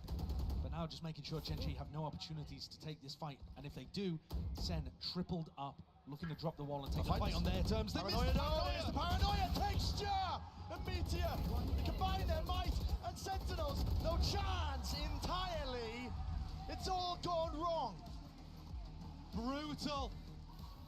That's the bungle. And I said I love the fact that they were smoking it off and not taking the fight.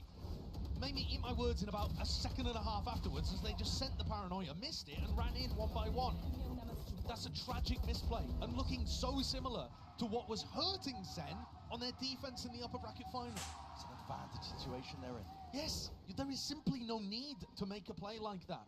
They want to clear out a ramp, I understand, but you're just taking too many risks there. The Paranoia doesn't clear out the lane fully, and Gen.G are so ready for that. They punished Sentinels many times before. What a huge one for Gen.G to be able to take.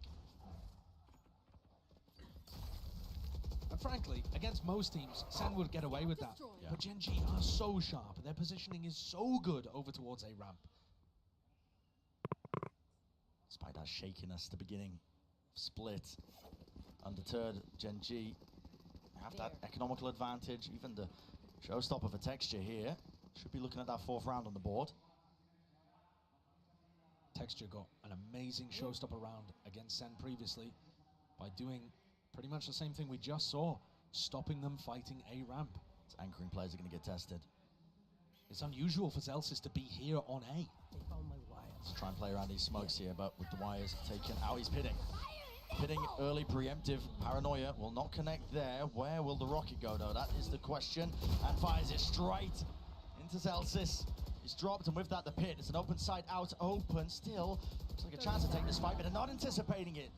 Meteor already up onto the high ground position, but Sentinels not messing around. A rapid approach and a rapid retake of this one, but they are being cleaned up entirely, as Charon is just plucking them apart.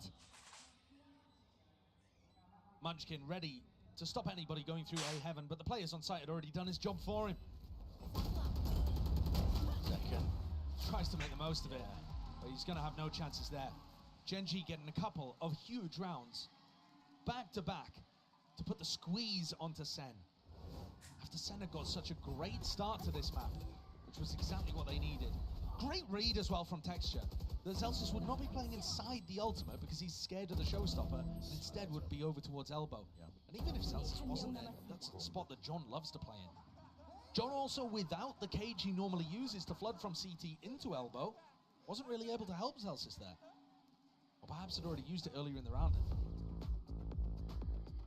Sen are going to take a timeout. Potential turning point, really. Not just the map, but maybe even the series. That's why Sentinels are taking their time with this one. I mean, the pressure is already on Sen. We knew that they were at a disadvantage coming into this. Gen.G earned that advantage by bullying Sentinels on 2 of the maps in the upper bracket final and cementing themselves as the leaders at Masters Madrid, but not the winners yet. They know the job's not finished.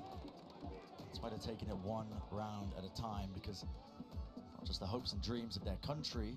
It's a Korean team, the furthest they've ever got in one of these international tournaments, going all the way to the finals, but Pacific as well. They've had 10 chances. This is the 10th one here that we're looking at in Masters Madrid at getting a title. And they've come close, don't get me wrong, but tumbled at the finish line many, many times. Or some not even made it to the finish line. If we're going to talk about the Korean squads, right? Yeah. New turn, DRX, best was 3rd. Gen.G already overtaken that and looking to lift the trophy. This is that new era of Valorant that we're looking at. Team's been put together. He's filling up the pieces here. Shots going wide there from Meteor. No tag onto the damage, and it was definitely a threat of it. Celsius on the half armor. I wonder if they can get a read that because Meteor faced mid, he's not going to be lurking A ramp. Cover going out. Sassy and Zekken are still trying to clear that, but this is as the B hit comes through. Paranoia does connect it, at least onto the dog, but into the back of the site. He needs to exchange positions, and he will do so. Wrapping back away, but Gen.G have nothing to do with this site now. They are fully rotating away. But they're rotating without anybody taking space over towards A. And Zekken and Sassy cleared this out. You know, Sassy is perfectly fine facing ramp here. He knows he's not going to get punished. He's going to be able to hear some of this. Zekken's coming forwards to try to help. 50 seconds. Now Karen does have util as well. Paranoia, going to be getting good information with that one. Respecting the position here. Sassy not eager to take that fight. Instead, doubling up. It looks like potential high-low setup. Yeah, it is indeed, with him playing it onto Heaven. Satchel forwards, cuts up the angle, flash repeat. No, not through main. Adjustment necessary, and Zekken comes up with the goods and more. With 4 ripped away.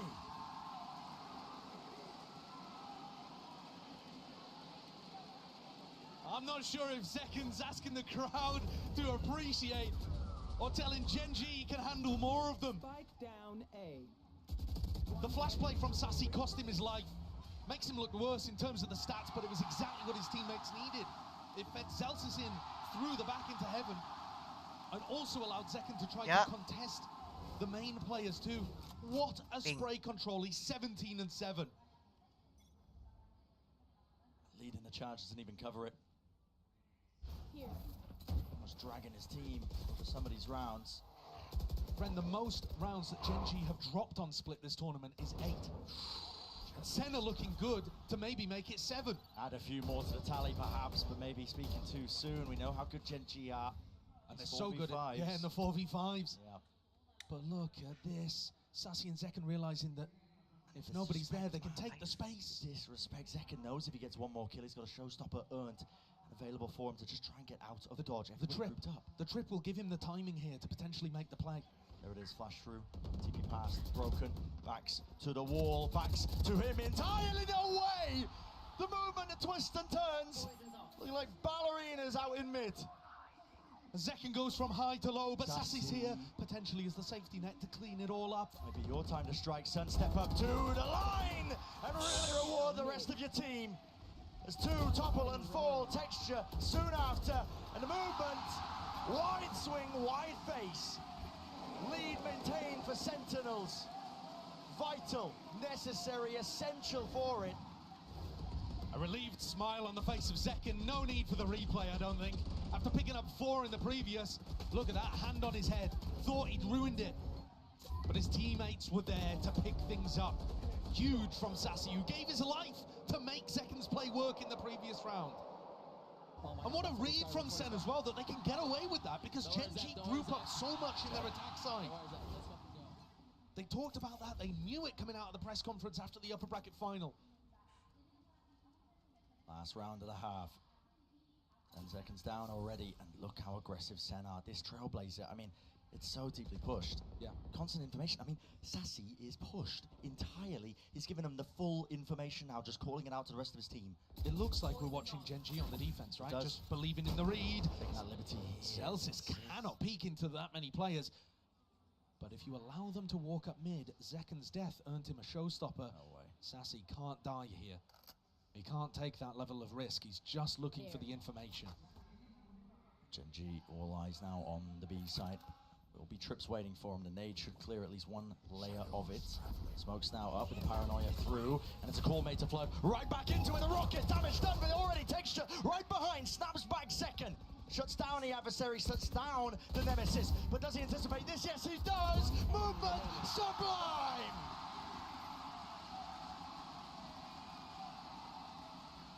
Another 4 kills and only 4 rounds on the board for Gen.G.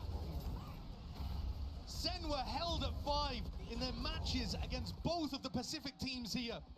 But they've broken through that and already equaled the max amount that anyone's taken against Gen.G here at Madrid. Zeken can feel it. 21 kills for this young player on the defense side. Rallied and rejuvenated. 8-4, like you said, 21 kills. Looking unstoppable truly here. Still a second half yet to happen and yet to be seen.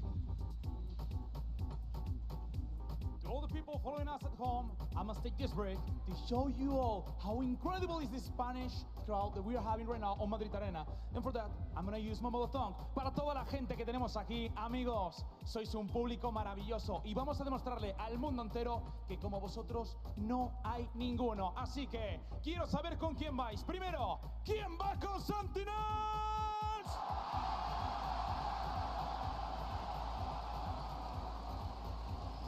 Y ahora, ¿quién va con Gen.G?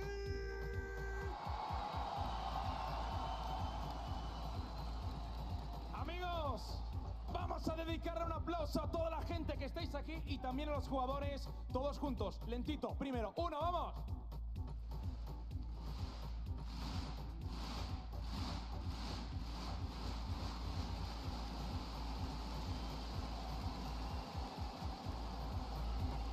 Sois absolutamente increíbles. Para despedirme, todos juntos, calentamos manos. Una ola, de abajo arriba. 3, 2, 1, ¡arriba todo el mundo!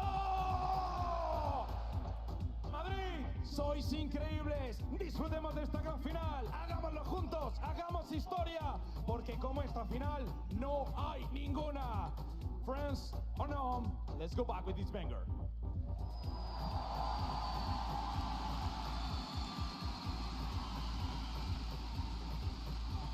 But the energy is palpable here in the Madrid arena. There's been mayhem, there's been madness, don't get me wrong. But Sentinels perhaps have done enough for them here against this Gen.G team put together. It was Gen.G that was standing on the precipice, really. They just needed this map to close it out and make history, carving out their own path. But maybe starting to feel that heat. Sometimes in moments like this, it can just feel a little too real. The realization hits you. Texture knocked down to only 20 health when that's combined with the Viper Wall. Few shots flying, nade rebounding, but not expecting Meteor here with the damage. 10 kills collected, all on top, and it's all added up as well for that Gen.G advantage still. There are players low. Calling for the pause in around here for Sentinels, understanding the importance of it, not getting ahead of themselves. Their map control is actually fairly good here, with Sassy watching behind. Lakia not getting punished for this re-exploration, but also finding incorrect information. That might drive people into Sassy. He's weak, but he has a sheriff. Gen.G have gone walkabouts themselves. What's the thought process here? Flash, acknowledgement now at least that there's going to be players behind him, but Sassy feeling no real pressure, but now he's got to hear it. Jumping down into vents, they are just forcing the position and forcing the fight straight to them. Surely not favoured into this one. 3v2, damage! And down, drop down to the players here. Single shot will do it. Texture survives. Spike, it's still in the hands of Sassy here, but he's got so much more to do. And does he hear the drop down? He does not. That's a crazy round from Texture towards the end. Combined health pools barely in the double digits. And yet Texture's able to weave around slightly. Pops ahead. Great resilience on show here for Gen.G. Even though they're in the lead, with players that haven't been in this kind of position before, the closer you get to winning, sometimes the more the pressure mounts. Yeah. I was wondering if these rookie players, or rather some of the players with less experience at the big level as well as Caron, might struggle in a spot like this, but certainly Meteor has not given up the confidence. No. That's back immediately here in the jump spot. Zel's is not seeing too much there. Ends up getting punished. Meteor, real chance for him to feast. It's going to be met though with a few shotgun pellets. Munchkin, really nice idea there and awareness, knowing that that could be a possibility. It's all being shut down, all being locked down. Clean from Gen.G, very clean. Second just trying to get the orb online, and he does. He runs away with it. Call that a silver lining, yeah. And Sen have got to be fairly happy about this. Lucky, hello, knives out. What the hell is going on here? Realizing it. Could go for a knife fight, why not? Second gets picked off, but Sen won't be too bothered about that. Another huge difference between Sen playing Split in the upper bracket final and now. The vibe, the atmosphere, it's so different. They don't feel as timid, unconfident. Ten said that he was zoning out throughout the game. Couldn't really find good timings to be able to take his ones. Second got shut down. It's different, and yet Gen.G are still keeping it within 2. They're such a dangerous squad, and it's on them to cook up some idea for this bonus round. What a weird wall from Munchkin over towards A. This is bizarre. Different twist onto some of them that are being thrown out. Blocks up this angle. Meteor happy to jiggle it.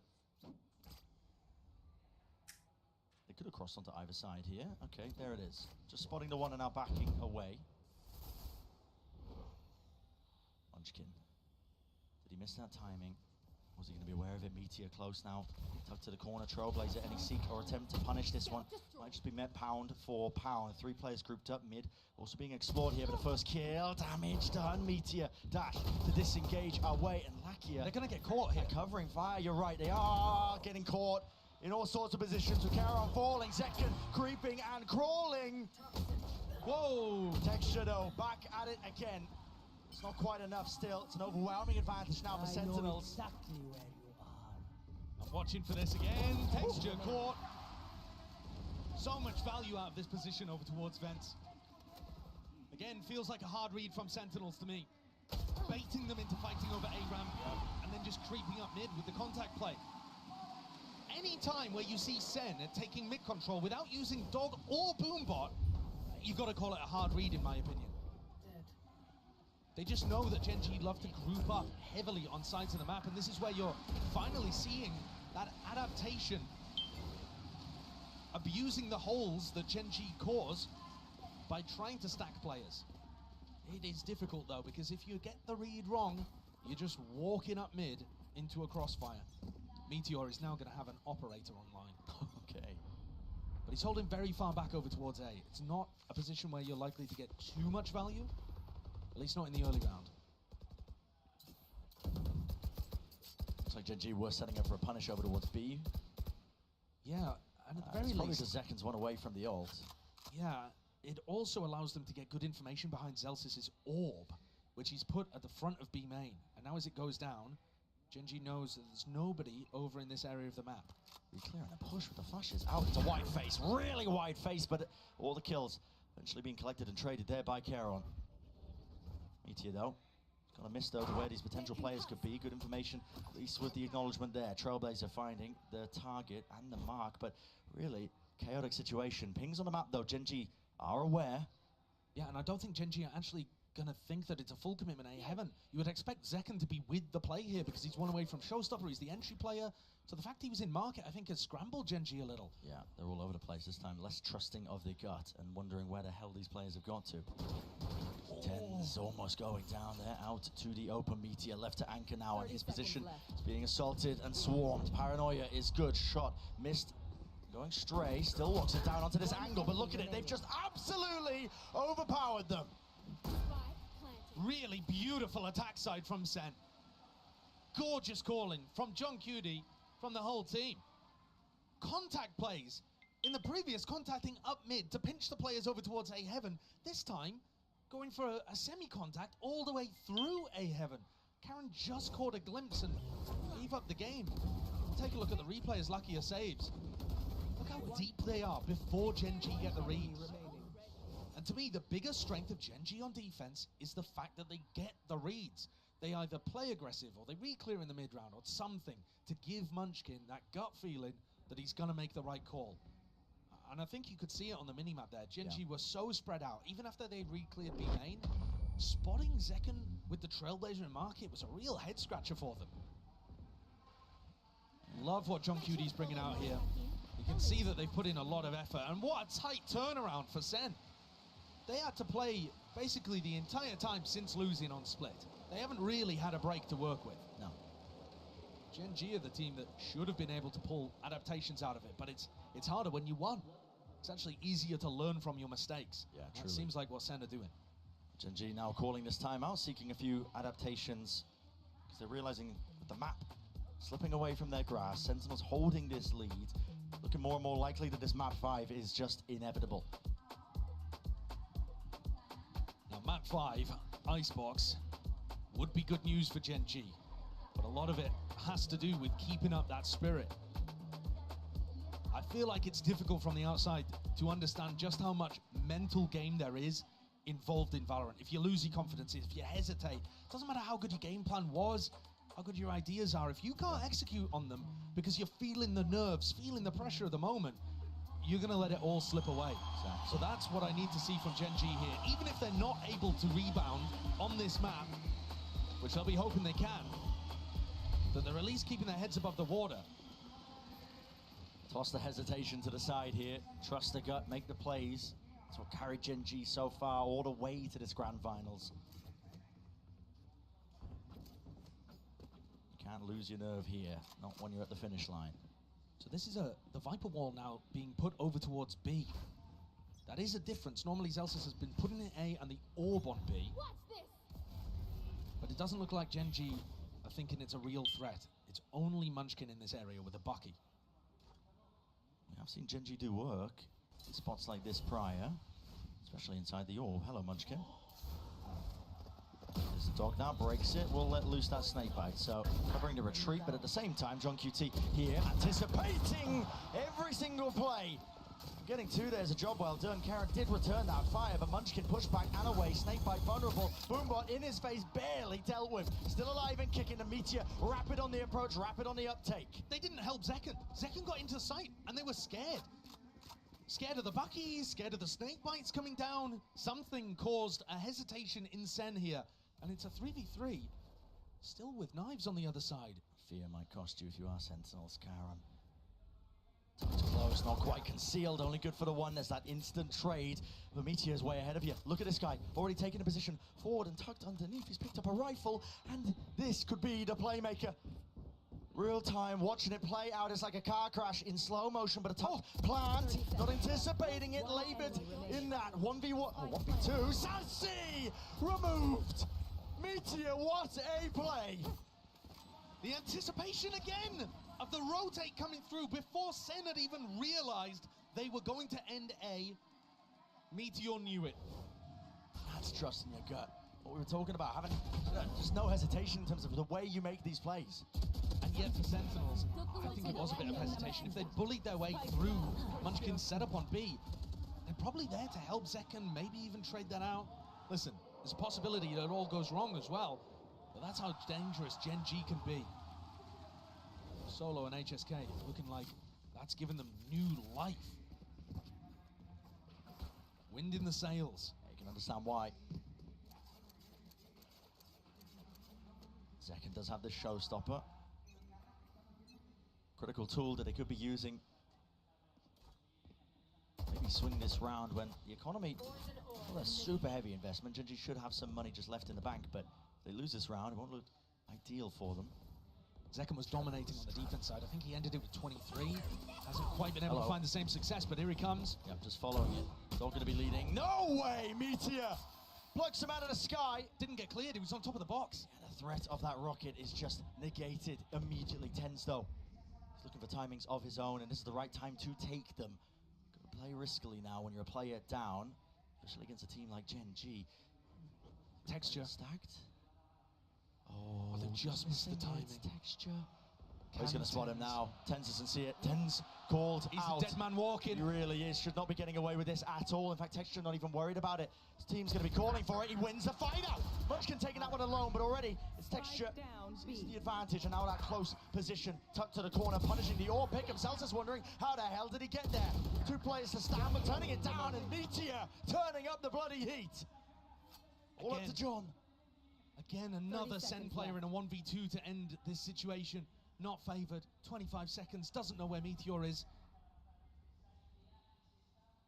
There's barely going to be any time here. At some point, he's got to get a move on. He's going to give the information away to Lakia. 15 seconds. Can he knife out walk the entire way? As much as he possibly can. Wants to give away absolutely nothing. But at some point, they've got to know it's A. And Lakia, yeah, finally realising. Turns his attention towards it. Barely enough time. So John's got a hell of a task ahead of him now. Doesn't know where the players are. Left to take some gambles. Lakia, what the hell was that peak? That's an unbelievable shot, though, from John. Absolutely. Brought it to the 1v1. 8 bullets left in the clip. Smoke out. Open Meteor. Spoils the potential play of a lifetime. I believed it for a moment. He even got the game reset, but Meteor comes up with another huge round, saving Gen.G. They looked down and out. And here it is, the punish on the showstopper after already winning that previous round. He dominates, shuts down Tens, wins the 1v1 at the end as well. They'll have to film another take of that. Oh, frustrations on display. Not the cinema that John was looking for there.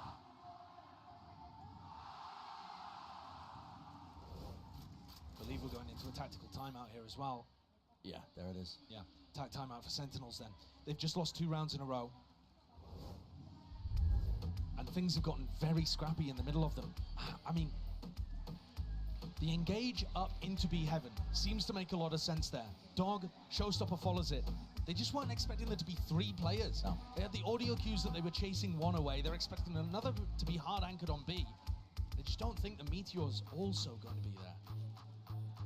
How do Sentinels adjust their attack side to get value? Because now they're also heading into Texture's ult. I mentioned it earlier too. Zekken, I think, had 23 kills to end his defense half. It was somewhere in that area, even if I'm wrong with the exact number. He's only at 26 now. Yeah, it's been slowed down. Yes, he hasn't really been able to have the same level of impact on the entry. And to be honest, him entering was part of what looked magical in the game against Paper Rex. And when he played Lotus against Gen.G, actually, he was just sailing in, dominating opponents, cracking stuff open for the team. Kind of dragging the rest of Sen through some difficult moments. Not in hot water just yet, but again, that lead that they had, no longer steady. Gen.G creeping back up to it now, trying to make it an even map, an even game. Texture.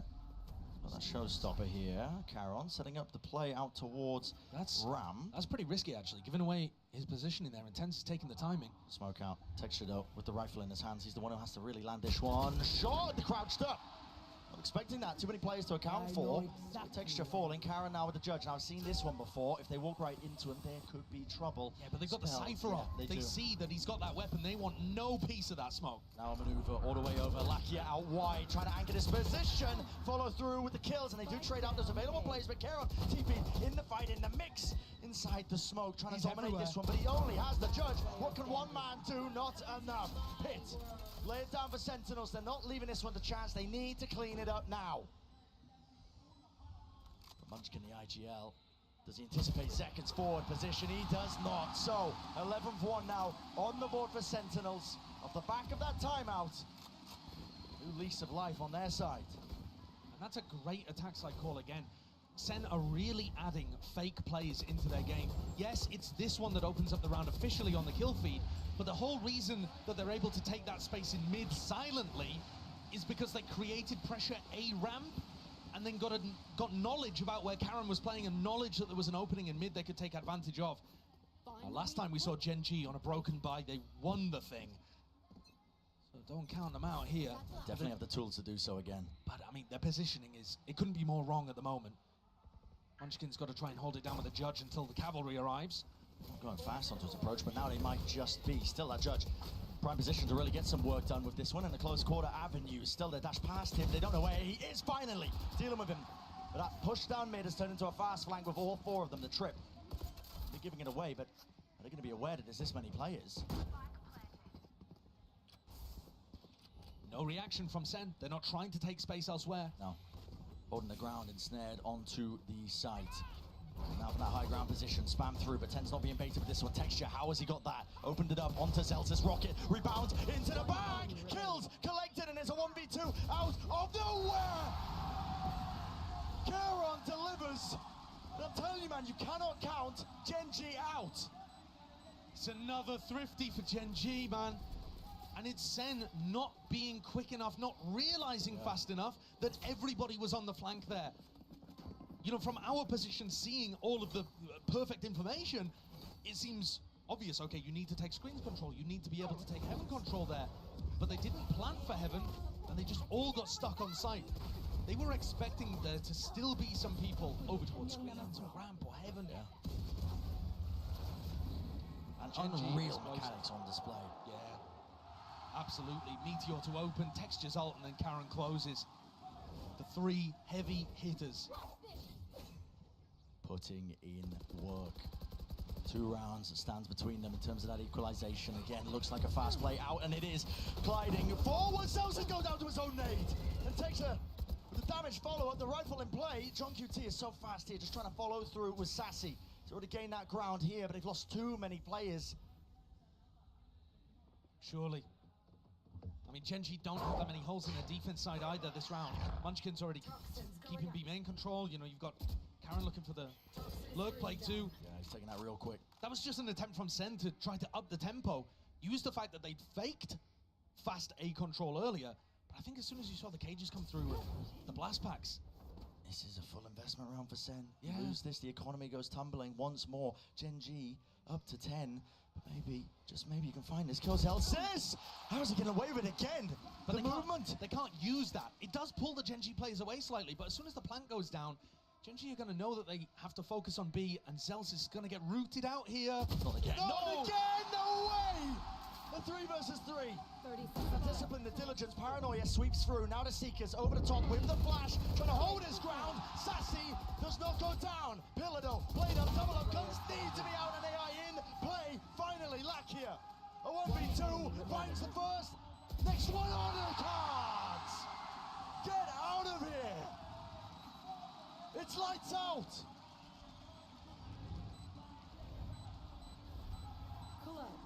He's been so good for Gen.G in the clutch. And he cleans it up again. Zelsis got away with murder in that round to make things doable. But finally, Gen.G got rewarded for their good early round play. They've only been 3 successful rounds for Sentinels in this half so far. Gen.G otherwise finding moment after moment. And look at the reaction. Pure relief on Lakia's face compared to the elation on all the rest. The stress, the heart rates all spiking. Tension is there, palpable. But the economy declining. Now they have to make a play, they have to make a play, they have to make it now, backing away with a position of respect being shown. Don't want to tangle with that judge. Gen.G have made such an incredible comeback in this half. They're starting to believe it. They're starting to earn it. They're only 3 rounds away from lifting that trophy. And this one should be a gimme. Even up 11-11. It's up to Sentinels to pull out. Not just miraculous moments, but honestly just divine intervention. Might just be necessary. A jiggle. And folk gathering for Lakia here. There's not there's much chance of a punish.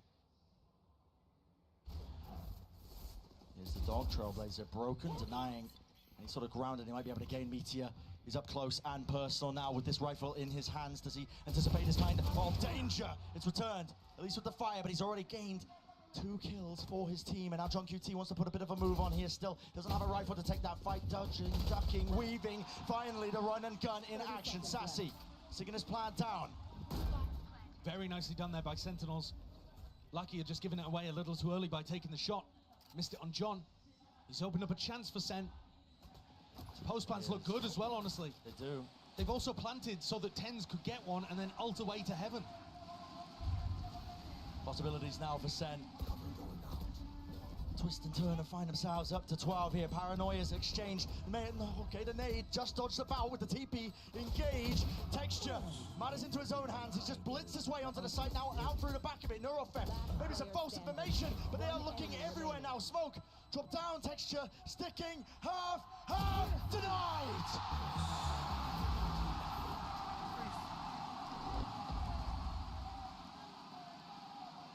What a way for Sen to respond. The Thrifties will not go quietly. Both teams finding those avenues to be able to turn these into miracles. It's Lakia there who just pulls the trigger a little too early, gives away his spot, and from there, John and Sassy wiggle their way in to be able to get the plant down into such a nice area for tens to play. Didn't even have to use the ult to reposition. Pit in mid, Sen, Matt Point, looking to try to extend the series, deny Gen.G the trophy, at least for now, and move us on to Icebox. Here. How well Gen.G have been playing. There's no certainties, but I think Sen are happy in this spot now. Guns are good. Gen.G's economy, listen, hasn't stopped them in the past, but it's taken a hit. Only a little one though. Munchkin is pretty happy with the judge here. It's Texture, who's really in the worst spot of things, but he's hiding inside a smoke, looking to try to make the play here. Meteor, off angle, loses his fight out. Against a high-low there, it's very difficult to get anything done. Will this be the domino effect But here? look, it's a fake instant reaction. Yeah, there's a fake Charon. He commits a TP to try and reinforce that A side, but it's all for naught. Texture, the lone player to stand against it. The onslaught sweeping him through all the bounds, and the sting is just not good for it, at least for that. Paranoia though, has to be a follow-up and it has to be a clean-up, and there is there on time. Texture dropped in the process now with 30 seconds left. Take a pause in the round and take a breather because Sentinels realize it. The chance now to extend that play in the series, to take it all the way to Icebox. A tap forces it out. The first low wave of the util. All the flashes flying through, and so do the bullets. Lakia, a lot to overcome, a lot to do, and it's just impossible. Map 5 is on the card. Ay, beneran dong sampai subuh. 2-2. From a 13-5 loss, back to back, the last two times. Seru ini, the Cok. play split. They take back Seru. Gila. title of looking like the team who's best in the world on this map.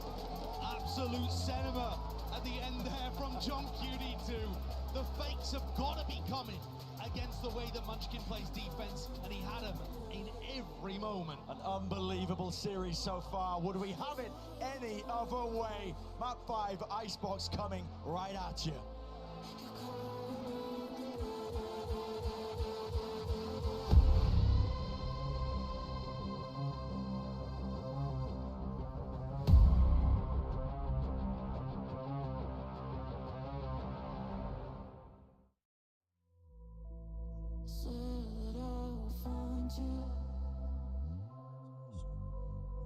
But it's not the time to make a mistake. You're calling out the name. I'm falling down again. You're calling out the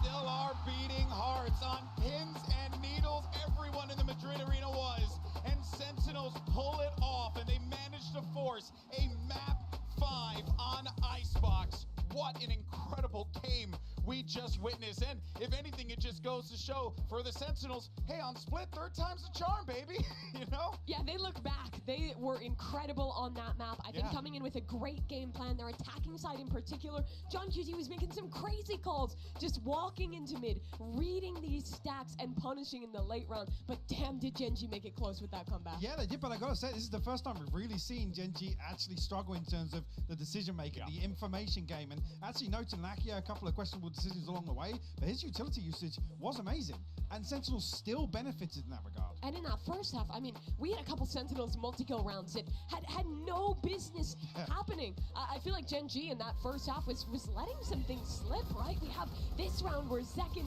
in one position manages to come out and hit the nastiest break transfer you've ever seen, and then immediately the round after this, Saucy goes and does this, Mike.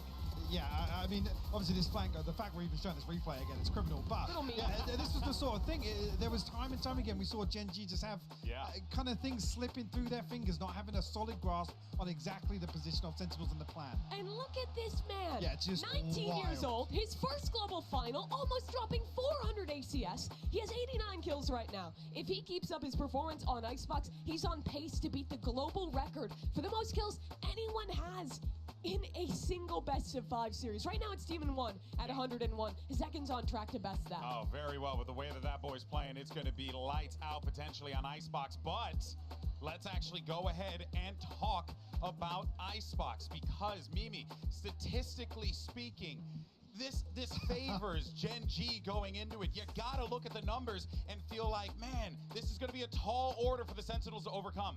I don't care at this point. I don't think the players can care at this one. It's map 5 of a best out of 5. We already saw it on Split. This is where it doesn't really come down to the prep, to what you have ahead of time, to what the coaches have been saying, but form in the server. These boys have been playing for, what, 3-4 hours at this point, putting their hearts into this game. It's about the team who can keep that pace into this final map, can find those big plays. The IGL who can make that adaptation and take home Icebox. Absolutely agree. And in terms of the mental, in terms of the emotions here, for Sen to bounce back, take Split back as their own and force the map 5 here, that's got to be a big boon for them. You can see, I mean, look, I gotta talk about it. Fans obviously going crazy for Sentinels here. Goes without saying, but oh man, I can't help but wonder, what are we gonna get from Gen.G on this one? Because there's just so many directions that they can elect to go here. But what I think is most important is there anyone that's like standing out on the Gen.G side? Because when I look at the numbers on Gen.G,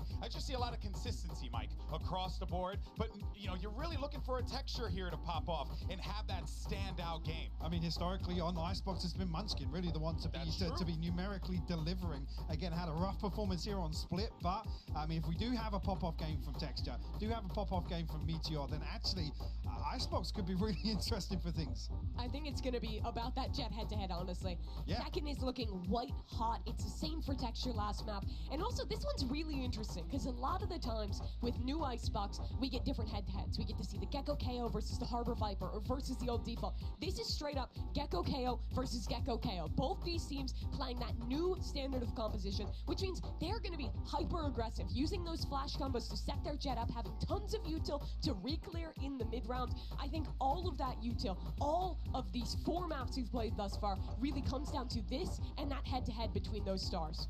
It's safe to say that this is one of the best Masters finals we've ever had. The best. Probably The best you know what, Masters you're right. finals, yeah. The best. Let me go ahead and say it with my chest, because honestly, man, what we're getting here, just to go ahead and quote the John Cutie line, it truly is absolute cinema. A game where you got Gen.G taking it, Sen taking it, the constant left and right hooks that we are seeing to make a boxing reference and contextualize it here. That's what it feels like. It feels like a slugfest, guys. Who's going to walk away with this? Are we feeling Sen? We feeling Gen.G?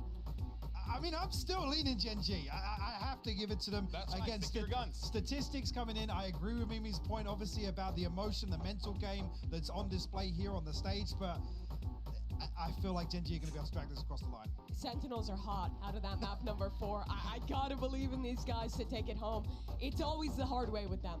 It definitely has. It's never a coast, an uphill struggle. I actually saw Kaplan at breakfast this morning, and I was like, hey, man, what's going on? He's like, hey, man, you already know. We just got to do it the hard way. He just looks 10 years older now. Yeah, bro, my guy Zekin, he's aging before our very eyes right now. Might be able to drink coming out of this one. All right, well, let's go ahead and see. As far as the agent select goes, nothing crazy, as you pointed, Mimi. It's going to be that Gecko KO. Both these teams know how the other plays. Gen.G is good on this map in the past. They're favored here, but this is going to come down to the individuals. Pacific will either lift their first ever trophy, a redemption arc for so many of these players on Gen.G, for their rookies coming into their first ever tournament, or it will be Sentinels joining that elite few of organizations to lift 2 international trophies in Valorant. Yeah, and looking at Texas to be the one to step up here. Alongside that, it's got to be Lakia and Munchkin to really enable him. This is it. It all comes down to this. Map 5, and to determine who lifts the first trophy of the 2024 season. Let's go ahead and find out and send it back over one final time to the one and only Brent and Sideshow. I don't think the Madrid arena has really seen anything quite as electric as this. 2 teams pushed to the limits. Map 5, Icebox are staging ground set. For both of these teams looking to tussle and tangle, potentially get an edge over one or the other. For one, at the end of Icebox, all the glory. The other will be gutted to have come so far and go away empty-handed. Texture takes a little bit of space over towards A, but that knife indicating, I think, that it's going to be a bit of fake pressure. Yeah. Sentinels have already stacked 4 players over towards A, ready for Gen.G's classic flash, dizzy, engage. But they're not going in that direction, and I think Sen are just starting to realize before TenZ takes contact. Sorry guys, AFK dulu sebentar tadi. Wondering when it might be. Thoughts creeping into their heads, wondering, oh, is mid exposed? Got to try and watch those angles. TenZ gets off the angle. Munchkin's trying to sell it. It's only him here. Yeah, it is just this lone player lurking up. Still Sen matchnya sampai stack the bodies subuh, towards it. In guys. fact, they full board it. Munchkin was thinking Benar-benar for a bikin moment, melek pulling his nih. team back. You saw Gen.G doubling back towards mid just for a second, and now they've started walking their way into B. You're right, Sen, they bought this hook, line, and sinker. Now realizing the errors of their ways, Dizzy lays the groundwork now to try and take towards this B site. Man with the plant down, but it's an open angle here that wasn't actually smoked off. That's not available for them. Still fights ready to be taken here. Sentinels trying to get fast onto the approach and hot on their heels. Kill onto Lakia. It evens it out to 4-4, but you got to think the advantage now to Gen.G. Sassy's going to have Dizzy back online, I think. Was he able to pick that one back up? Surely. Late lurks, Elsis seeming like he might be aware of it. Drifting back and forth. What a shot straight to the cranium. Sassy defusing is already on half. Sassy defusing. Wingman, hello, already on the half, but it might have just brought them that critical, crucial lifeline. Munchkin from the side. An attack from second is that uncertainty, but he's defended in time by John QT. You absolute beauty. What a way for Sen to get back in. And that's after missing the read in the round. They were forced to play retake. They got a nice little spam kill to open things up. The pick onto Lakia is huge. But the defense of Wingman, and then the defense again, as John held it down, huge. Yeah.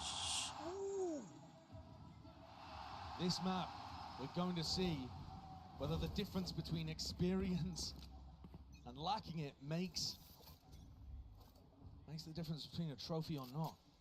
So many players on Sen that have been in positions like this before. Some new players as well, like John, who's been calling a lights-out game and playing one too. Exactly right. I mean, there's a chance of history on both sides. Of course, Gen.G looking for that trophy lift for Pacific for themselves as well as one of the most successful iterations of a Korean roster we've ever seen. Itia forwards now into the angle. Zelsis retreating and away with the turret is covering that angle there with Munchkin caught out into the open. Still a plan down for Gen.G. Can't be too much more behind this. They are dropping and toppling. Very diligent play by Sentinels, making sure that they deal with the lurk, but not clearing the corner. Speak of the devil man texture. Makes a good go of it. I don't see how Karen wins this though in a 1v3. With a fragment nade, force them out. Not possible. Open to drop. So a little bit of damage done, but not too bad. Double Bulldog and a Guardian safe next. And you're right, Brent. While there's history on the line for Gen.G, Pacific, they've never won a trophy before. Gen.G could not be closer. It's only Paper-X in that final against FPX at Copenhagen, who were in a similar position to this, map 5, and it slipped away from them. But not only are they on the precipice of making history, but when you look at the two people at the top of the scoreboard here early on for Sentinels, Sassy and Tens both wanting to get into that, as the desk said, very exclusive club. Double trophy lifters. And Sen as an org would only be the second org ever to have 2 trophies. Wouldn't that be something? The first and the last, or at least the most recent. I hope we don't stop doing them anytime soon. I certainly hope not. Sen looking aggressive at the start of this round, going forwards with 3 players over towards A, and Gen.G get funneled into a B hit. I think Sen look very confident and comfortable in playing the B retakes. They seem set up for it. And also, you've got to be aware that Gen.G at some point could try to flash Dizzy combo into Snowman. Yeah. That's another thing that Sen might be ready for. Dizzy's exchanging the handshake there in the air. The shots are fired off here, but the plan's still down now for Gen.G. Into the post plant. Again, that weaponry isn't good, but util is. Look at that, it's a coordinated effort. An absolutely filthy spray transfer. As Lakia, texture with the final blow, put an end to any of that funny business. Does not matter how good your utility is, if you're not able to get the kill onto Lakia as he sprays down 4. I mean, so many players that he was fighting there just didn't really seem to have their guns out ready to take a duel. Not anticipating that somebody would have gone in front of all of that util. That's spectacular. That gets his ult online. That can really start some momentum going. Huge play from Lakia. Sorry. The big stage, seen the big scene before, even way back in the day. I was just going to say, Brent, by the numbers, this would be disaster for Sen, if you care about them. 0 and 6 on Icebox Sentinels since May 2022. God. I mean, different roster at that point, basically, right? But essentially just not a map that they've ever had success on. Does it matter in a big moment like this, though? I would say it doesn't really. There's so much more to it. The emotional aspect, playing to each other's forms, cooking up plays on the fly. But you can stop this one here from Gen.G, and they do with the knife. It's a good one. Thrash. We stopped and stunted, and the full group up again from Sentinels, looking like they are really ready to fight this one. Tooth and nail seems to be the call. Everybody through now with the Thrash, setting it up from Sassy. It hasn't been dealt with here still. Wingman forwards, Entertainment not online, and they are really trying to flood in and through, but Gen.G in the high ground positions on high, trying to topple them over. Celsius, the difference maker. Right when his team needed it, 2 versus 2, and guess what? Spike, drop down, top nest. Wingman delivered that one like a juicy little delivery. Speaking of delivery, Sassy out wide, but Celsius again. It would have to be the ace, and it's shut down in its tracks. Great try from Celsius there, but just not quite enough to overcome the player disadvantage. Sen have a clear game plan of how they want to defend against this. They're not getting caught by the flash combos at the beginning of the round, but they use their own utility to get back in, doing a retake before Wingman can even get started, making sure to break that as well so the spike's lost in enemy territory. But Gen.G got too many picks as Sen were trying to flood. That round win for Gen.G has knocked the economy of Sen. Zelsis one away from the lockdown too. Certainly something to fight with if they can get picks early. Doesn't expect the angle though. Meteor be close to the corner, swinging out, only gets the body shot, so 100 damage done, and already Texture gained all that ground, scaled rapidly on the approach. Looking to pick apart this Sentinels players that are left standing. And this top 4-10 position is one where Gen.G were able to get value in the previous round. Just broken. Just creeping right into it. Yeah, and by the way, throughout all of this, Caron has just walked up B into Snowman and is calling for his team, listen, you don't need to take the risk of going into A. Yeah, you're favored, but why even bother with it? Let's go B, let's make sure that Munchkin gets his ult online for the next round and keep this snowball going. Play it safe. We've got players in forwards, advanced positions. I mean, if there's any pushing out opposition here by Sentinels, look, it's going to be captured by Lakia. If not Lakia, then Texture. Looks like a great game plan for Gen.G here. Not just applying crazy pressure over towards A. There it is. But also being able to get the lurk in on B. The Gen.G A hit is so powerful. And really, this Flash Dizzy lineup that they use with Munchkin on top of pipes and then Lakia following it in afterwards, it's crazy hard to deal with. And that means that Sentinels are starting to stack A to deal with it more and cheat over towards the A side. Karen's found within the first 5 rounds that opening on B as a reaction. Chomping at the bit for the chance. Already thinking ahead about how to stop Sentinel's counter-strat. More importantly here for Gen.G, with these recurring wins, rounds online, they have big ults to try and punish and keep that snowball going. Now the knife wasn't broken, so Zekken tagged up here.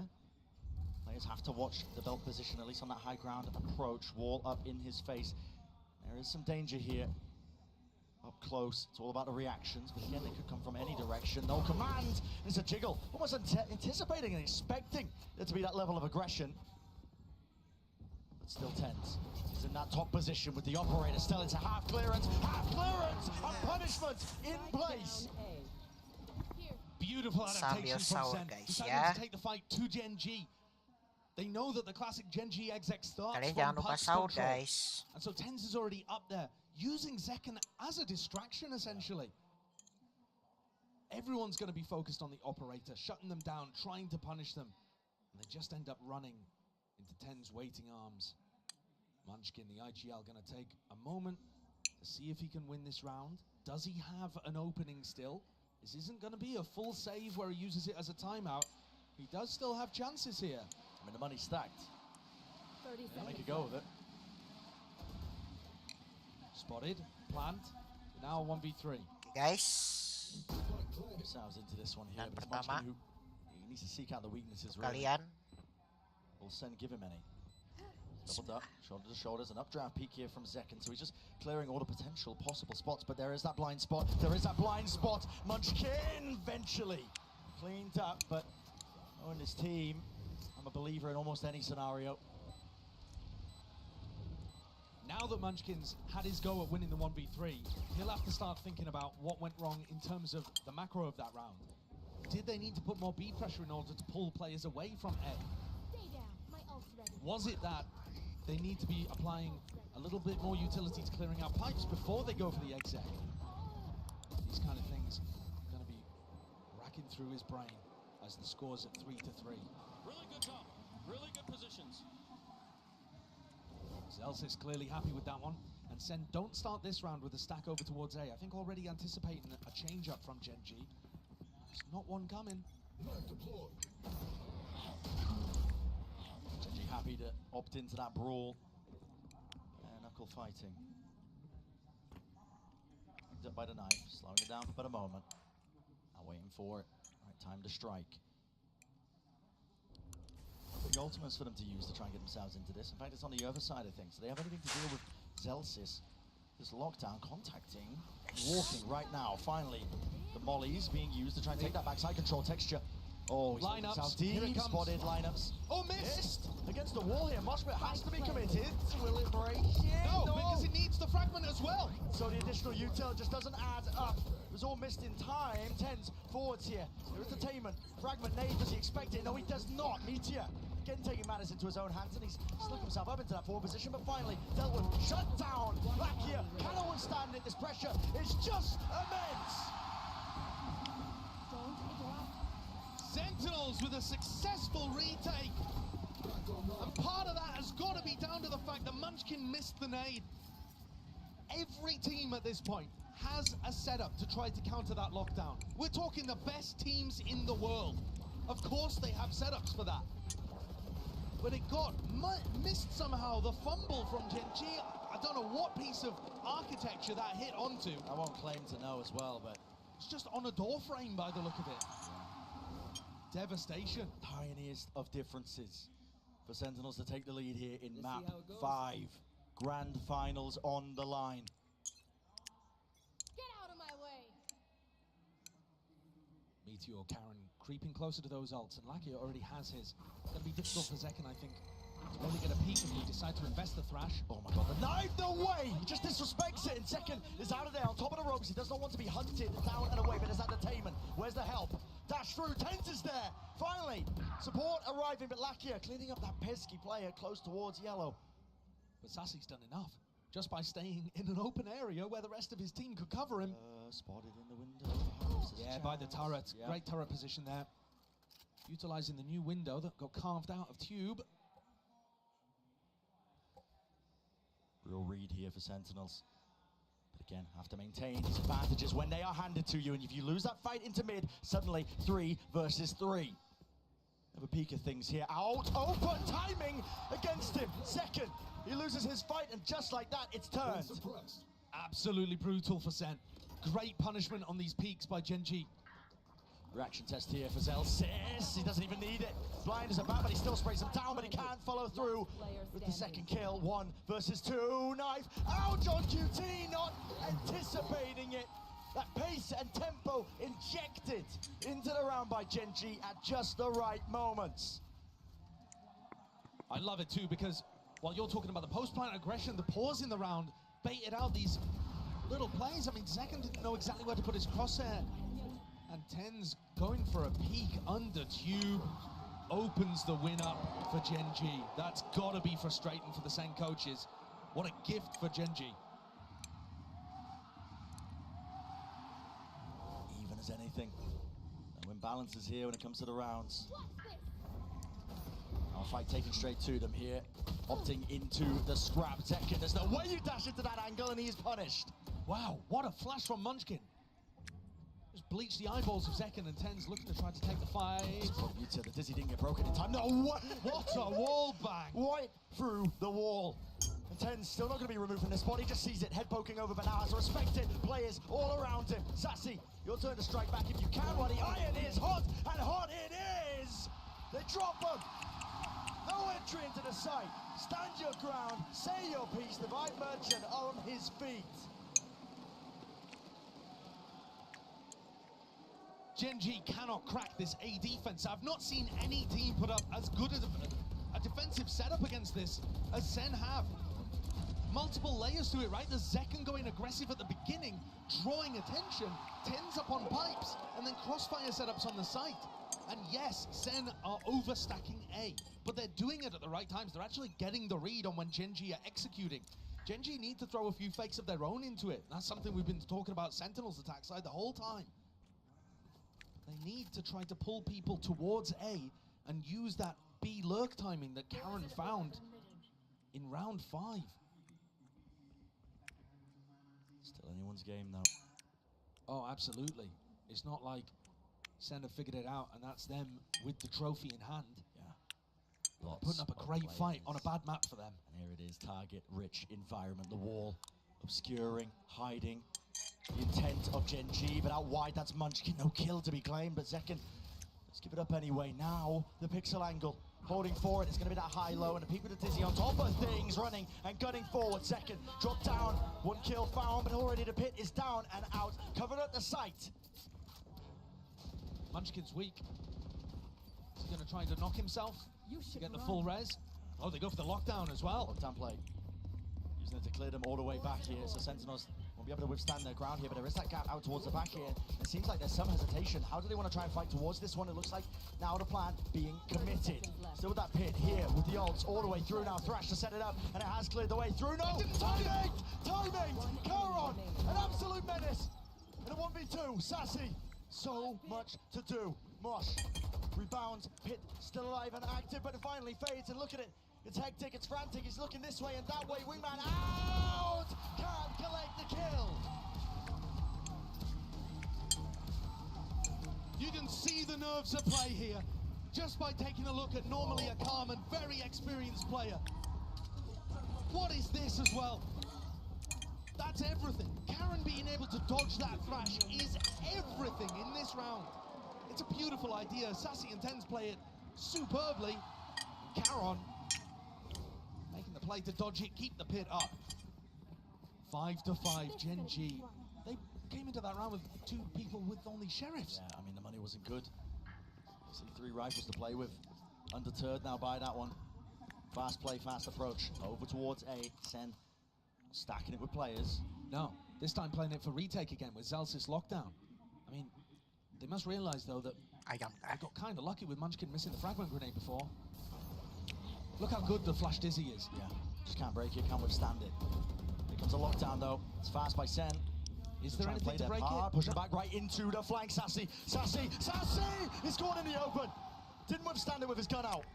He thought Gen.G were going to fight the lockdown, but the lockdown came too early. Gen.G weren't in position for the lineups. Zelsis in mid. Catching Meteor, crucial to the round. Success. Orb in his face, blooms and blossoms fading away. Here's the footsteps, here's the running card. Zelsis! Awareness off the charts. Pit dropped down too. But dodging that one with entertainment. The Thrash not getting anything. And the decay damage, there it is. Putting in work with Zelsis leading that charge still. The spike, it went down. Wingman able to plant it in the midst of all of this. But this Pit, it's not a post-plant play. It's for Sen to go for the retake. And they got all that space still, have to clear through this one. Karon has a snake bite, at least one with the tap. And now they're floating through onto the side. That left-hand Flash! Magnificent! Munchkin to deliver. And he's got to stand and do it now. The tap, forcing out the bullets, no more. Left in the chamber.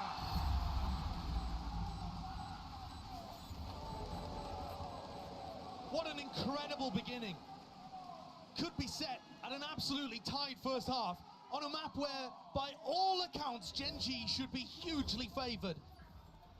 But I don't feel like I'm seeing the nerves hit the Gen.G players. It doesn't feel like a collapse from them. No, it feels like Sen stepping up. It definitely does. The adaptations they've made and the awareness of how Gen.G want to play Icebox, loving the way that they're defending. The Pit there from John Cutie was immaculate. Zelsis' awareness too. And the flash out from TenZ just all working really nicely together. Some players rallied, reinvigorated. Deep knife gives him peace of mind there, so TenZ can earn himself up to his ult. Wasn't pushed back, and a full group up by Gen.G. They're aware that sometimes the Sentinels players have pushed on defense. Remember, they caught Sassy pushing out of B in the previous round after they'd applied their pressure on A. Way too long, the knife might be back online for TenZ to just throw her from Boiler. TenZ has his ult to be able to work with too, so the closer they get, the less they can really rely on the Viper wall to do anything for them. Do they have an idea of where TenZ is? He's set up for another knife lineup. Here comes the knife again. Might get bad info though here, actually. Oh. Crosses back over to A. Yeah, that knife caught onto Munchkin. But then TenZ is still rotating off. It's really orchestrated. I mean, they just know. When the orb's up like that, they only catch one onto the knife. Yes, they could cut noise, but Zekken holding from the top rafter position here. Plenty of angles to adjust and choose from, but they are walking right into the one that matters most. Dash online, backs away, Sassy, close now. In their faces, willing to take the fight straight to them with only 25 seconds left as the final round of the first half. And an important one at that, Wingman broken. That's the confirmation. Gen.G have to follow through with the weaponry and the guns, and they're finding their own place, but it's only down to one. Texture, Soul Survivor breaks it down. Munchkin late to the party, and jumping around, the nerves at play. Sentinels can feel it. They've got the lead at the half on a map they weren't favored on. They were banking on a 3-1 finish to this series, but 3-2 would do the job. Heartbreak on the horizon, perhaps for Gen.G, as they were looking at the first trophy for Pacific.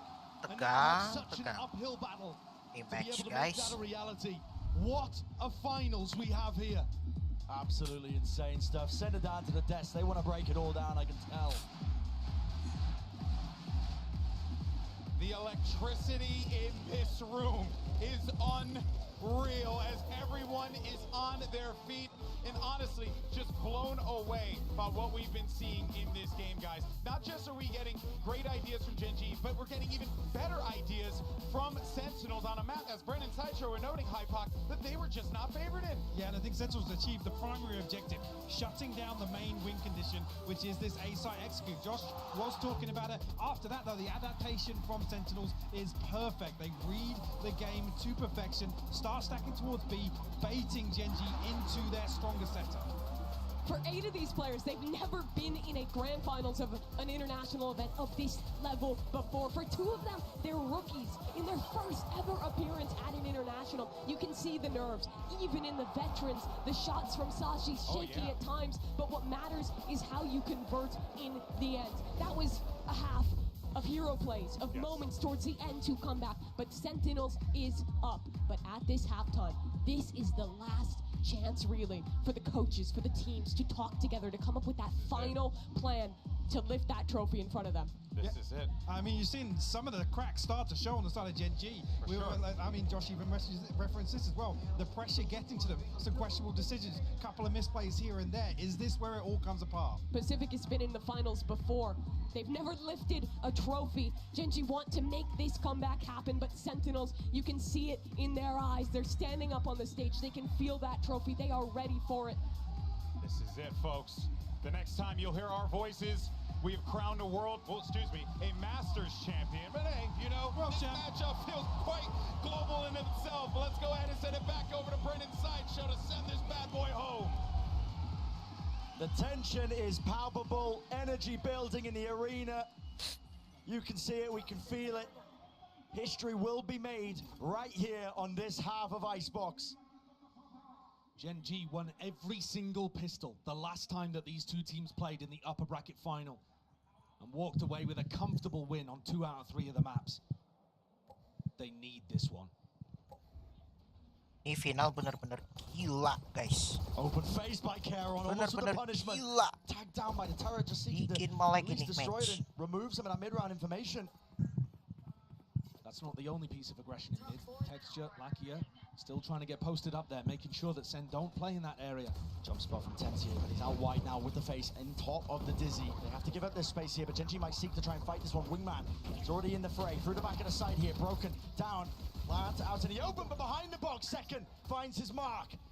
Precision, being the name of the game, but Gen.G not willing to give up even a scrap of territory. No map control, and no gain really for them. Gen.G takes to, oh my goodness, 2, but eventually brought down. 3 versus 3, and the spike's still not retrievable.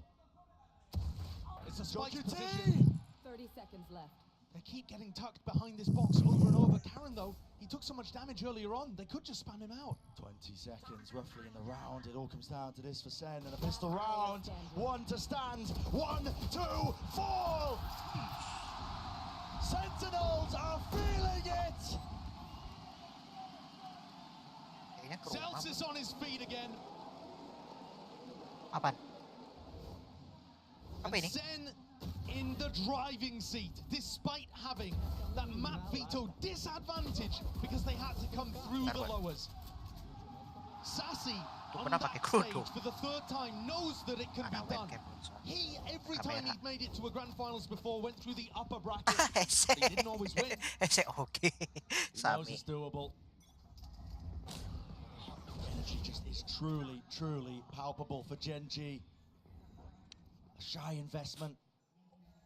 Utility, maybe a sheriff of Meteor to get something done, but this is Sentinels, in all likelihood, wrapped up to that 9th round.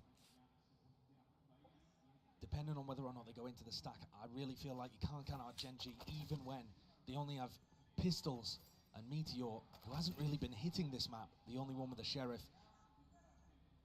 If Tens goes down and they pick up the Stinger, maybe something can snowball off the back of it. Sen are playing this so cautiously. They do not want to give an inch to Gen.G. Caution can spell defeat sometimes. Knife, no info, it's caused to rotate. That's an amazing timing for Sen to start to hit A. Tens has read this one perfectly. Just like that, we talk about it, the tiniest of differences affecting so much more. Where you going, mate? Where are you going? Stinger from that range. All right. Ten's getting away with all sorts of murder. It's a massacre in front of the back of the site, but he gives up his life in the end. I can't believe he took that decision, but I think that shows you the confidence on play. Sen setting up for the aggressive post plants. Gen.G's composition can be very potent when you allow them to get into retake scenarios, and Sen are clearly planning to play forwards even when this turns into rifle rounds. See the kind of angles that they're taking.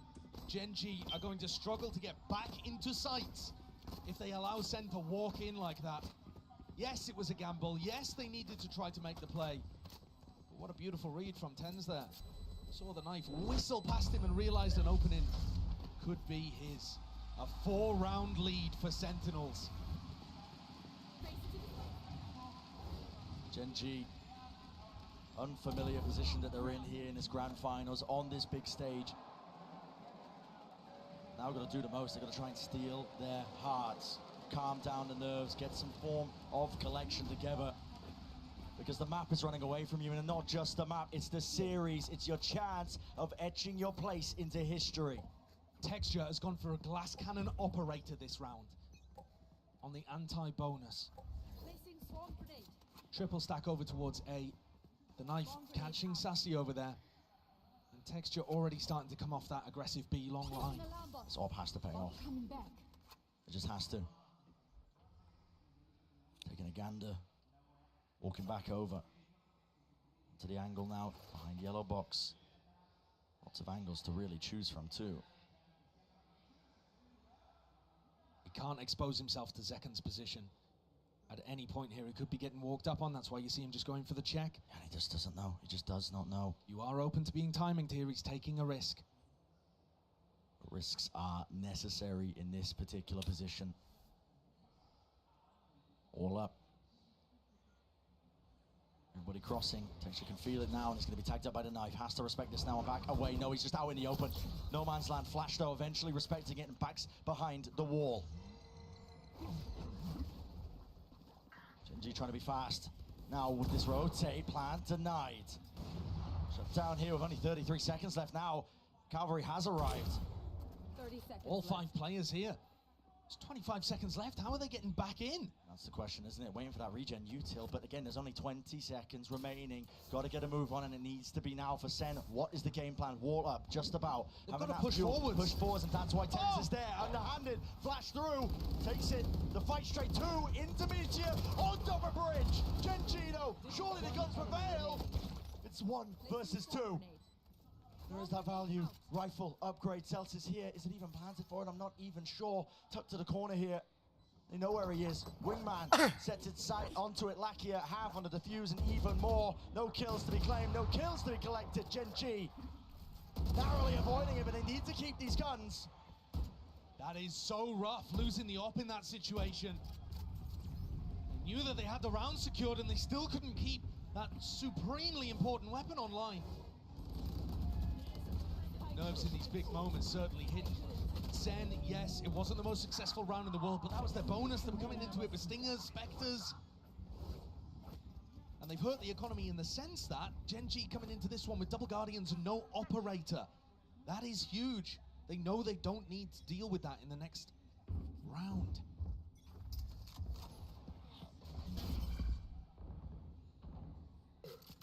Familiar scenes here. Seen that one before. The deep knife gives him that chance for Munchkin to try and build up that all, but here it is, fast and loose. It's the call made here by Sentinels. Looking to disrupt. No command. There's no abilities here, so Sassy can be able to get that plan down. So again, into the post-plan situation we go. Gen.G going to be tested now on their retakes. Gen.G are looking for the lurker, coming around throughout mid. There isn't one. Yeah, just trying to clear it out. Sassy can play so far back and just work off his thrash. Does Munchkin have some kind of knife to be able to deny this? Mosh pit flash through and out second. How the hell is he alive there? Thrash now finally being used, but it's offloaded. All the mollies as well. Thrash broken. Media wide texture. Trying to claim another one here. Being dropped down to 10 HP. 10. Surely he falls. Surely they go down. Half out. Munchkin. Has he bought enough time? He's got too many targets to deal with. Too much indeed. Wow. Small smile on the face of Zelsis, throwing in the wide swing, knowing that the aim is going to be at its shakiest in this, the latest hour. Zen creep ever closer. It was a tough one. They had to hold off all sorts. The swing that came through here, or in the previous, to be able to deny the wingman, I thought could have been punished. But Gen.G just didn't have it in them. They've been stuck, paralyzed at 6 as Sen creep up and up. 3 rounds away now. Within touching distance, they can see the trophy in front of them. What they've been working for since October. Honestly, all throughout last year as well. Through the turmoil of their roster, of trying to figure out an identity. And since adding John, his first time on the big stage like this as well, doesn't appear to be a rookie. No. He's been delivering in every twist and turn of this tale that is the grand finals, this best of 5. It's just a ludicrous scenario that we stare ourselves at. Sentinels holding this lead on a map that they haven't won since May 2022. No. And Gen.G have looked fabulous here. They wrote the book on how to use this Gecko KO composition that Sentinels ended up taking for themselves. Yeah. And now to see Sen outplaying them, this is what we were talking about earlier, Brent.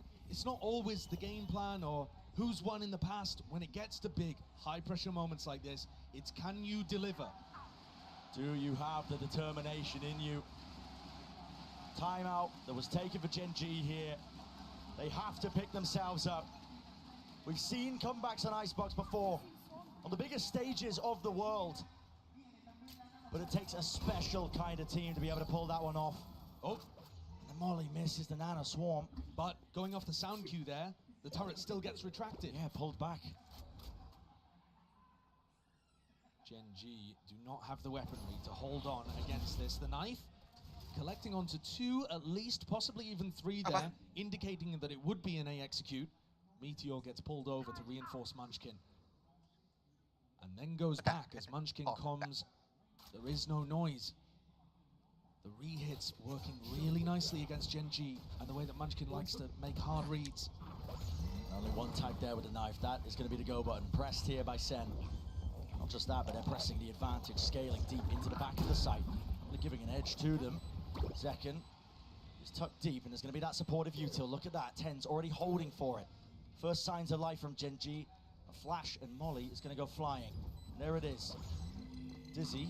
It's been broken, not quite, just sailed right over, but a bit of miscommunication out here. Texture, the knife's at play, the knife's at work. He's going to try and slice and dice to victory. Gen.G finding that footwork, and the ground gained and granted to them. 2 versus 2, a weapon, at least with the upgrade. Meteor is going to be holding this one, he's going to be defusing this one, but already the wall fades and topples away. Half needs to be earned, and he does get it, but time against him entirely. Zelsis again is there to make sure the safe pair of hands. Another player who was there at the very beginning. 18 and 8, making sure to be the backbone of this team. Emotional leader for Sentinels, thriving under the pressure. Making sure that every one of these tight moments is closed out. Gen.G, they must pick this timing to respond if they want any chance of forging their place in history. Juara nih Has to happen now. Benar. Sentinel. Pressure against them. Either crumble or makes diamonds. Texture misses the adjustment. Can't quite hit the snap to the side, and now pushed away from the angle. In fact, even activates the dash, anticipating like it could be a follow-through, but it's not. But he's getting out of there. He's getting good information here, Bren. The fact that Texture popped the dash and got back on the angle is telling Gen.G to keep 3 players A, and they have Lackey on pipes too. This is looking like the way that Sen wanted to defend. So it is. Here's Ekan! Matters into his own hands, leading the charge with a dash. It just collides right into the collision of 410. There needs to be the adjustment. It's not there!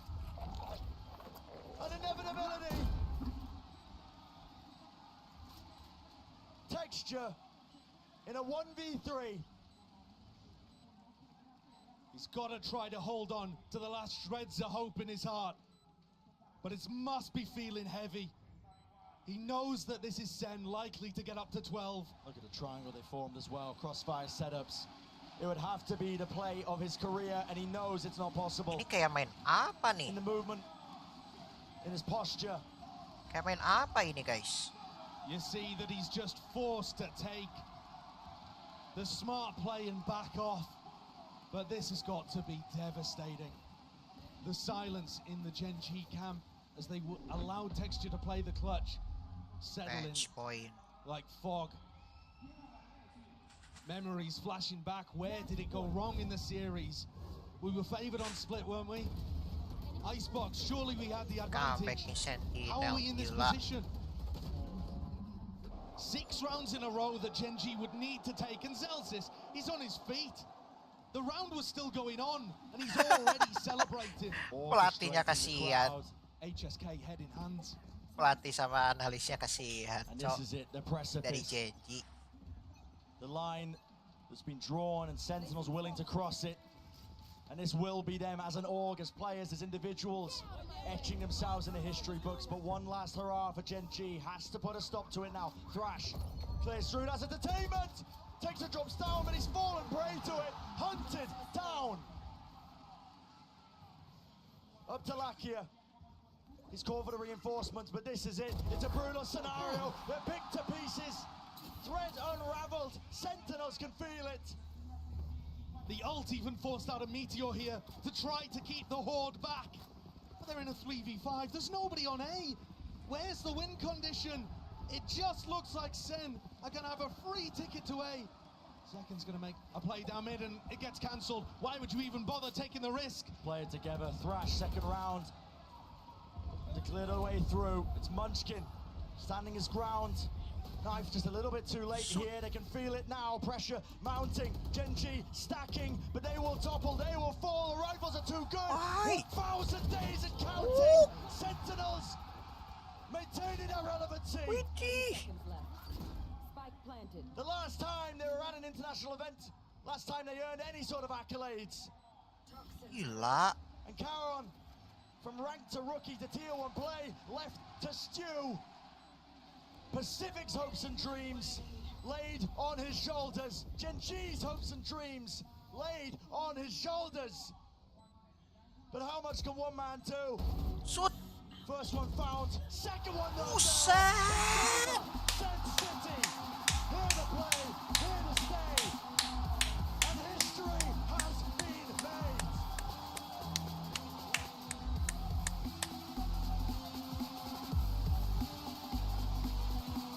Wow! The Sentinels organization leapt to stardom, became a household name because of the win that they got in that first ever Masters event.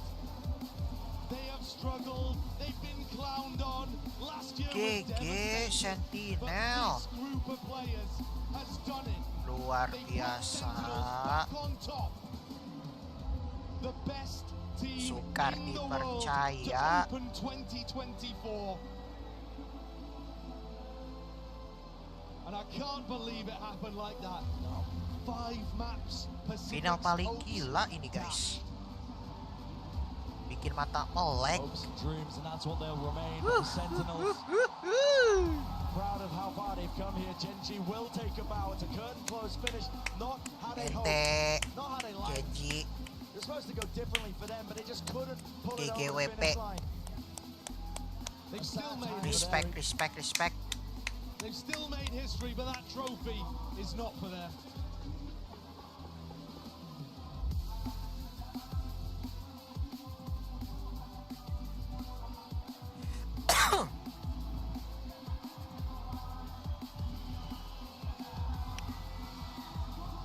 Wow, wow, wow, wow, wow. Bisa comeback nih Sentinel.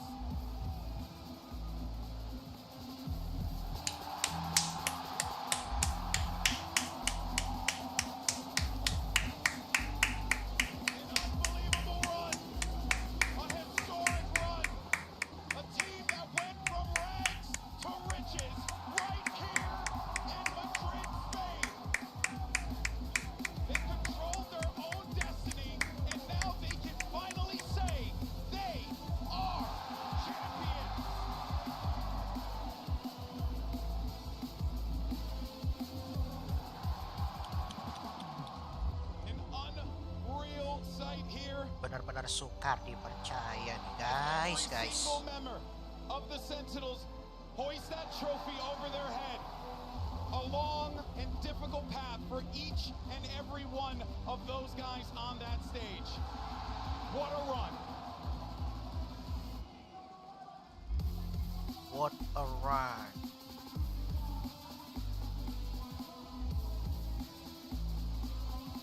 A journey that stretches over 1,000 days. Sentinels are finally back on top, solidify their start to this year as world champions. Madrid will forever be known as the second coming of Sentinels. They did it the hardest way possible. They played every match in the offseason, grinded since October. Every possible game in Americas. They went the long road here in Madrid and all 5 maps in the finals.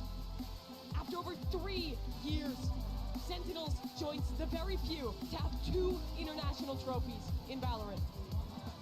An unreal run from an unreal team. Guys who joined in a unified vision to bring a trophy to the fans of Sen City, to the organization that has stood by this game from the very beginning. And for them to do it in the way that they have done it, taking the hard road, Mimi, this right here is something that, oh boy, it's a special moment for sure. And you see Tenz on that stage. He's been there since the beginning, since that first trophy lift. Went through 3 years of turmoil, of grinding it out in North America. Unable to make another run happen. But now he has that trophy. Cannot believe how they managed to put this one together. But also, I do want to say real quick, commiserations for Gen.G on one hell of a tournament as well. They played hard. They played this team as tough as they could. Pacific's got a lot to be proud of. But on this day, Sentinels got the better of them. But I will say this much. I don't think that this is going to be the end of us seeing this rivalry between Sentinels and Gen.G because I want more. We're bound to I want you more. see Second lift the trophy just days after his 19th birthday. Crazy. Actually crazy. To even put Crazy that in final. having, I'll go ahead and say it now, solidifying MVP status here in Madrid. Just an individual performance for the history books. This kid has been waiting for his opportunity, and he finally had the right team around him to make it happen. Sassy as well. Champions 2022, the last time this man felt a trophy. Now on a completely different team with 4 new members around him. He's made it happen again. He took that risk after winning a world championship with Loud. Decided that he wanted to bet on himself. Go and join the Sentinels. Come to the Americas region, not alongside his Brazilian brothers, but instead joining a lineup that was mixed at the beginning, that was struggling. And now for him to be right here, I mean, it's just unbelievable. And for Zelsis, the man's more than just a salesman. He's the guy who kept him in it. You saw him on that last map, standing up, shouting at every moment. His teammates have said he's the reason they played for. He reminds them what they're after. This is it. They don't need a reminder anymore. Yeah, his contribution in and out of the game today has been so visible the whole way through. Regardless of when the wins came for Gen.G, regardless of when the wins came for Sentinels, he's been on his feet. He's been elevating his team today. Of course, it was a back and forth affair between both of these teams, and it really couldn't have gone any other way. When you think about the great finals that we've had already in the history of this game, the short history of this game, whether it's Fnatic versus Loud, EG, PaperX last year, some great matches across the board. This one, most definitely a special one, as it just goes to show me how the game has just continuously evolved. And I'm just so impressed in Sentinels staying in this series. The final map not favored to them whatsoever, but they played their damn hearts out and earned that trophy. GEN.G, his first international event as an regaining with Kaplan, the coach who he played with what, 2 years ago now, back in Tier 2, failing then, but reuniting and lifting a trophy together here in Madrid. And I'll be honest, never the easy road for Sentinels, but bouncing back on Split, righting their wrongs from previous series, and then closing out on Icebox, it's just the best way to crown them. It's the fact that they did it on Icebox. I saw Anne, I saw Leo and John need them all in the back, and I was like, guys, I think statistically speaking, it's going to look really good here for Gen.G, but instead it is the Sentinels who rise to the occasion and are your Masters champion. For now, let's go ahead and hear from your champs.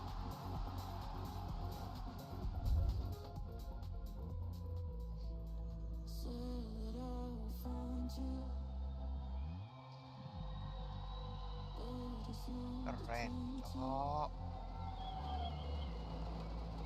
And now from Riot Games joining us on stage, we have some very important guests that are joining us to celebrate and congratulate our winners.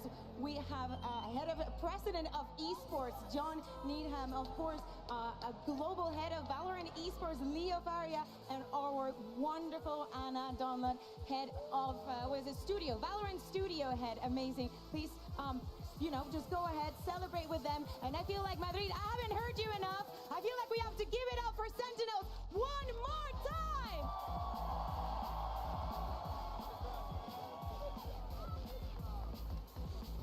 Madrid, lo habéis estado haciendo de locos. Menudo partidazo que hemos tenido en el día de hoy. Os habéis portado, ¿eh? Habéis sido unos magníficos reyes. Muchísimas gracias por venir hasta aquí y por celebrar con nosotros.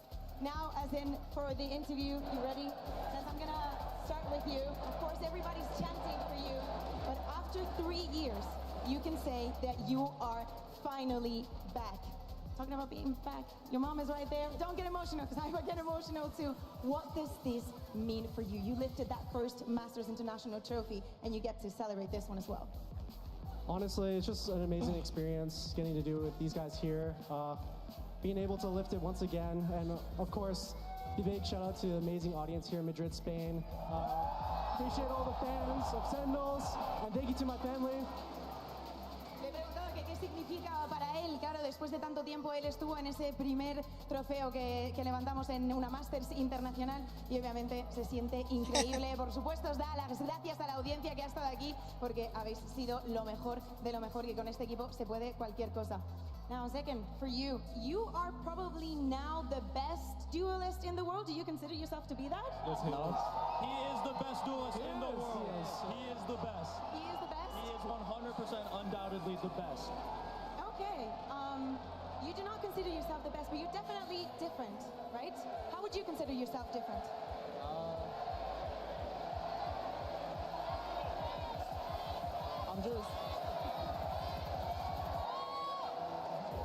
I'm just willing to do the job. I have the best teammates in the world behind me, the best support that a duelist could ever ask for. They make my life so easy. That's pretty much it. Yo le pregunto si se considera que es el mejor duelista del mundo y él dice que no, que la verdad que no lo tiene tan claro, que es realmente el equipo el que hace que tenga tantísimo éxito, pero todos sabemos, lo estamos escuchando, que es el MVP probablemente de esta Masters. Now, Celsius, I need to hear from you. I know what you're gonna do, but please give me a bit, the best of both worlds, okay? We know, we have seen you on stage. You're given everything. Of course, going to 5 maps, the vibes need to be up, and I feel like you've been in charge of that. Yeah, I mean, there's a joke always going around that I'm only the vibe merchant, so it feels really nice that I got to lift a trophy, especially with these guys. Like, they really believe in me, everything I bring to them and everything they bring to me. And for once, it feels like we have a real team who everyone wants to win, and I'm just glad we got it done. Anything else you want to add? All right, the Sentinels bundle! Tengo que dejar que haga eso, que celebre. Le pregunto que cómo ha estado manteniendo la energía tan arriba, sobre todo cuando nos vamos a un quinto mapa. Y él dice pues que todos sus compañeros lo hacen bastante fácil, que sí, que él está considerado ese tipo de persona que siempre tiene las vibes arriba y desde luego que hoy lo ha demostrado. Sassy, this is your second trophy, right? But you have been competing for a very, very long time. There's been some ups, there's been some downs. How do you see this moment in your career? Fake, I'm old, I know. But yeah, I think I've been here for like 10 years already playing esports. I don't know, I'm just grateful. I consider myself lucky to play so much like good teammates like Zach and Tyson, Jordan, John. Also the coaching staff made a great job on this tournament. And I don't know, I'm just happy to be here and happy to get my second trophy international. Yeah, that's it. Porque obviamente este es el segundo trofeo que él consigue, pero lleva compitiendo muchísimos años también en otros títulos. Me hace la broma, ¿no? De que a lo mejor es un poco mayor, pero la verdad es que está muy agradecido de tener al equipo que tiene, de poder estar aquí y de celebrar todo esto y de seguir ganando. La verdad que un momento muy humilde para él. Now, GEN.G, how are you feeling? You feeling good? I'm feeling great. Feeling dangerous. I feel like there was a lot of eyes on you coming into this tournament. Of course, some might consider you a rookie, but what you did here during this entire tournament, but especially today, as a fresh, IGL coming into the big stage, what do you think has been your biggest struggle that you faced during this tournament? Biggest struggle? I don't know. Our biggest struggle as a team was just like not playing like ourselves. We know we're the best team in the world, and yeah, we just need to play like that, pretty much. Yo que le quería preguntar que aunque ha tenido dificultad porque obviamente no lleva compitiendo tanto tiempo como los otros, ahora llega a este stage tan grande y no se viene abajo ante nada. Dice que con lo que más han dudado, con lo que más les ha costado es jugar como ellos mismos, sabiendo que son el mejor equipo del planeta. Now, Kaplan, you're in for last. We have been hearing your thoughts during the tournament, some things that you agree with, some things that your ups and downs as well. But what has been your biggest learning point from this entire experience? I did not know the resilience my team was possible, and it means the world to me. I don't think we would be standing up here having won if we didn't have the hardest road in kickoff, and maybe if we didn't lose 2 days ago. We just get back up and we keep going, and they fucking want it, and whoops, they really, really want it, and I'll never forget that people can want it that bad. And I love them. We love you. We all love you. Me preguntaba que cuál ha sido, pues desde luego con las opiniones que hemos estado escuchando de él durante el torneo, que ha sido lo que ha aprendido, ¿no? De todo esto. Dice que de no haber perdido hace 2 días, de no haberse visto contra las cuerdas, no se habrían visto en esta situación de levantarse, de darlo todo y por supuesto de ganar este torneo. Let's give it up one more time for Sentinels!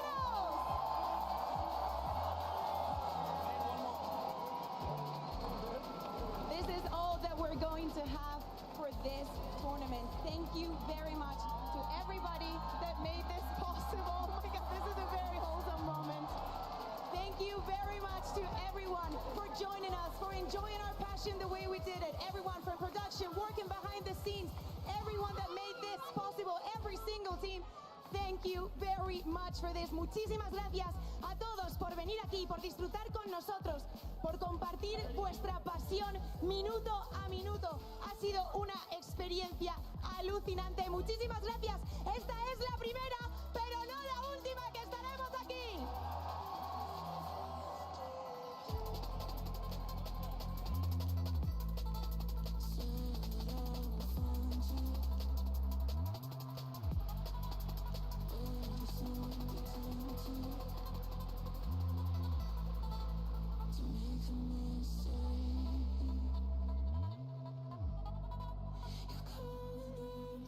A beautiful moment with a team that has fought tooth and nail for this right here, for that trophy. That moment. That moment.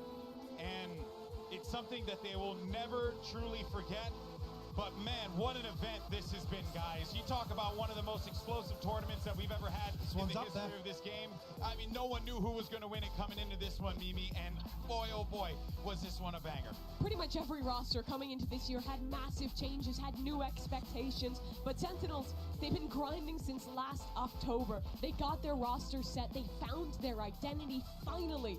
And have worked so hard to get to this point. You heard it from Kaplan. The hardest road possible, but that's how they got here. Yeah, it's really, really great to hear him talk about the resilience, because I think that's one of the key things here to close out this run in Madrid. I mean, it's taken so much. You can see how much it means to them as well. Somebody is cutting onions out there, but it's just, yeah, it's so fantastic for these guys. Yeah, and of course, for Sentinels, this is only the beginning, because this is literally the beginning of our season. We had the kickoff tournament, something a little different to spice things up at the start of the season, and now we kick it off here in Madrid, but there is just so much more to come. Guys, this is going to be awesome. What a great season we have in front of us. We got to top that now. Yeah, somehow. It's going to be hard. Somehow, some way, we have to top the absolute cinema that we just watched here today in Madrid Madrid, Spain, excuse me. Now, folks, I'm a little verklempt over here, but before we go, we want to thank everyone in this arena who came out, who poured their heart and soul into each and every one of those games. We want to thank our incredible production team that has worked tooth and nail to make this broadcast happen, whether it was here in Madrid, over in Dublin, our broadcast partners all around the world. We also want to thank the talent team that makes this incredible event happen. Without you guys, I mean, my job is pointless, so thank you so much for being lovely people. And most importantly, we want to thank you who tune in and break records with us week in and week out and support this awesome game. This is only just the beginning, folks, and we'll see you at the international leagues. We'll see you for stage 1, and we will see you very, very soon. Take care, everybody.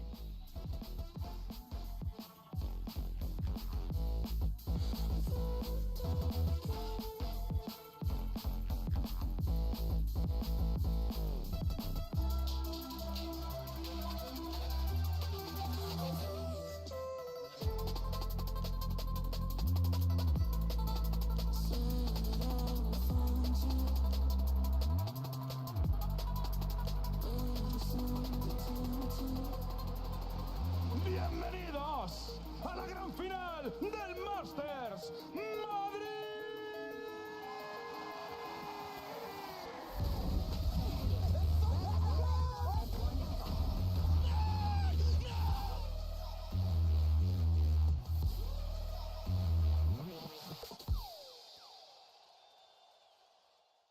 ¿Qué pasa? We're in Spain finally. Bienvenidos a España. I'm so excited to be here. This tournament is going to be definitely one that nobody wants to miss. Give me another. Just keep throwing. Gen.G, keep throwing. Okay. This is really the year of young blood, of new teams stepping up. The stage is so much bigger and the stakes are so much higher. It's Valorant. Anyone can lose. He's got the spike in his hands. No teammates. Nowhere near at all. Bullets hailing down onto him, but his head just peeking out. And the race can't be stopped, man. Buy the KC bundle. We need the KC versus Sentinel game. Who wins the whole tournament? I want to think about that, actually. Unbelievable. This guy is not the Lisan Al-Gaib. I want to just take my moment to go crazy about Les. Because for my money, coming into this tournament, he looks like the best player in the world. Oh my gosh! How do you feel going up against the former world champions in Loud? I wasn't playing when they won champs. Oh, clean from texture. Get another. Show us what you got. This guy is absolutely phenomenal. Wait down! You roll your R's so good, actually. You know, like Yeah.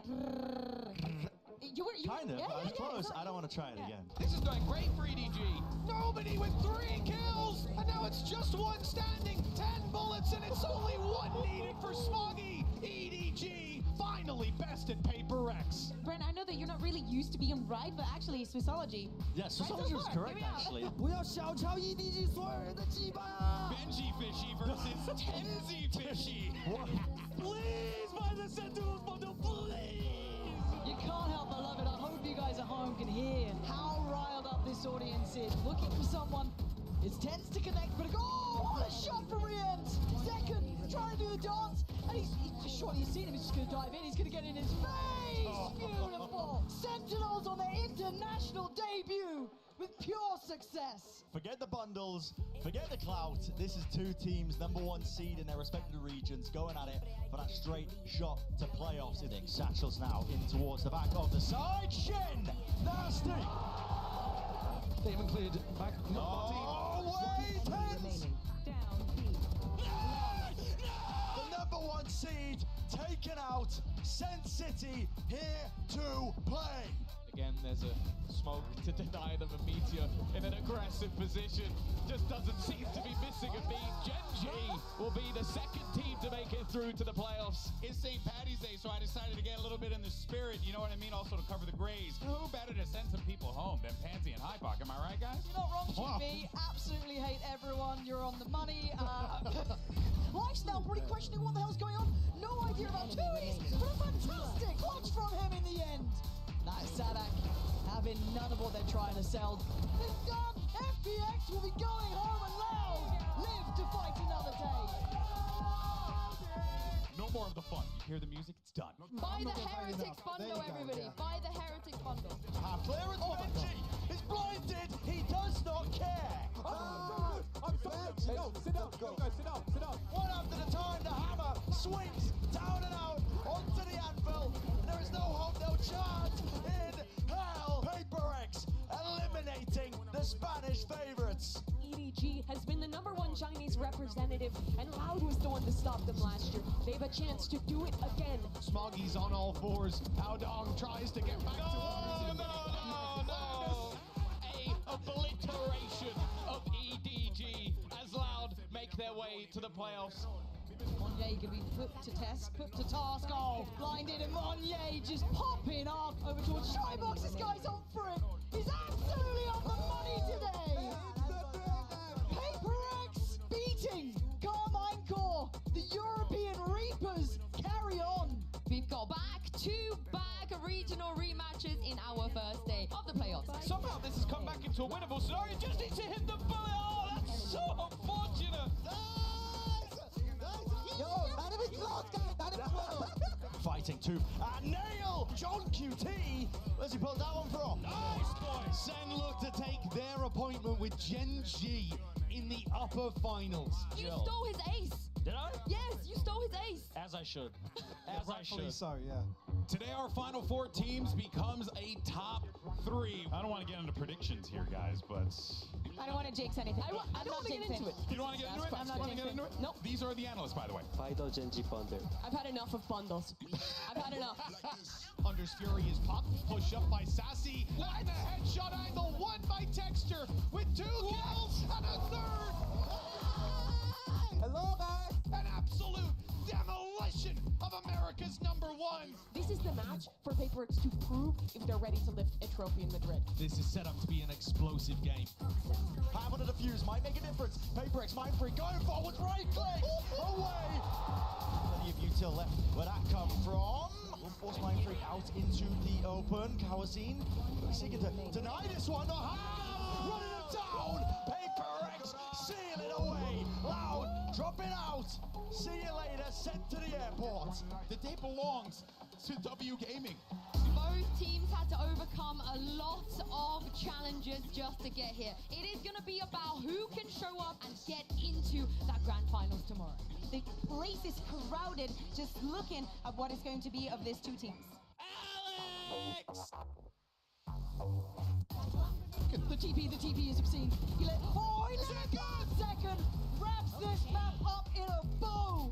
And they have no idea about Sen. Now it's his time to shine. Sen, playing map 2. One tap. The paranoia does not land. And Marniet, what a moment for him. Can he get the hit? Yes, he can. Paper X taking us the distance they are. Never down, never out. I'm waiting for that cross. Sharp as ever. He's getting 1. He's on to 3. Sentinels are going to the grand finals. America's last hope holds true. Again, so cool to have some of these creators come out here. Do we get our dreams? We do. Mixwell up on go. We've got the Phoebe as well. heads. Let's go. Follow up, yeah. Well, Mixwell finds one, another one comes through, will close out the 3K. Looking to get proactive, here it is. That's what I'm waiting on. ultimate, Alt yeah. there, coming in. That's beautiful work from Mimi, showing us some pure action. Stunning. Barrel as well, noting that final player's position. Mixwell 70 HP. Oh, we'll find it. Comes through. Oh, God. Okay. And a fair fight, and none of it.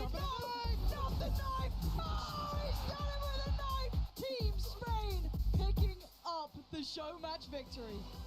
It's been a difficult road for both of these teams to now being in the main event. And it's now time to determine who walks away as the inaugural champion of the season. Is it the America's #1 or the Pacific #1?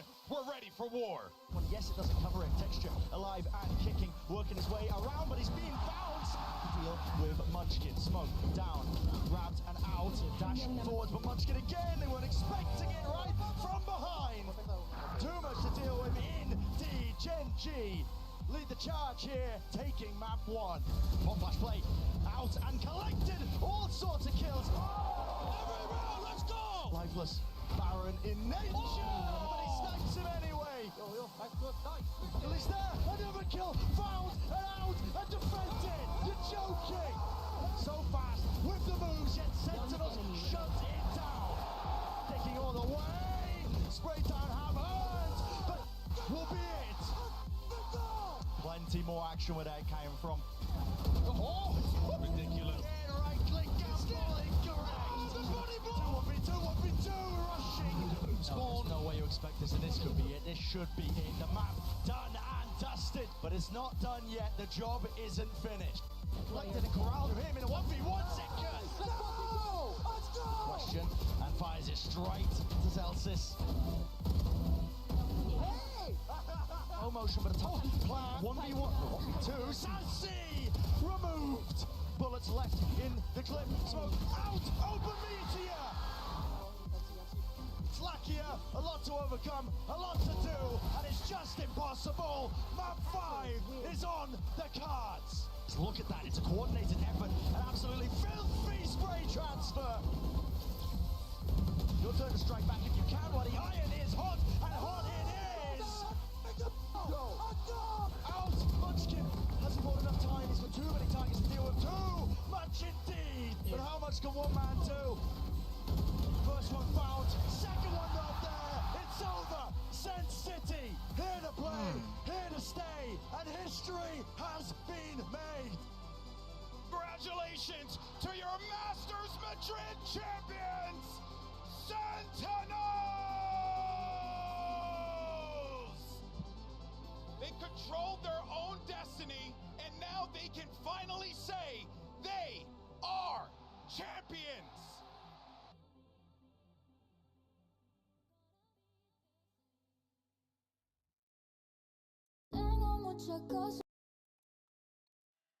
Oke guys, sampai sini dulu sebentar.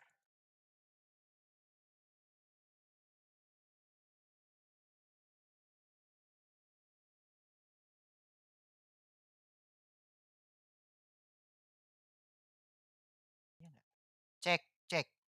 Oke, ulang guys. Oke, sampai sini dulu live stream kita hari ini. So thank you buat teman-teman semua yang udah nonton. Ini final paling gila ya guys. Bener-bener paling gila, cok. Sampai tegang ya minta ampun nih. Thank you buat teman-teman semua. Selamat menjalankan ibadah puasa kalian. Semoga lancar terus. Jangan ada yang bolong. Dan juga harus tamat terus sampai maghrib. Amin ya guys. Mungkin nanti kapan live-nya gue bakal kabarin lagi di community post YouTube dan Instagram story gue. Oke? So thank you buat teman-teman. So thank you everyone. I'll see you again in the next live stream. Bye-bye guys. I love you so much. Bye-bye.